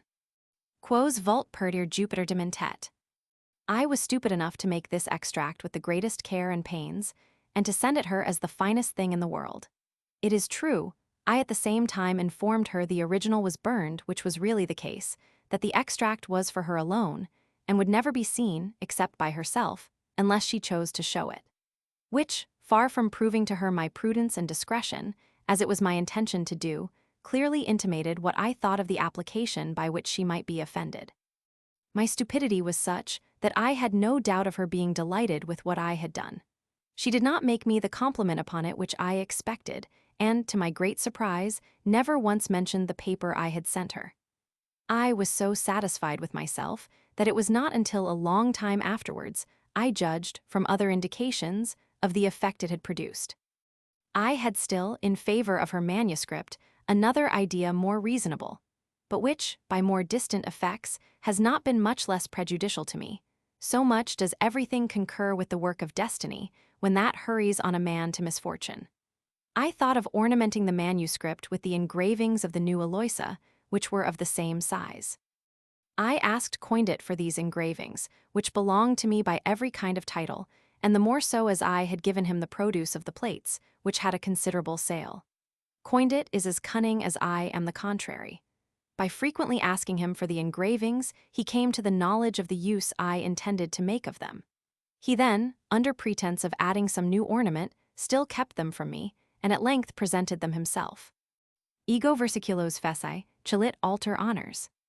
This gave him an introduction upon a certain footing to the Hotel de Luxembourg. After my establishment at the little castle, he came rather frequently to see me, and always in the morning, especially when M. and Madame de Luxembourg were at Montmorency. Therefore, that I might pass the day with him, I did not go the castle. Reproaches were made me on account of my absence. I told the reason of them. I was desired to bring with me M. coined it. I did so. This was what he had sought after. Therefore, thanks to the excessive goodness M. and Madame de Luxembourg had for me, a clerk to M. the Lusson, who was sometimes pleased to give him his table when he had nobody else to dine with him, was suddenly placed at that of a Marechal of France, with princes, duchesses, and persons of the highest rank at court. I shall never forget that one day, being obliged to return early to Paris, the Marechal said, after dinner, to the company, "Let us take a walk upon the road to Saint Denis, and we will accompany M. coined it." This was too much for the poor man. His head was quite turned. For my part, my heart was so affected that I could not say a word. I followed the company, weeping like a child, and having the strongest desire to kiss the foot of the good Marechal. But the continuation of the history of the manuscript has made me anticipate. I will go a little back, and, as far as my memory will permit, mark each event in its proper order. As soon as the little house of Mont-Louis was ready, I had it neatly furnished and again established myself there. I could not break through the resolution I had made on quitting the hermitage of always having my apartment to myself, but I found a difficulty in resolving to quit the little castle. I kept the key of it, and being delighted with the charming breakfasts of the peristyle, frequently went to the castle to sleep, and stayed 3 or 4 days as at a country house. I was at that time perhaps better and more agreeably lodged than any private individual in Europe. My host, M. Mathis, one of the best men in the world, had left me the absolute direction of the repairs at Mont-Louis, and insisted upon my disposing of his workmen without his interference. I therefore found the means of making of a single chamber upon the first story, a complete set of apartments consisting of a chamber, antechamber, and a water closet. Upon the ground floor was the kitchen and the chamber of Teresa. The alcove served me for a closet by means of a glazed partition and a chimney I had made there. After my return to this habitation, I amused myself in decorating the terrace, which was already shaded by 2 rows of linden trees. I added 2 others to make a cabinet of verdure, and placed in it a table and stone benches. I surrounded it with lilies, syringa, and woodbines, and had a beautiful border of flowers parallel with the 2 rows of trees. This terrace, more elevated than that of the castle, from which the view was at least as fine, and where I had tamed a great number of birds, was my drawing-room, in which I received M. and Madame de Luxembourg, the Duke of Villeroy, the Prince of Tingry, the Marquis of Armentières, the Duchess of Montmorency, the Duchess of Bouffiers, the Countess of Valentinois, the Countess of Boufflers, and other persons of the first rank, who, from the castle, disdained not to make, over a very fatiguing mountain, the pilgrimage of Mont-Louis. I owed all these visits to the favor of M. and Madame de Luxembourg. This I felt, and my heart on that account did them all due homage. It was with the same sentiment that I once said to M. de Luxembourg, embracing him, "Ah, Monsieur le Marechal, I hated the great before I knew you, and I have hated them still more since you have shown me with what ease they might acquire universal respect. Further than this, I defy any person with whom I was then acquainted to say I was ever dazzled for an instant with splendor, or that the vapor of the incense I received ever affected my head. That I was less uniform in my manner, less plain in my dress, less easy of access to people of the lowest rank, less familiar with neighbors, or less ready to render service to every person when I had it in my power so to do, without ever once being discouraged by the numerous and frequently unreasonable importunities with which I was incessantly assailed. Although my heart led me to the castle of Montmorency, by my sincere attachment to those by whom it was inhabited, it by the same means drew me back to the neighborhood of it, there to taste the sweets of the equal and simple life, in which my only happiness consisted. Teresa had contracted a friendship with the daughter of one of my neighbors, a mason of the name of Pilou. I did the same with the father, and after having dined at the castle, not without some constraint, to please Madame de Luxembourg, with what eagerness did I return in the evening to sup with the good man Pilou and his family, sometimes at his own house, and at others at mine. Besides my 2 lodgings in the country, I soon had a third at the Hôtel de Luxembourg, the proprietors of which pressed me so much to go and see them there, that I consented, notwithstanding my aversion to Paris, where, since my retiring to the hermitage, I had been but twice, upon the 2 occasions of which I have spoken. I did not now go there except on the days agreed upon, solely to supper, and the next morning I returned to the country. I entered and came out by the garden which faces the boulevard, so that I could with the greatest truth say I had not set my foot upon the stones of Paris. In the midst of this transient prosperity, a catastrophe, which was to be the conclusion of it, was preparing at a distance. A short time after my return to Mont Louis, I made there, and as it was customary, against my inclination, a new acquaintance, which makes another era in my private history. Whether this be favorable or unfavorable, the reader will hereafter be able to judge. The person with whom I became acquainted was the Marchioness of Verdelin, my neighbor, whose husband had just bought a country house at Soisy, near Montmorency. Mademoiselle Dars, daughter to the Comte Dars, a man of fashion but poor, had married M. de Verdelin, old, ugly, deaf, uncouth, brutal, jealous, with gashes in his face and blind of one eye, but upon the whole a good man when properly managed, and in possession of a fortune of from 15 to 20,000 a year. This charming object, swearing, roaring, scolding, storming, and making his wife cry all day long, ended by doing whatever she thought proper, and this to set her in a rage, because she knew how to persuade him that it was he who would, and she would not have it so. M. de Margency, of whom I have spoken, was the friend of Madame, and became that of Monsieur. He had a few years before let them his castle of Margency, near Aubonne and Andely, and they resided there precisely at the time of my passion for Madame de Houdetot. Madame de Houdetot and Madame de Verdelin became acquainted with each other by means of Madame d'Aubeterre, their common friend. And as the garden of Margency was in the road by which Madame de Houdetot went to Mont Olympe, her favorite walk, Madame de Verdelin gave her a key that she might pass through it. By means of this key I crossed it several times with her, but I did not like unexpected meetings, and when Madame de Verdelin was by chance upon our way, I left them together without speaking to her, and went on before. This want of gallantry must have made on her an impression unfavorable to me. Yet when she was at Soisy, she was anxious to have my company. She came several times to see me at Mont Louis without finding me at home, and perceiving I did not return her visit, took it into her head, as a means of forcing me to do it, to send me pots of flowers for my terrace. I was under the necessity of going to thank her. This was all she wanted, and we thus became acquainted. This connection, like every other I formed, or was led into contrary to my inclination, began rather boisterously. There never reigned in it a real calm. The turn of mind of Madame de Verdelin was too opposite to mine. Malignant expressions and pointed sarcasms came from her with so much simplicity that a continual attention too fatiguing for me was necessary to perceive she was turning into ridicule the person to whom she spoke. One trivial circumstance which occurs to my recollection will be sufficient to give an idea of her manner. Her brother had just obtained the command of a frigate cruising against the English. I spoke of the manner of fitting out this frigate without diminishing its swiftness of sailing. "Yes," replied she, in the most natural tone of voice, "no more cannon are taken than are necessary for fighting." I seldom have heard her speak well of any of her absent friends without letting slip something to their prejudice. What she did not see with an evil eye she looked upon with one of ridicule, and her friend Margency was not excepted. What I found most insupportable in her was the perpetual constraint proceeding from her little messages, presents, and billets, to which it was a labor for me to answer, and I had continual embarrassments either in thanking or refusing. However, by frequently seeing this lady I became attached to her. She had her troubles as well as I had mine. Reciprocal confidence rendered our conversations interesting.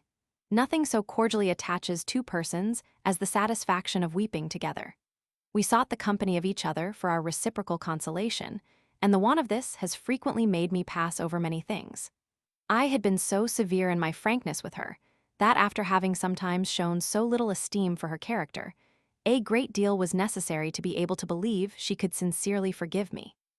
The following letter is a specimen of the epistles I sometimes wrote to her, and it is to be remarked that she never once in any of her answers to them seemed to be in the least degree piqued.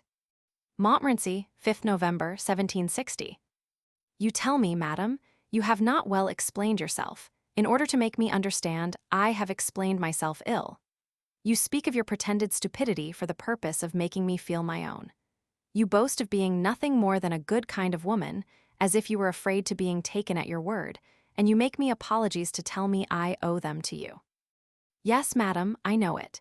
It is I who am a fool, a good kind of man, and, if it be possible, worse than all this. It is I who make a bad choice of my expressions in the opinion of a fine French lady, who pays as much attention to words and speaks as well as you do. But consider that I take them in the common meaning of the language, without knowing or troubling my head about the polite acceptations in which they are taken in the virtuous societies of Paris. If my expressions are sometimes equivocal, I endeavored by my conduct to determine their meaning, etc. The rest of the letter is much the same. Coined it, enterprising, bold, even to effrontery, and who was upon the watch after all my friends, soon introduced himself in my name to the house of Madame de Verdelin, and, unknown to me, shortly became there more familiar than myself. This Coined it was an extraordinary man. He presented himself in my name in the houses of all my acquaintance, gained a footing in them, and ate there without ceremony. Transported with zeal to do me service, he never mentioned my name without his eyes being suffused with tears. But when he came to see me, he kept the most profound silence on the subject of all these connections, and especially on that in which he knew I must be interested. Instead of telling me what he had heard, said, or seen, relative to my affairs, he waited for my speaking to him and even interrogated me. He never knew anything of what passed in Paris, except that which I told him. Finally, although everybody spoke to me of him, he never once spoke to me of any person. He was secret and mysterious with his friend only. But I will for the present leave Coined it and Madame de Verdelin and return to them at a proper time. Some time after my return to Montlouis, Latour, the painter, came to see me and brought with him my portrait in crayons, which a few years before he had exhibited at the Salon. He wished to give me this portrait, which I did not choose to accept. But Madame d'Épinay, who had given me hers and would have had this, prevailed upon me to ask him for it. He had taken some time to retouch the features. In the interval happened my rupture with Madame d'Épinay. I returned her portrait, and giving her mine being no longer in question, I put it into my chamber in the castle. M. de Luxembourg saw it there and found it a good one. I offered it him, he accepted it, and I sent it to the castle. He and his lady comprehended I should be very glad to have theirs. They had them taken in miniature by a very skillful hand, set in a box of rock crystal, mounted with gold, and in a very handsome manner, with which I was delighted, made me a present of both. Madame de Luxembourg would never consent that her portrait should be on the upper part of the box. She had reproached me several times with loving M. de Luxembourg better than I did her. I had not denied it because it was true. By this manner of placing her portrait she showed very politely, but very clearly she had not forgotten the preference. Much about this time, I was guilty of a folly which did not contribute to preserve me to her good graces. Although I had no knowledge of M. de Silhaut, and was not much disposed to like him, I had a great opinion of his administration. When he began to let his hand fall rather heavily upon financiers, I perceived he did not begin his operation in a favorable moment, but he had my warmest wishes for his success. And as soon as I heard he was displaced, I wrote to him, in my intrepid, heedless manner, the following letter, which I certainly do not undertake to justify. Montmorency, 2 de December, 1759. Vouchsafe, sir, to receive the homage of a solitary man, who is not known to you, but who esteems you for your talents, respects you for your administration, and who did you the honor to believe you would not long remain in it. Unable to save the state, except at the expense of the capital by which it has been ruined, you have braved the clamors of the gainers of money. When I saw you crush these wretches, I envied you your place, and at seeing you quit it without departing from your system, I admire you. Be satisfied with yourself, sir. The step you have taken will leave you an honor you will long enjoy without a competitor. The malediction of knaves is the glory of an honest man. Madame de Luxembourg, who knew I had written this letter, spoke to me of it when she came into the country at Easter. I showed it to her, and she was desirous of a copy. This I gave her, but when I did it I did not know she was interested in under farms and the displacing of M. de Silhaut. By my numerous follies, any person would have imagined I willfully endeavored to bring on myself the hatred of an amiable woman who had power, and to whom, in truth, I daily became more attached, and was far from wishing to occasion her displeasure, although by my awkward manner of proceeding, I did everything proper for that purpose. I think it superfluous to remark here that it is to her the history of the opiate of M. Tronchin, of which I have spoken in the first part of my memoirs, relates. The other lady was Madame de Mirepoix. They have never mentioned to me the circumstance, nor has either of them, in the least, seemed to have preserved a remembrance of it. But to presume that Madame de Luxembourg can possibly have forgotten it appears to me very difficult, and would still remain so, even were the subsequent events entirely unknown. For my part, I fell into a deceitful security relative to the effects of my stupid mistakes, by an internal evidence of my not having taken any step with an intention to offend. As if a woman could ever forgive what I had done, although she might be certain the will had not the least part in the matter. Although she seemed not to see or feel anything, and that I did not immediately find either her warmth of friendship diminished or the least change in her manner, the continuation and even increase of a too well-founded foreboding made me incessantly tremble, lest disgust should succeed to infatuation. Was it possible for me to expect in a lady of such high rank a constancy proof against my want of address to support it? I was unable to conceal from her this secret foreboding, which made me uneasy and rendered me still more disagreeable. This will be judged of by the following letter, which contains a very singular prediction. N.B. This letter, without date in my rough copy, was written in October, 1760 at latest. How cruel is your goodness? Why disturb the peace of a solitary mortal who had renounced the pleasures of life, that he might no longer suffer the fatigues of them? I have passed my days in vainly searching for solid attachments. I have not been able to form any in the ranks to which I was equal. Is it in yours that I ought to seek for them? Neither ambition nor interest can tempt me.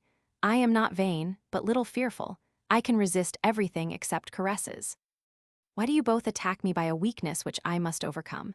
Because in the distance by which we are separated, the overflowings of susceptible hearts cannot bring mine near to you. Will gratitude be sufficient for a heart which knows not two manners of bestowing its affections, and feels itself incapable of everything except friendship? Of friendship, Madame la Merchel. Ah, there is my misfortune. It is good in you and the Merchel to make use of this expression, but I am mad when I take you at your word. You amuse yourselves, and I become attached, and the end of this prepares for me new regrets. How I do hate all your titles, and pity you on account of your being obliged to bear them. You seem to me to be so worthy of tasting the charms of private life. Why do not you reside at Clarens? I would go there in search of happiness, but the castle of Montmorency and the Hôtel de Luxembourg.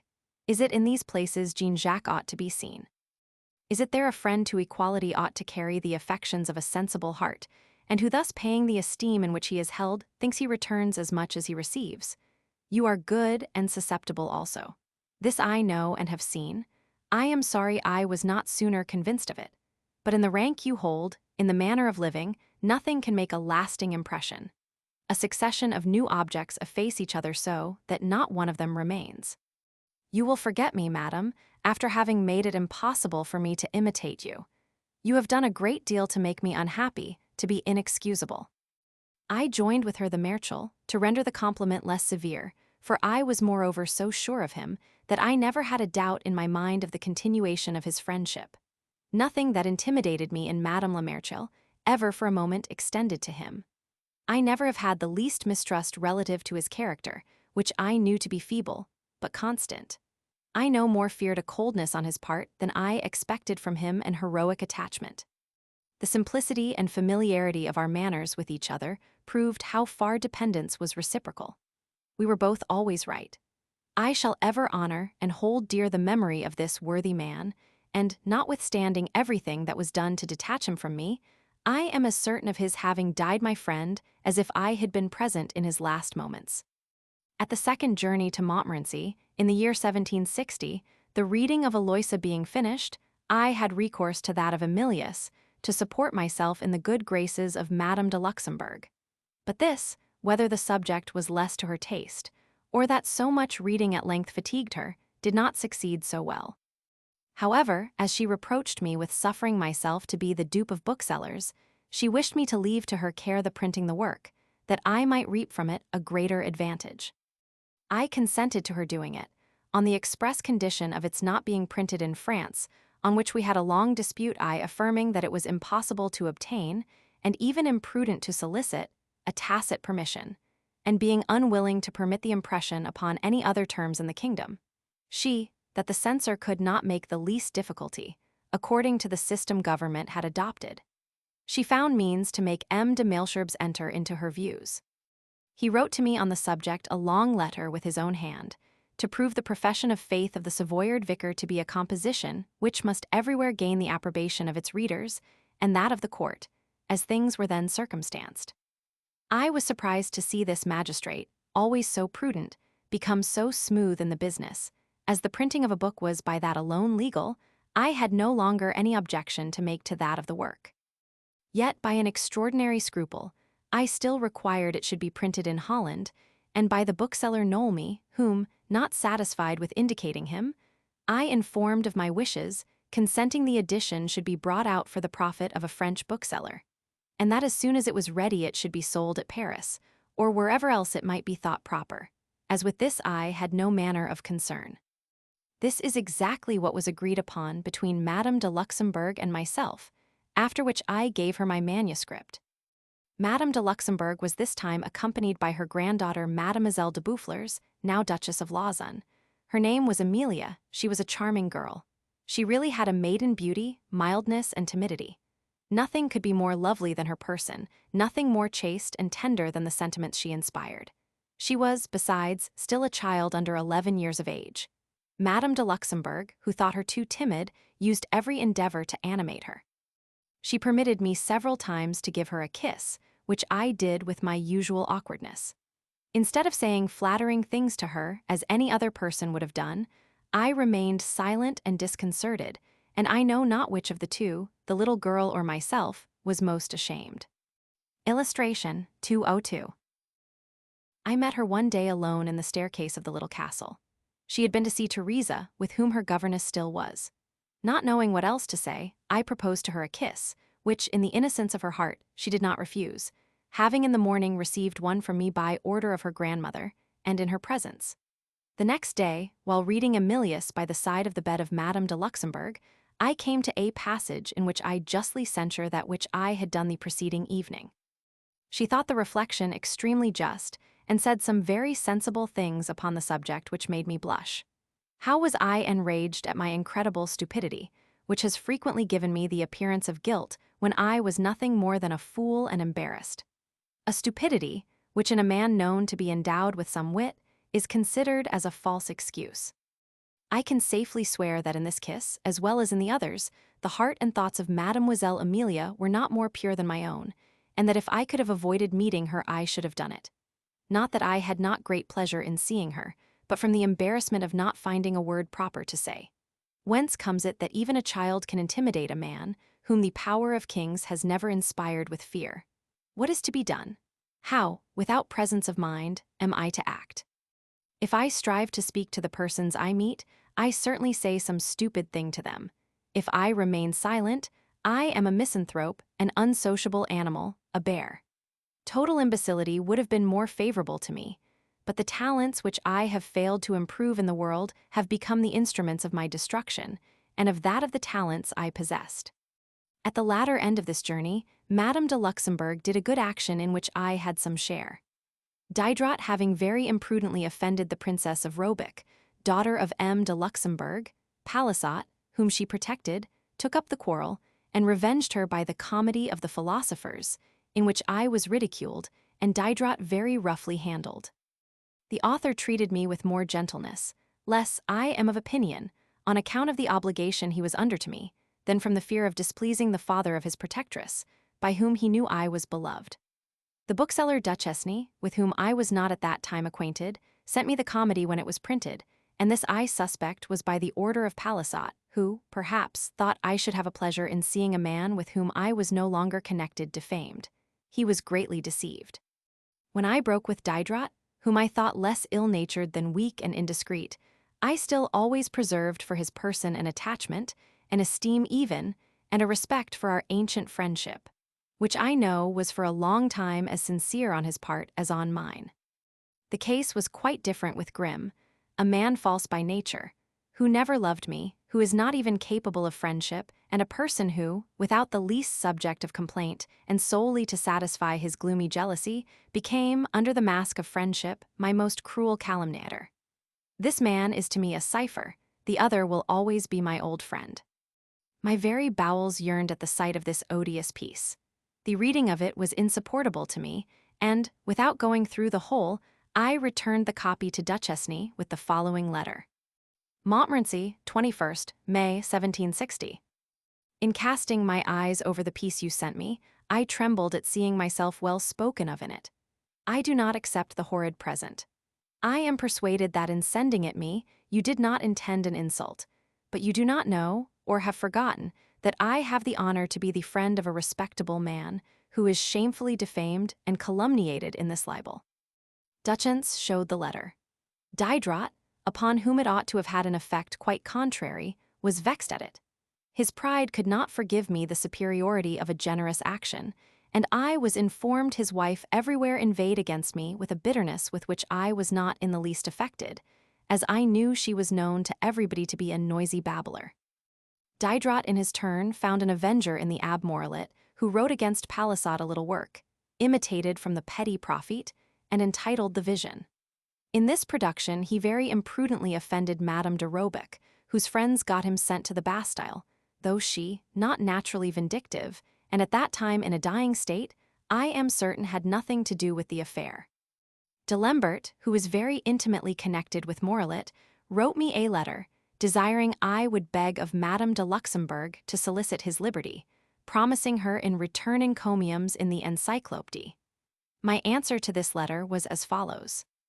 I did not wait the receipt of your letter before I expressed to Madame de Luxembourg the pain the confinement of the Abbé Morellet gave me. She knows my concern, and shall be made acquainted with yours, and her knowing that the Abbé is a man of merit will be sufficient to make her interest herself in his behalf. However, although she and the Marechal honor me with a benevolence which is my greatest consolation, and that the name of your friend be to them a recommendation in favor of the Abbé Morellet, I know not how far, on this occasion, it may be proper for them to employ the credit attached to the rank they hold, and the consideration due to their persons. I am not even convinced that the vengeance in question relates to the Princess Robeck so much as you seem to imagine. And were this even the case, we must not suppose that the pleasure of vengeance belongs to philosophers exclusively, and that when they choose to become women, women will become philosophers. I will communicate to you whatever Madame de Luxembourg may say to me after having shown her your letter. In the meantime, I think I know her well enough to assure you that, should she have the pleasure of contributing to the enlargement of the Abbé Morellet, she will not accept the tribute of acknowledgment you promise her in the Encyclopédie, although she might think herself honored by it, because she does not do good in the expectation of praise, but from the dictates of her heart. I made every effort to excite the zeal and commiseration of Madame de Luxembourg in favor of the poor captive, and succeeded to my wishes. She went to Versailles on purpose to speak to M. de Saint Florentin, and this journey shortened the residence at Montmorency, which the Marechal was obliged to quit at the same time to go to Rouen, whither the king sent him as governor of Normandy, on account of the motions of the Parliament, which government wished to keep within bounds. Madame de Luxembourg wrote me the following letter the day after her departure. Versailles, Wednesday. M. de Luxembourg set off yesterday morning at 6 o'clock. I do not yet know that I shall follow him. I wait until he writes to me, as he is not yet certain of the stay it will be necessary for him to make. I have seen M. de Saint Florentin, who is as favorably disposed as possible towards the Abbé Morellet, but he finds some obstacles to his wishes which, however, he is in hopes of removing the first time he has to do business with the king, which will be next week. I have also desired as a favor that he might not be exiled, because this was intended. He was to be sent to Nancy. This, sir, is what I have been able to obtain, but I promise you I will not let M. de Saint Florentin rest until the affair is terminated in the manner you desire. Let me now express to you how sorry I am on account of my being obliged to leave you so soon, of which I flatter myself you have not the least doubt. I love you with all my heart, and shall do so for my whole life. A few days afterwards I received the following note from D'Alembert, which gave me real joy. August 1st. Thanks to your cares, my dear philosopher, the Abbé has left the Bastille, and his imprisonment will have no other consequence. He is setting off for the country, and, as well as myself, returns you 1,000 thanks and compliments. Veil et me ama. The Abbé also wrote to me a few days afterwards a letter of thanks, which did not, in my opinion, seem to breathe a certain effusion of the heart, and in which he seemed in some measure to extenuate the service I had rendered him. Some time afterwards, I found that he and D'Alembert had, to a certain degree, I will not say supplanted, but succeeded me in the good graces of Madame de Luxembourg, and that I had lost in them all they had gained. However, I am far from suspecting the Abbé Morellet of having contributed to my disgrace. I have too much esteem for him to harbor any such suspicion. With respect to D'Alembert, I shall at present leave him out of the question, and hereafter say of him what may seem necessary.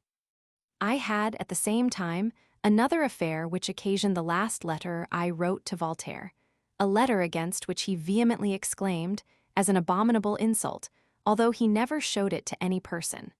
I will here supply the want of that which he refused to do.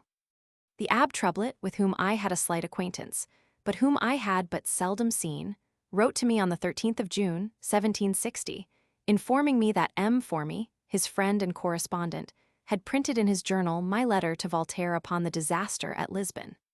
The Abbé wished to know how the letter came to be printed, and in his Jesuitical manner asked me my opinion, without giving me his own on the necessity of reprinting it.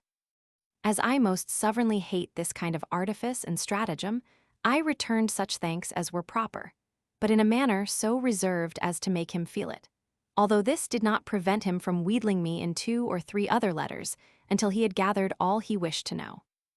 I clearly understood that, notwithstanding all Troublet could say, Formy had not found the letter printed, and that the first impression of it came from himself.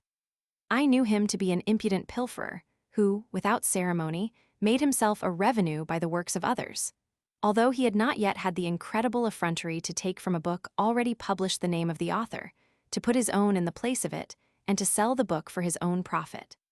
But by what means had this manuscript fallen into his hands? That was a question not easy to resolve, but by which I had the weakness to be embarrassed. Although Voltaire was excessively honored by the letter, as in fact, notwithstanding his rude proceedings, he would have had a right to complain had I had it printed without his consent, I resolved to write to him upon the subject. The second letter was as follows, to which he returned no answer, and giving greater scope to his brutality, he feigned to be irritated to fury. Montmorency, 17th June, 1760. I did not think, sir, I should ever have occasion to correspond with you. But learning the letter I wrote to you in 1756 had been printed at Berlin, I owe you an account of my conduct in that respect, and will fulfill this duty with truth and simplicity. The letter having really been addressed to you was not intended to be printed. I communicated the contents of it, on certain conditions, to 3 persons, to whom the right of friendship did not permit me to refuse anything of the kind, and whom the same right still less permitted to abuse my confidence by betraying their promise.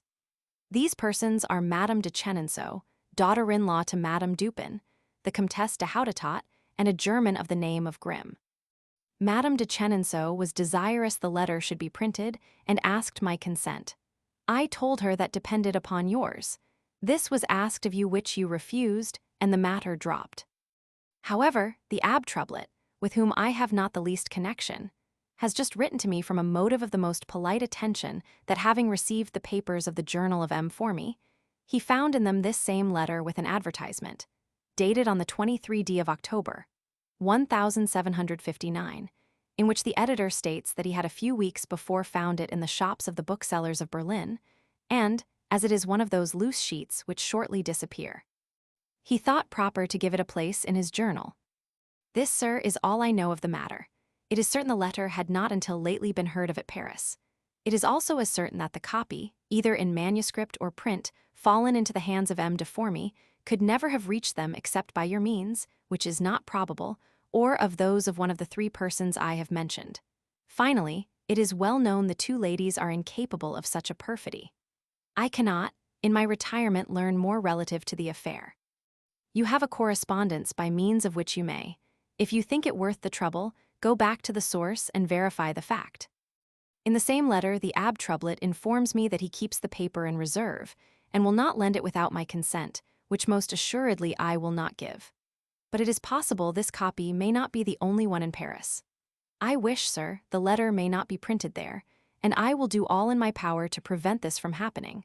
But if I cannot succeed, and that, timely perceiving it, I can have the preference, I will not then hesitate to have it immediately printed. This to me appears just and natural. With respect to your answer to the same letter, it has not been communicated to anyone, and you may be assured it shall not be printed without your consent, which I certainly shall not be indiscreet enough to ask of you, well knowing that what one man writes to another is not written to the public. But should you choose to write one you wish to have published, and address it to me, I promise you faithfully to add to it my letter, and not to make to it a single word of reply. I love you not, sir. You have done me, your disciple and enthusiastic admirer, injuries which might have caused me the most exquisite pain. You have ruined Geneva, in return for the asylum it has afforded you. You have alienated from me my fellow citizens, in return for eulogiums I made of you amongst them. It is you who render to me the residence of my own country insupportable. It is you who will oblige me to die in a foreign land, deprived of all the consolations usually administered to a dying person, and cause me, instead of receiving funeral rites, to be thrown to the dogs, whilst all the honors a man can expect will accompany you in my country. Finally, I hate you because you have been desirous I should, but I hate you as a man more worthy of loving you had you chosen it. Of all the sentiments with which my heart was penetrated for you, admiration, which cannot be refused your fine genius, and a partiality to your writings, are those you have not effaced. If I can honor nothing in you except your talents, the fault is not mine. I shall never be wanting in the respect due to them, nor in that which this respect requires. In the midst of these little literary cavillings, which still fortified my resolution, I received the greatest honor letters ever acquired me, and of which I was the most sensible, in the 2 visits the Prince of Conti deigned to make to me, one at the little castle and the other at Mont Louis. He chose the time for both of these when M. de Luxembourg was not at Montmorency, in order to render it more manifest that he came there solely on my account. I have never had a doubt of my owing the first condescensions of this prince to Madame de Luxembourg and Madame de Boufflers, but I am of opinion I owe to his own sentiments and to myself those with which he has since that time continually honored me. Remark the perseverance of this blind and stupid confidence in the midst of all the treatment which should soonest have undeceived me. It continued until my return to Paris in 1770. My apartments at Mont Louis being small, and the situation of the alcove charming, I conducted the prince to it, where, to complete the condescension he was pleased to show me, he chose I should have the honor of playing with him a game of chess. I knew he beat the Chevalier de Lorenzi, who played better than I did. However, notwithstanding the signs and grimace of the Chevalier and the spectators, which I feigned not to see, I won the 2 games we played.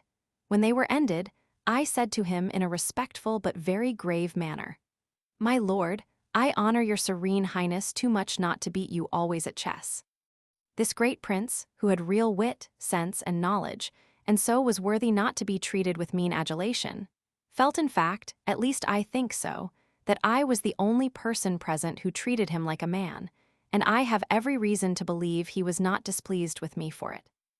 Had this even been the case, I should not have reproached myself with having been unwilling to deceive him in anything, and I certainly cannot do it with having in my heart made an ill return for his goodness, but solely with having sometimes done it with an ill grace, whilst he himself accompanied with infinite gracefulness the manner in which he showed me the marks of it. A few days afterwards he ordered a hamper of game to be sent me, which I received as I ought. This in a little time was succeeded by another, and one of his gamekeepers wrote me, by order of his highness, that the game it contained had been shot by the prince himself. I received this second hamper, but I wrote to Madame de Boufflers that I would not receive a third.